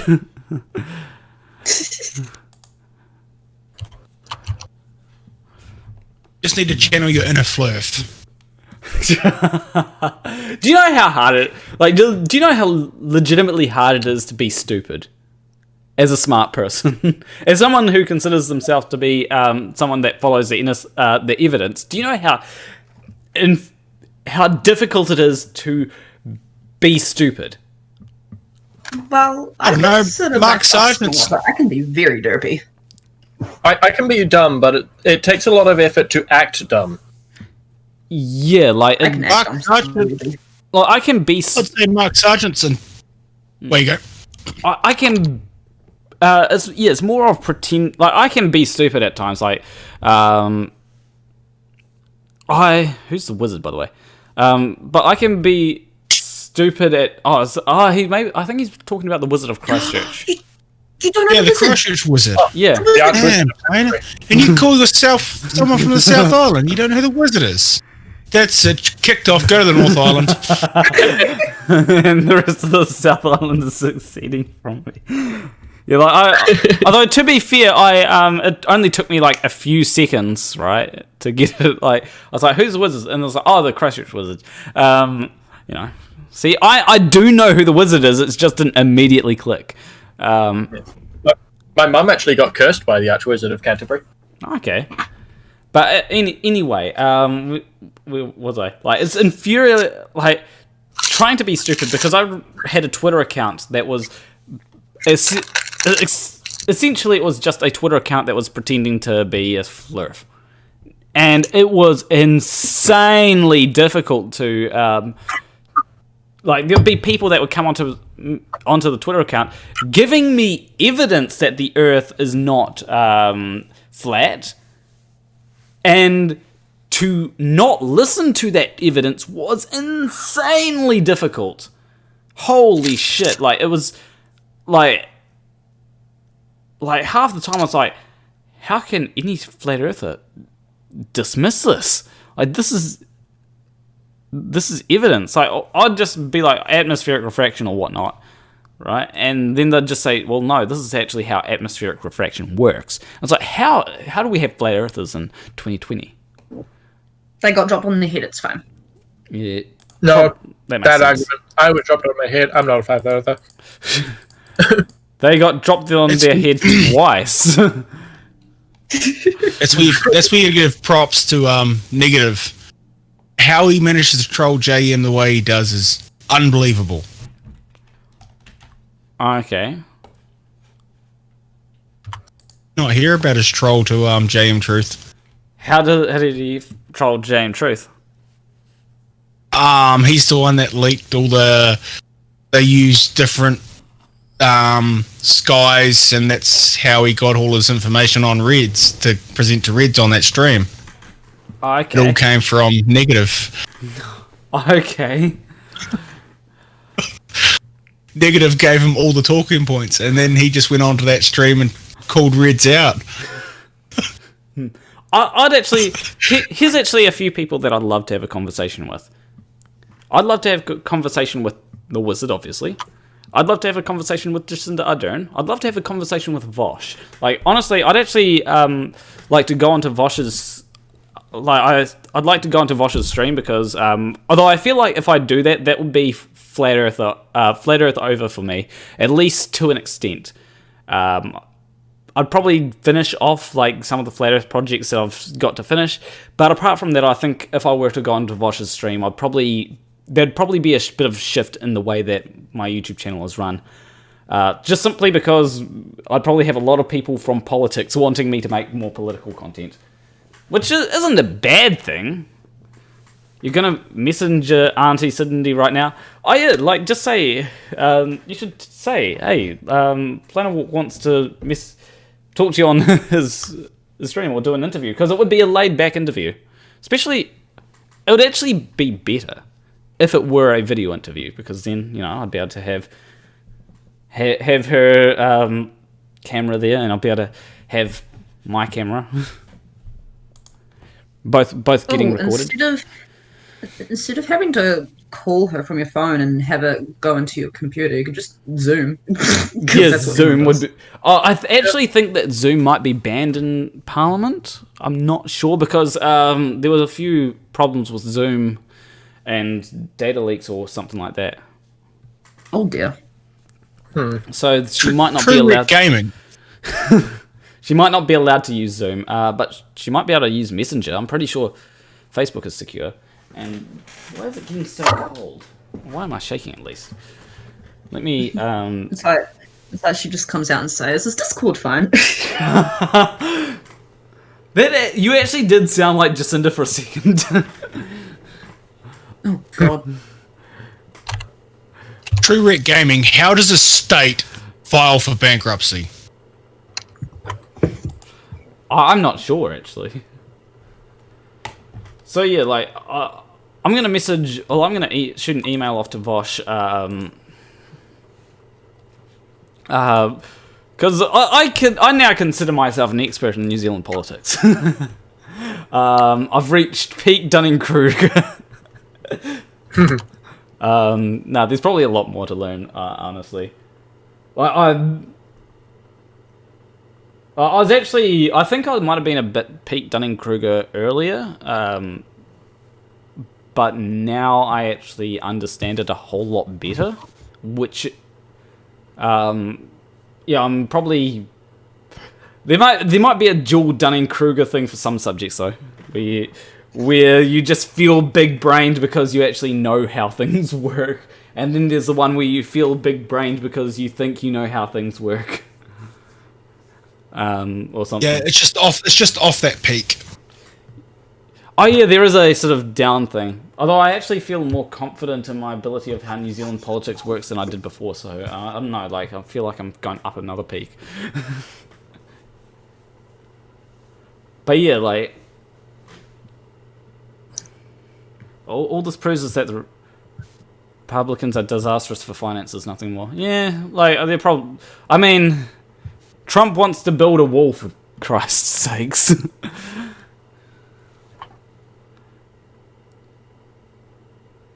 Sounds like a good plan if you can get the other person to pay for it. Yeah, I was gonna say, not only that, but yeah. Yeah, like... At the rate they go, Mexico's gonna have to build the wall to keep the Americans out. True. I actually, as I said, like, when it comes to... Canada, eventually they're gonna have a Canadian Trump, right? Who's gonna go, we're gonna build a wall to keep the Americans out. They're not sending their best. They're sending racists. You know, Canada complain though? I don't necessarily think that they would, you know. But you'll just have Canadian Trump that will build a wall, build a wall to keep, and it's not to keep out the rapists like Trump said, it'll be to keep out the racists. You know? But then they'd apologise for it. They'd apologise for it. True, they would. They'd be like, I'm sorry, Air, you come in. well, they'll be like, sorry, but we can't let you in. Like, there'll also be someone like that would say, America's going to pay for it. And then they'll go to the negotiations, and Trump will be like, or the Canadian Trump will be like, and it'll probably be Biden at that point, but I think Canadian Trump would only really happen if Trump 2020 got through, and that would be a scary thought. Anyway, Canadian Trump would basically go into negotiations with Trump and be like, I'm sorry, but I'm making you build a wall. You're going to have to pay for it. And then Trump would be like, why do you sound the exact same as me? This is weird. But I'm the best sounding Trump there is. And so, no, I am not going to pay for your wall. And then Canadian Trump will go, well, I'm sorry for disturbing you. We're going to go pay for the wall. Good day to you. Here's some complimentary maple syrup. Something like that. Yeah, but we're all voting Twink 2024. Cream skeptic. American president. Oh yeah. There would be one difference between American Trump and Canadian Trump. So when we say a boot, we would say it. Canadian Trump would say a boot like this. And say sorry every second word. Yeah. And Eh? Oh yeah, that's... We're going to make you build a wall, eh? You're gonna pay for it, eh? Stringer reckons that your Trump is way too polite. He's a Canadian Trump. He's got to be polite. Yeah. Although maybe my actual Trump impression was too polite. Which makes sense, honestly. You're not going to pay for your wall. Not going to happen. Although people actually... People actually said that my Trump impersonation in my last video was spot on, which was surprising. Essentially, in case people didn't see my last video, I basically did an impression with... So, essentially, I wonder what these people that are filming, trying to say, I don't have to wear a mask or whatnot. What do they think will happen, right? Do they think that, everyone in the store will just start clapping, that the President of the United States will walk in and sign an executive order then and there saying, no one will ever have to wear a mask again. Executive order. And then, I can't remember what the last one... Oh yeah, and then the rest of the world cheers as communism has been defeated. I don't think... I think that's what they'd like to happen, but it's not what's going to happen. No. They're just thinking they can sit back and coronavirus will just disappear eventually. Someday soon, it'll just poof. I mean, it will, but when humanity disappears, coronavirus is going to disappear with it, I think. Yeah. But yeah. The virus, our hosts. Yeah, we'll kill all the hosts. That's why I love I may not want Jacinda Ardern to win the election outright, but I do think that she makes a good Prime Minister. And the only reason why I don't want her to win the election outright is just simply because I want the Greens to have a say in the government. But it's going to be... It's going to be interesting. NZ Pure says, what about the anti-vaxxers with their chip vaccines crying about the child trafficking? Would that mean the chip vaccines solve all the problems? Good point. That's a really fucking good point. Chip vaccines would solve their problems. Do you think there's any parents that have tried to get their child chipped like an animal? Do you think that's any parents have done that? How you can put animal chips? Do those chips actually track the animal? I don't think so, do they? They just... No, it's just a thing that if they find a stray, they can wave at a certain point, and it'll basically read the dog's barcode number, or the pet, whichever. And then that accesses a database of, okay, this number belongs to this person, let's contact them. But hey, we've got the dog. Okay. Yeah, because after the boy went on a run yesterday, I think I might have to get him chipped. Yeah, 2 years old and he just took off. So yeah, when it comes to like, I think a parent would. There probably are some parents that have gone, okay, we're going to microchip our child, and then they take them to get microchipped, and then it's just like, what the fuck are you? Why are you trying to microchip your child? It's not going to help your child if it gets lost. We will know who we will know who your child belongs to, or we should. If it gets kidnapped, then you should have been a better parent.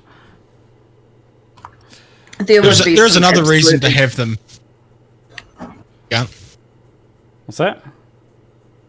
There would be some absolutely crazy psycho parents that put actual tracker chips in their kids. Yeah. So Would not be surprised. Snowball Fred just says, where are we at now, chaps? We're at 95.5% of the results counted. And I'm just going to quickly do them. I lost my maths tab. Let me do another maths tab. That was I actually I have another maths tab right here. So let's go.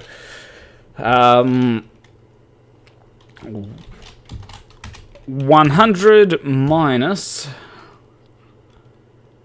95.5 plus 26.9 plus 8. Alright, so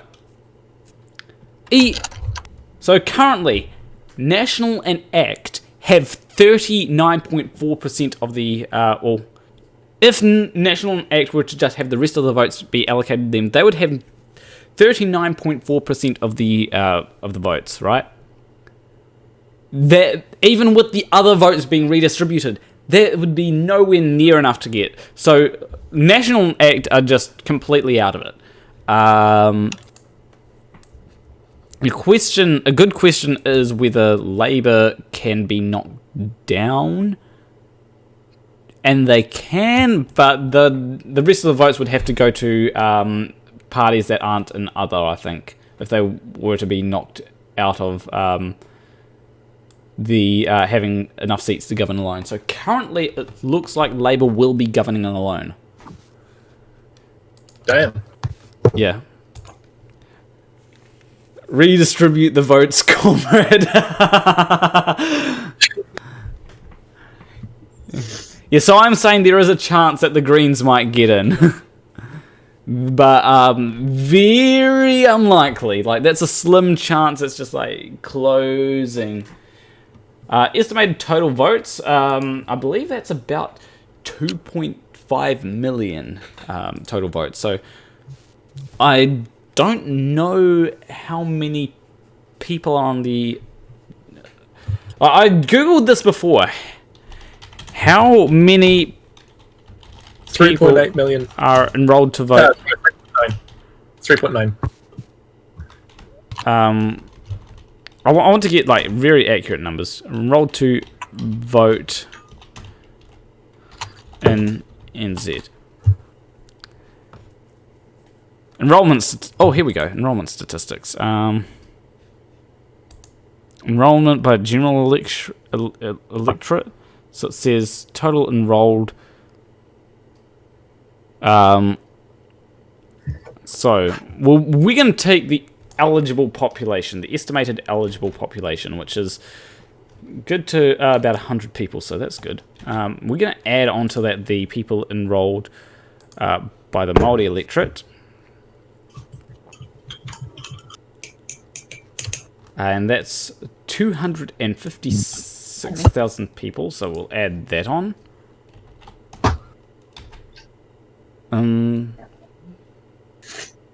Because it says 3... Oh, wait, hold up. Let me check. Are the people in the general electorate also counted as the... Oh yeah, oh no, so just have to go for the general electorate. So there's 3.8 thousand, basically 3.8 thousand people that are enrolled, that can be enrolled to vote. We're going to take this number here.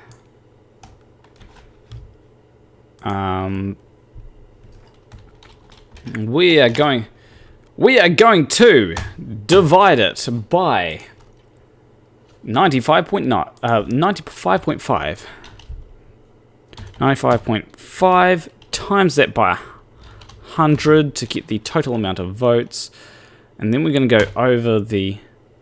So 64% of people voted that are eligible to vote. So, yeah. It seems that, I think it's Switzerland or whatnot. How did the candidates go? Unfortunately, we find that out on the 30th. Damn. I'd love to know. Yeah, it's pretty piss poor. Millennials need to vote. God damn it. Yep. What? Zillennials. Yes. Millennials and Zillennials need to vote.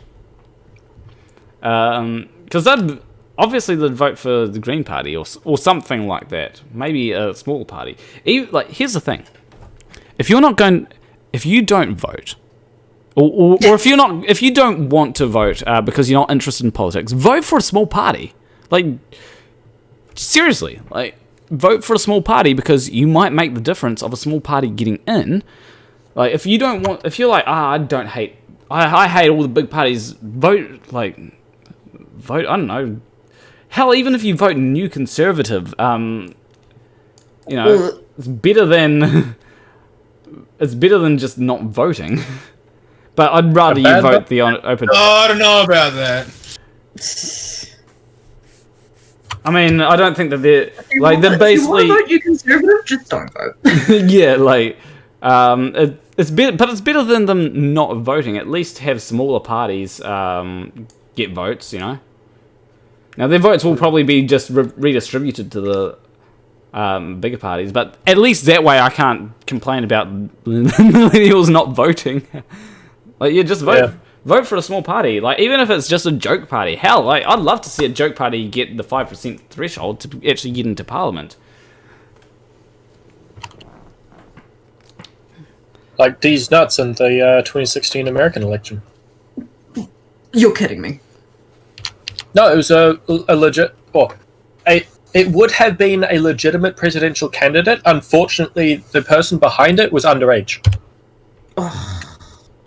But, I can't remember how far into it they got, but they got, 1% of the vote, or 2.3% of the vote or something. Okay. That's funny.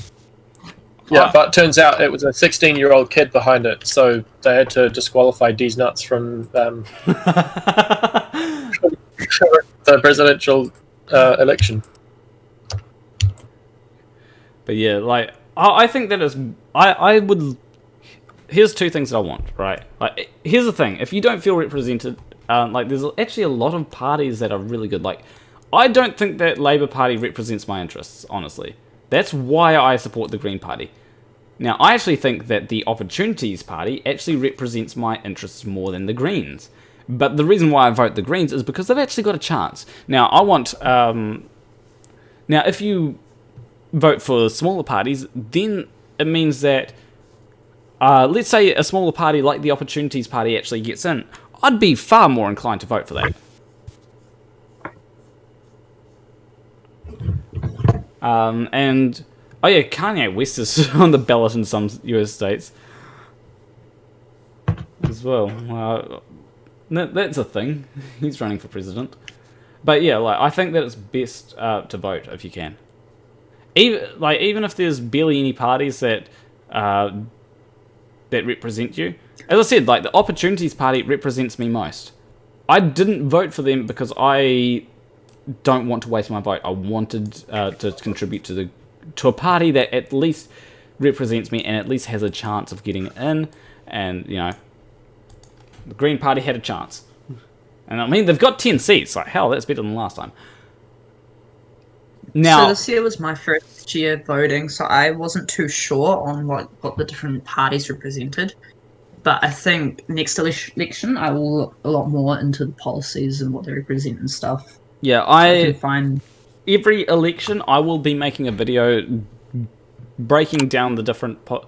Like, next election, I'll basically be going through the Labour Party, National Party, ACT Party, Green Party, and the Māori Party platforms. And, like, I actually disagree with a lot of what the Māori parties say. Like,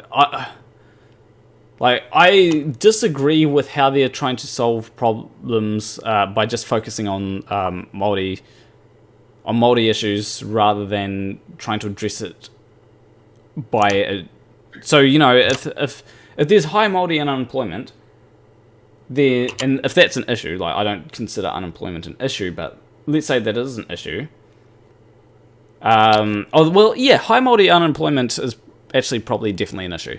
But it would be better to try and solve the problem of all unemployment rather than just Māori unemployment. And that would be a good way. Now, I don't think that there'll be a way to fix high Māori unemployment if we don't create enough jobs to fill for literally everybody in New Zealand.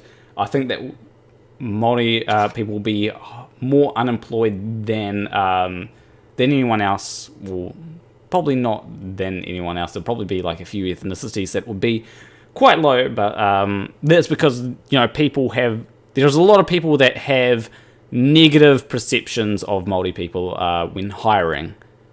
They basically view them as lazy, and that is a problem that I think needs to be fixed. But if you want to talk about, let's say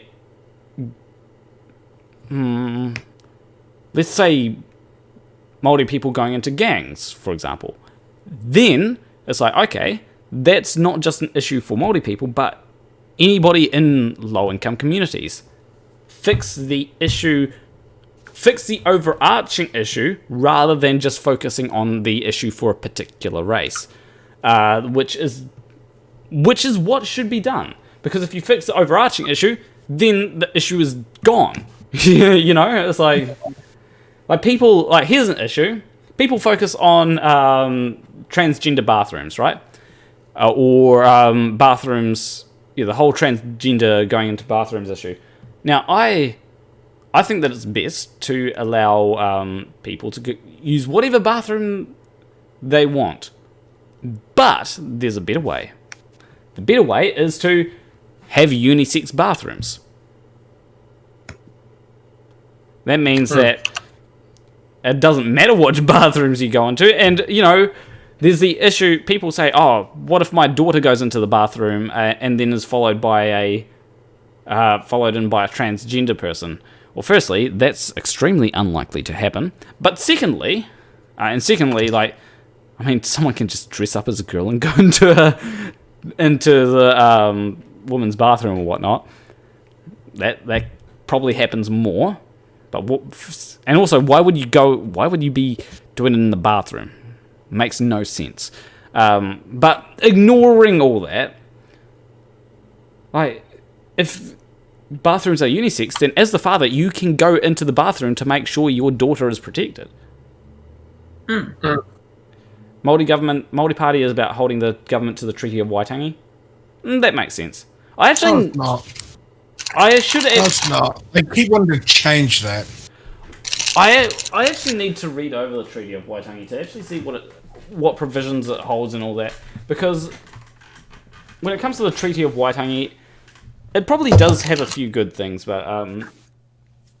Actually, there was someone, I can't remember if it was Judith Collins or someone in ACT that wanted to abolish the Treaty of Waitangi. I feel like ACT would want to abolish the Treaty of Waitangi. I completely agree. It's a outdated piece of paper that was never done correctly in the first place. The Maori version and the English version don't even match up. Yeah.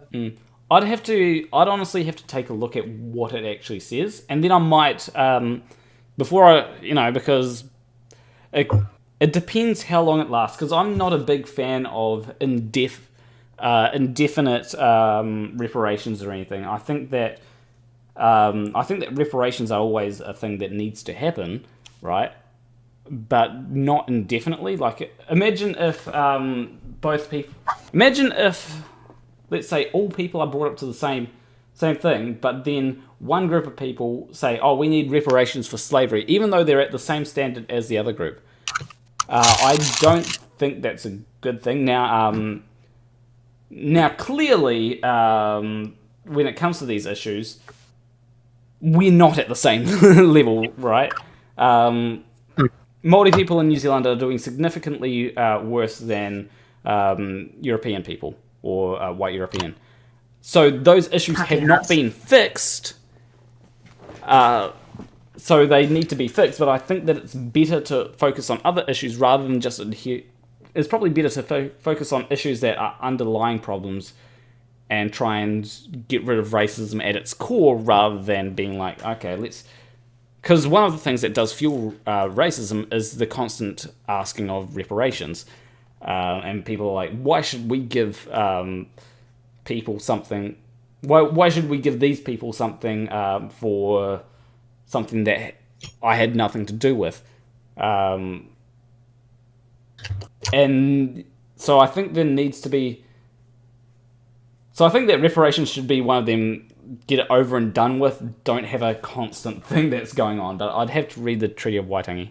But National did try to do that when they were in power, and that's when the iwi got paid out a lot of millions of dollars and they got gifted sea lords and whatnot. And then 5 years later they wanted more because it didn't really filter down to the general Maori people there. All of that money stayed high up in the iwis. And that is a problem. Like, that's... Yes, but I mean the government already tried to settle in a lump sum, and then so the iwi leaders got what they wanted, but that never filtered down to the actual people. And then the people were saying, "Well, they're hard done by because we haven't got anything out of it." Yeah, but then at the end of the day, it's the iwi's own fault because they're the ones that used that money and blew it, and agreed that was going to be a final settlement of the treaty. So I think that's why something. What? I thought of something. Instead of going back on the Treaty of Waitangi and abolishing it, maybe not abolish it, but maybe have it rewritten and re-signed everything to fit to the words to this day. To modern times. I'd actually be...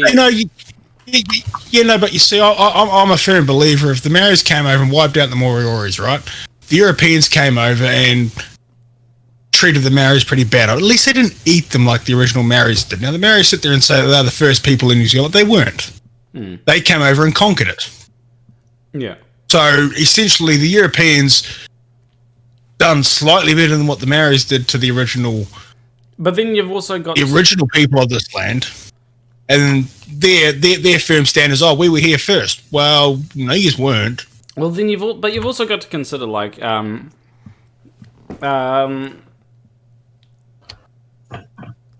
okay, so apparently the Moriori were Māori, just a different iwi. So I've heard it other ways as well. Yeah. The Maoris came from the Cook Islands. That's been proven in their bone carving and their art and their tattooing and all that. They came over from the Pacific Islands. But the way that I view it is, one of the large reasons why the Treaty of Waitangi was made is because when the Europeans came over, there was a lot of fierce retaliation from the Māoris. And so they were basically like, okay, rather than trying to wipe these people out through... Because essentially, when it came to Christopher Columbus going over to America, they basically were a bit more successful in trying to wipe out the natives there. And so essentially, the Europeans came over, tried to wipe out the Māoris out, but then were pushed back, and they were like, okay, we've got to have a different strategy. First, give them guns, to to make them wipe themselves out. And then there was buying land and that off them so that they can settle here. Now, the difference, I guess the difference is that New Zealand, like, white people didn't necessarily conquer. They did a whole lot of bad shit that would be against the Geneva Convention today. But yeah, they came here, did a whole lot of Colonized it. You colonized it, and tried to wipe them out, but through different means. Now, and that's why there's a treaty of Waitangi and not a treaty of whatever of the Morrie warriors or whatever. That's I don't think they so much tried to wipe. I don't think they tried to so much wipe them out. They just tried to be at peace with them. Now, I mean, you look at what the Europeans done over in, say, Australia. Holy crap! Did they treat the Aborigines bad? And they still treat them bad. Yeah. So the treaty was signed because the French and the Germans were coming? Okay. So that... Oh, that would make sense, because, yeah, if the French and the Germans were coming, yeah, so it's... then they'd want to, basically... The English would want to sign a document basically saying, okay, we are... We're best pals. Yeah. We'll protect you from these guys. Was a trading, let's team up against these guys. Yeah, again, it is a very messy situation, and it's one that, like, because you have people that are you got people that are on both sides. You got people that will be staunchly for the Treaty of Waitangi, but then you'll be have people that are staunchly against it, and it's not going to be simply, yeah. Like I said, it also depends what version of the treaty you actually read. Yeah, whether it be the English version or the Maori version, because they were two very different things. Yeah. Mm. So the English thought that they were signing up against something, and the Maoris thought they were signing up something else. Yeah. So I think that I reckon instead of abolishing it, we rewrite it. Yeah, rewrite it and re-sign. And I think that would be... I think there should just be should just be one country. That's what's going to keep us divided this whole time. Mm. Is having a... Well, maybe you get some preferential treatment. I think what's keeping us divided is having separate beneficiaries for Pakihas and Maori. Exactly. So they should just give them the same stuff. Don't give them separate stuff because they're different. Yeah, I think that exactly. I think that the problem... That's what I'm saying. Just get rid of the treaty altogether. Yeah, and I think that the problem is also... We shouldn't need one. You've also got, like, the way that at least Pakeha view Māori, or at least a lot of Pakeha view Māori, is that they're reliant on their iwi. However, that may not necessarily be the case. I've met that or not. No, the iwi is completely different to a standard Maori. Like, I mean, I know some people that are married and they want nothing to do with their iwi solely because a lot of the elders and the get gain from it. Yeah. The newer members don't. It's kind of like a pyramid scheme. Yeah, like, I think it's got to be... I think it's definitely a situation that a lot of people have... yeah, it's one of them things that there's no simple answer to, because if you try to be like, okay, let's abolish the Treaty of Waitangi, then you're going to have a lot of people... There's going to be uproar in a lot of Māori communities. However, when it comes to... racism's not that bad in New Zealand, the K-Doc, or NZ Pure. Like, I mean, when you compare us to the likes of America and that... Very existent. Well, it's there. It's existent, but it's not... It's not... It exists, but it's not America level it's bad. Not... It's not front and center here. It's usually held by people that... Like, it will be usually held in groups in New Zealand. So I have heard people basically say that Māori people are lazy, right? And like when there was the, I remember some of the jokes that were when they did the 90-day work trial. There were a whole lot of people making jokes about that were very racist jokes. But it's not something that was mainstream. Whereas in America, yeah, like people think that it's, well, sometimes it's mainstream to, you know, hate black people over in America. So, yeah. So there is racism in New Zealand, and it is a problem, but it's usually behind. It's usually not noticed unless you're a part of those groups. It's also the racism goes both ways. Yeah, it does, yes. But I think that's everywhere, though. You know. Yeah, it's also a lot worse in some places than others. Like from the small town that I'm from, they are horrible there. Oh, okay. Yeah. In Wellington, it doesn't seem to be that big of an issue. I mean, you'll get your random idiot every now and then, but it's not nearly as prevalent as in some of the rural areas. Like, definitely in the larger cities, it's not so much of a. I think that when it comes to racist people, it's very much a. Now, I wouldn't say a silent majority, because I don't think the majority of people are racist. I think that it's. But the people that are racist are very silent in the public view. It's subtle racism. Yeah. As New Zealand Pure said, New Zealand's got heaps of racism. It's just not out in the open. Yeah. As I said, it doesn't get publicised. Let's see how the votes are going, by the way. Oh, yeah. I was going to say, have all the votes been... 97.3% of votes counted. And definitely looking like a landslide victory for Labour. Yeah, I think that it's at this point that we can basically conclude that I'm going to go till 12, because we'll probably have all the votes in by 12. But I think that at this point we can conclusively say that Labour's won. Like, there's no... And leading by itself. Yeah, there's no way that any other parties are going to get a significant portion of votes. Like, and even once it's finalised, they don't usually differ by a seat or two. Yeah. No way they're going to lose the fourth. Yeah, I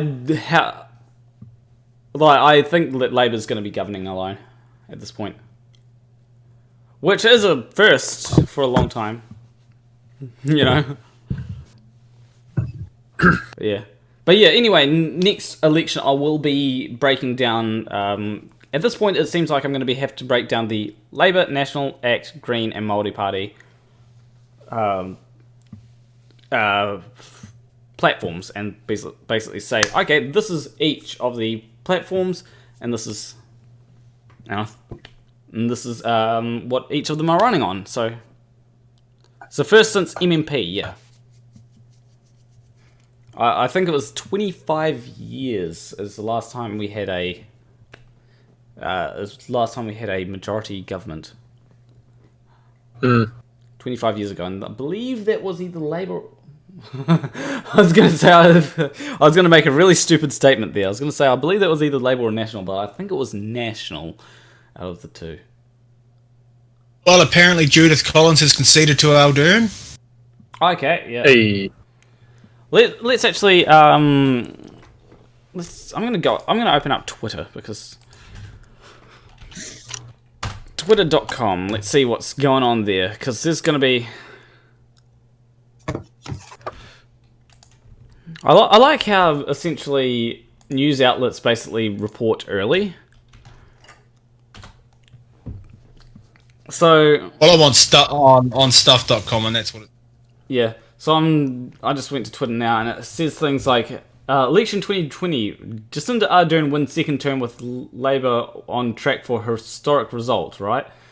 Now, technically, all the votes haven't been counted yet, but at this point, yeah. I doubt the last 2% changed much. Yeah. So what's trending here? We've got.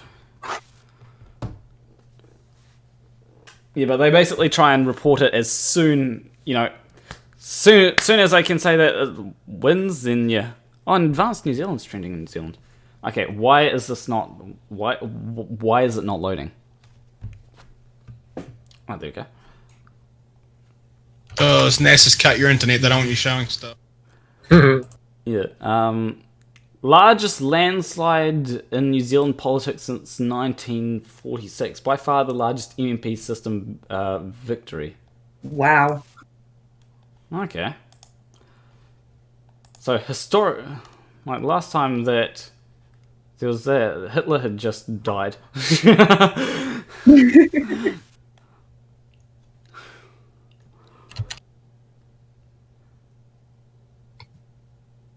Okay, almost 60% of New Zealand has voted centre-left, and we are COVID-free, and we are freaking fabulous. Because, yeah, like, I wouldn't say that... We've voted... Not COVID-free.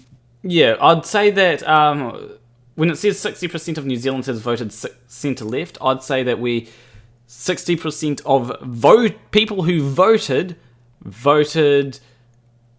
left. Right? Because... if Labour's centre-left, then yeah, they didn't get 60% of the votes. And Greens are far left. Oh, this is from ages ago. Now, let's see the latest. Like, people have got to be tweeting stuff that's new. COVID-free-ish. Alright. LMAO, this is Nationals flop era. And apparently Jacinda is giving a speech or something. And it's live or something, I don't know. But yeah, someone said about with 95% of the results counted. Your greatest support in 50 years. And so yeah, it's very interesting here. Results, and then seats. Yep, and that's. I like how they included New Zealand first. Like next election cycle, when I do the thing, because I'm gonna basically do this every election cycle, even if I'm no longer relevant in like 3 years. Oh, I like how they even did a thing.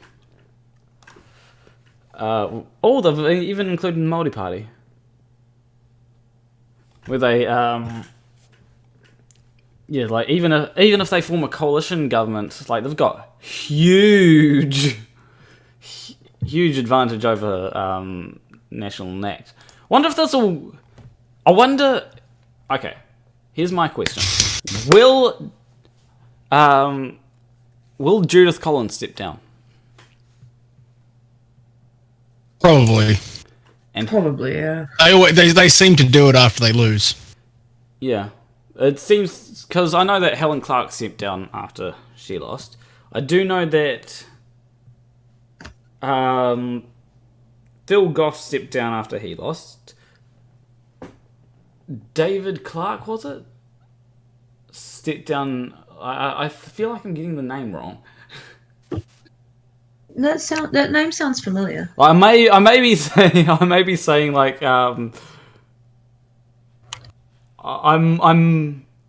no, it can't be David Clark because I feel like I'm referencing Jacinda's partner rather than actually saying who was the leader of the Labour Party like before Simon Little. Angela?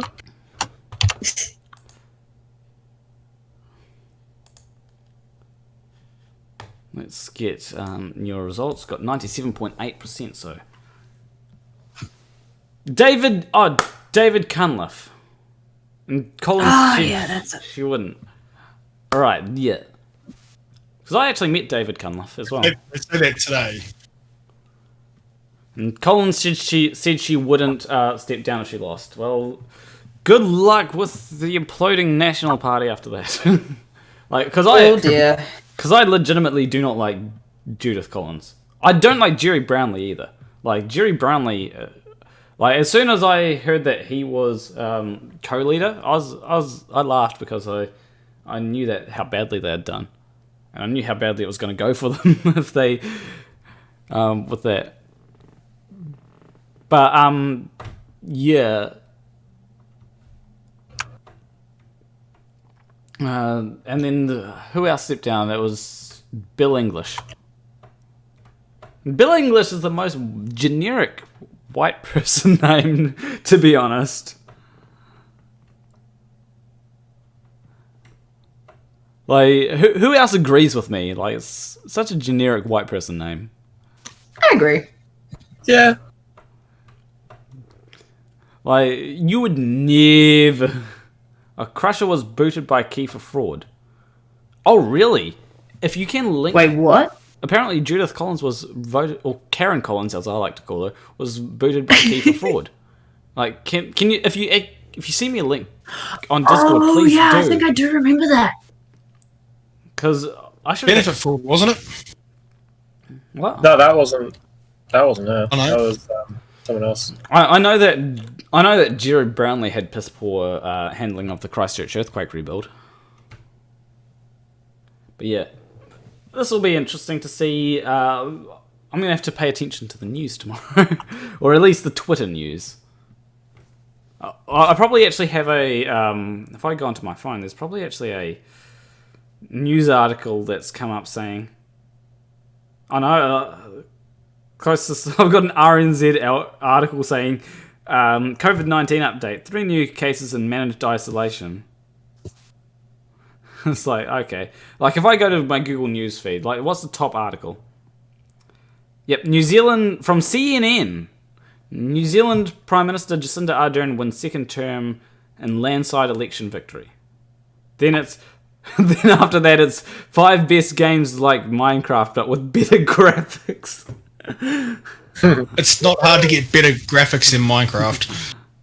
And then there's research team discovers uniquely quantum effect in erasing information. Then it's Planet Earth report. The supermassive Milky Way experiment nobody thought would work prior and then something else. Because this is teary-eyed moment as rugby legends pack the pack in Invercargill. And then it's Thor Love and Thunder leak undoes the best moment in Avengers Endgame. Okay. I'm not gonna worry about that. First look, PlayStation 5's next generation experience. Is there any Christchurch I see as read as voters back Labour. That's another election thing. Oh, another one is, I've got some related here. Labour set to govern alone with 90% of the votes counted. That was 2 hours ago. And then... I get a Yu-Gi-Oh one. Like, I don't get... Why am I not getting much New Zealand election things? Because I keep up with New Zealand stuff. Well, at least I try. Oh, your Google search history is saying no, you don't. Well, This is the only thing I've got in my inbox is 2 things from Netflix and 1 from Domino's. Okay. I don't think I got in my inbox is Emails, Floyd. not your Google News thing. Huh? That's your emails, not your Google articles and shit like that. Yeah, this is on my phone, and now I'm. Yes, I'm happy. Give me cookies. So admit a scandal about her ties to a controversial blogger. In 3 weeks before the general election, her resignation may affect the chances of the Prime Minister John Key returning for a 3rd term in office. Opposition parties will see the move as a victory, while Key hopes it brings closure to the scandal. Oh yeah, there was a whole dirty politics books. I actually that was something that I probably should have read, like, because I do like when I do like when a party is actually exposed for doing dirty things. Like, that's happening over in Australia. Like, Gladys Berejiklian is getting roasted by the ICAP over there. Or is it IPAC? Or something like that. And Isn't Biden getting roasted over in America too? well, I think both Trump and Biden are getting roasted. Well, no, didn't some stuff come out about Biden's son? Danny was talking about it the other day. Yeah. Son had photos with him sleeping, crack pipe and stuff. Oh, okay. Oh, and then her husband has Chinese business ties. Well, that makes way too much sense, and I do not like the amount of sense that it's making. I don't like when something makes way too much sense, and you know that because it makes sense, it's bad. You know? There's good things that make sense, and there's bad things that make sense. Exactly. And like when it comes to when it comes to like certain things, like if someone's got a connection to China, right, and then the party is giving control of New Zealand to China, that's a bad thing. You know, That's a bad thing. You know why it's happening, and it's like, okay, that's not something that should be happening. But yeah. Anyway, But why is it it is working? midnight. Let's see what the results are. Now, at this point, you know, it's not going to change much. We're at 98.1. It's not going to change. So I think we'll wrap up here. Congratulations to Jacinda Ardern for winning the election. I think that's... Oh, Auntie Cindy. I think that even though she wasn't my pick, I think that a congratulations is still in order. And she did do well on the COVID-19 stuff. So She's gone through a lot, and she's handled it amazingly. she has handled it well. And it's not so much that she wasn't my pick for Prime Minister. It's more that her party wasn't my pick for the party that I wanted to get in. That's... like, I could handle, like, her being the... I think it would be better for her to be the leader of the Greens party and have... I reckon she'd rock that. Yeah. Yeah, answer the dunked crusher. That's all that really matters. True. Although I would have liked the Greens to get in. And if she does form a coalition government with the Greens, despite being able to govern alone, then I'll be happy with that. I honestly will. Because That'll just be an empty. it'll just be an empty gesture. Because even I- on a controversial topic, they've still got the numbers to vote however way Labour wants to vote. Exactly. Yeah. And it is a bit scary in a way. Like if there's a issue that I align more with the Greens and that Labour doesn't particularly align with me, and they're pushing through something that might be bad, or I'd view as bad, then maybe. But then the Labour are very centre, and so I don't think that they're going to push any controversial thing, right? You know, so... Anyway, I think this is good because it's the best chance of making everyone happy. yeah. Yeah. But yeah, this was fun. I'll probably send an email to Vosh tomorrow, and with what I've learned about New Zealand politics, and just be like, "Yo, Vosh, I've got an idea for you," and then go on a stream.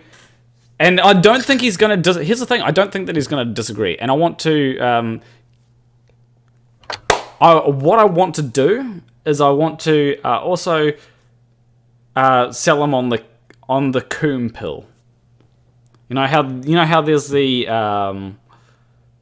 red pill, there's the blue pill, there's the black pill, and then there's the bread pill. I want to sell him on the Coom pill. Sure, it's just Viagra, but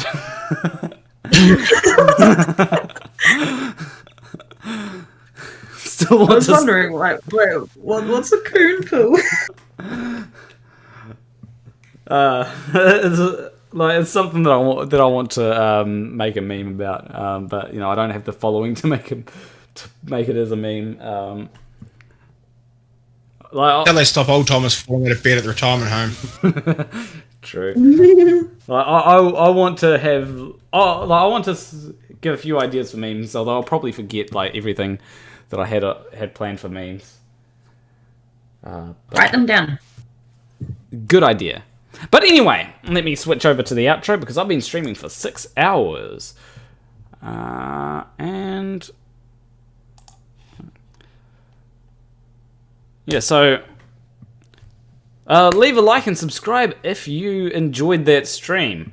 Also, make sure to check back in 3 years when we do the one for 2023 because we have elections every 3 years to watch me get disappointed as Labour has another landslide victory. Anyway, yeah. I think tune would be in order to put us out. Between you and me, thank you for watching.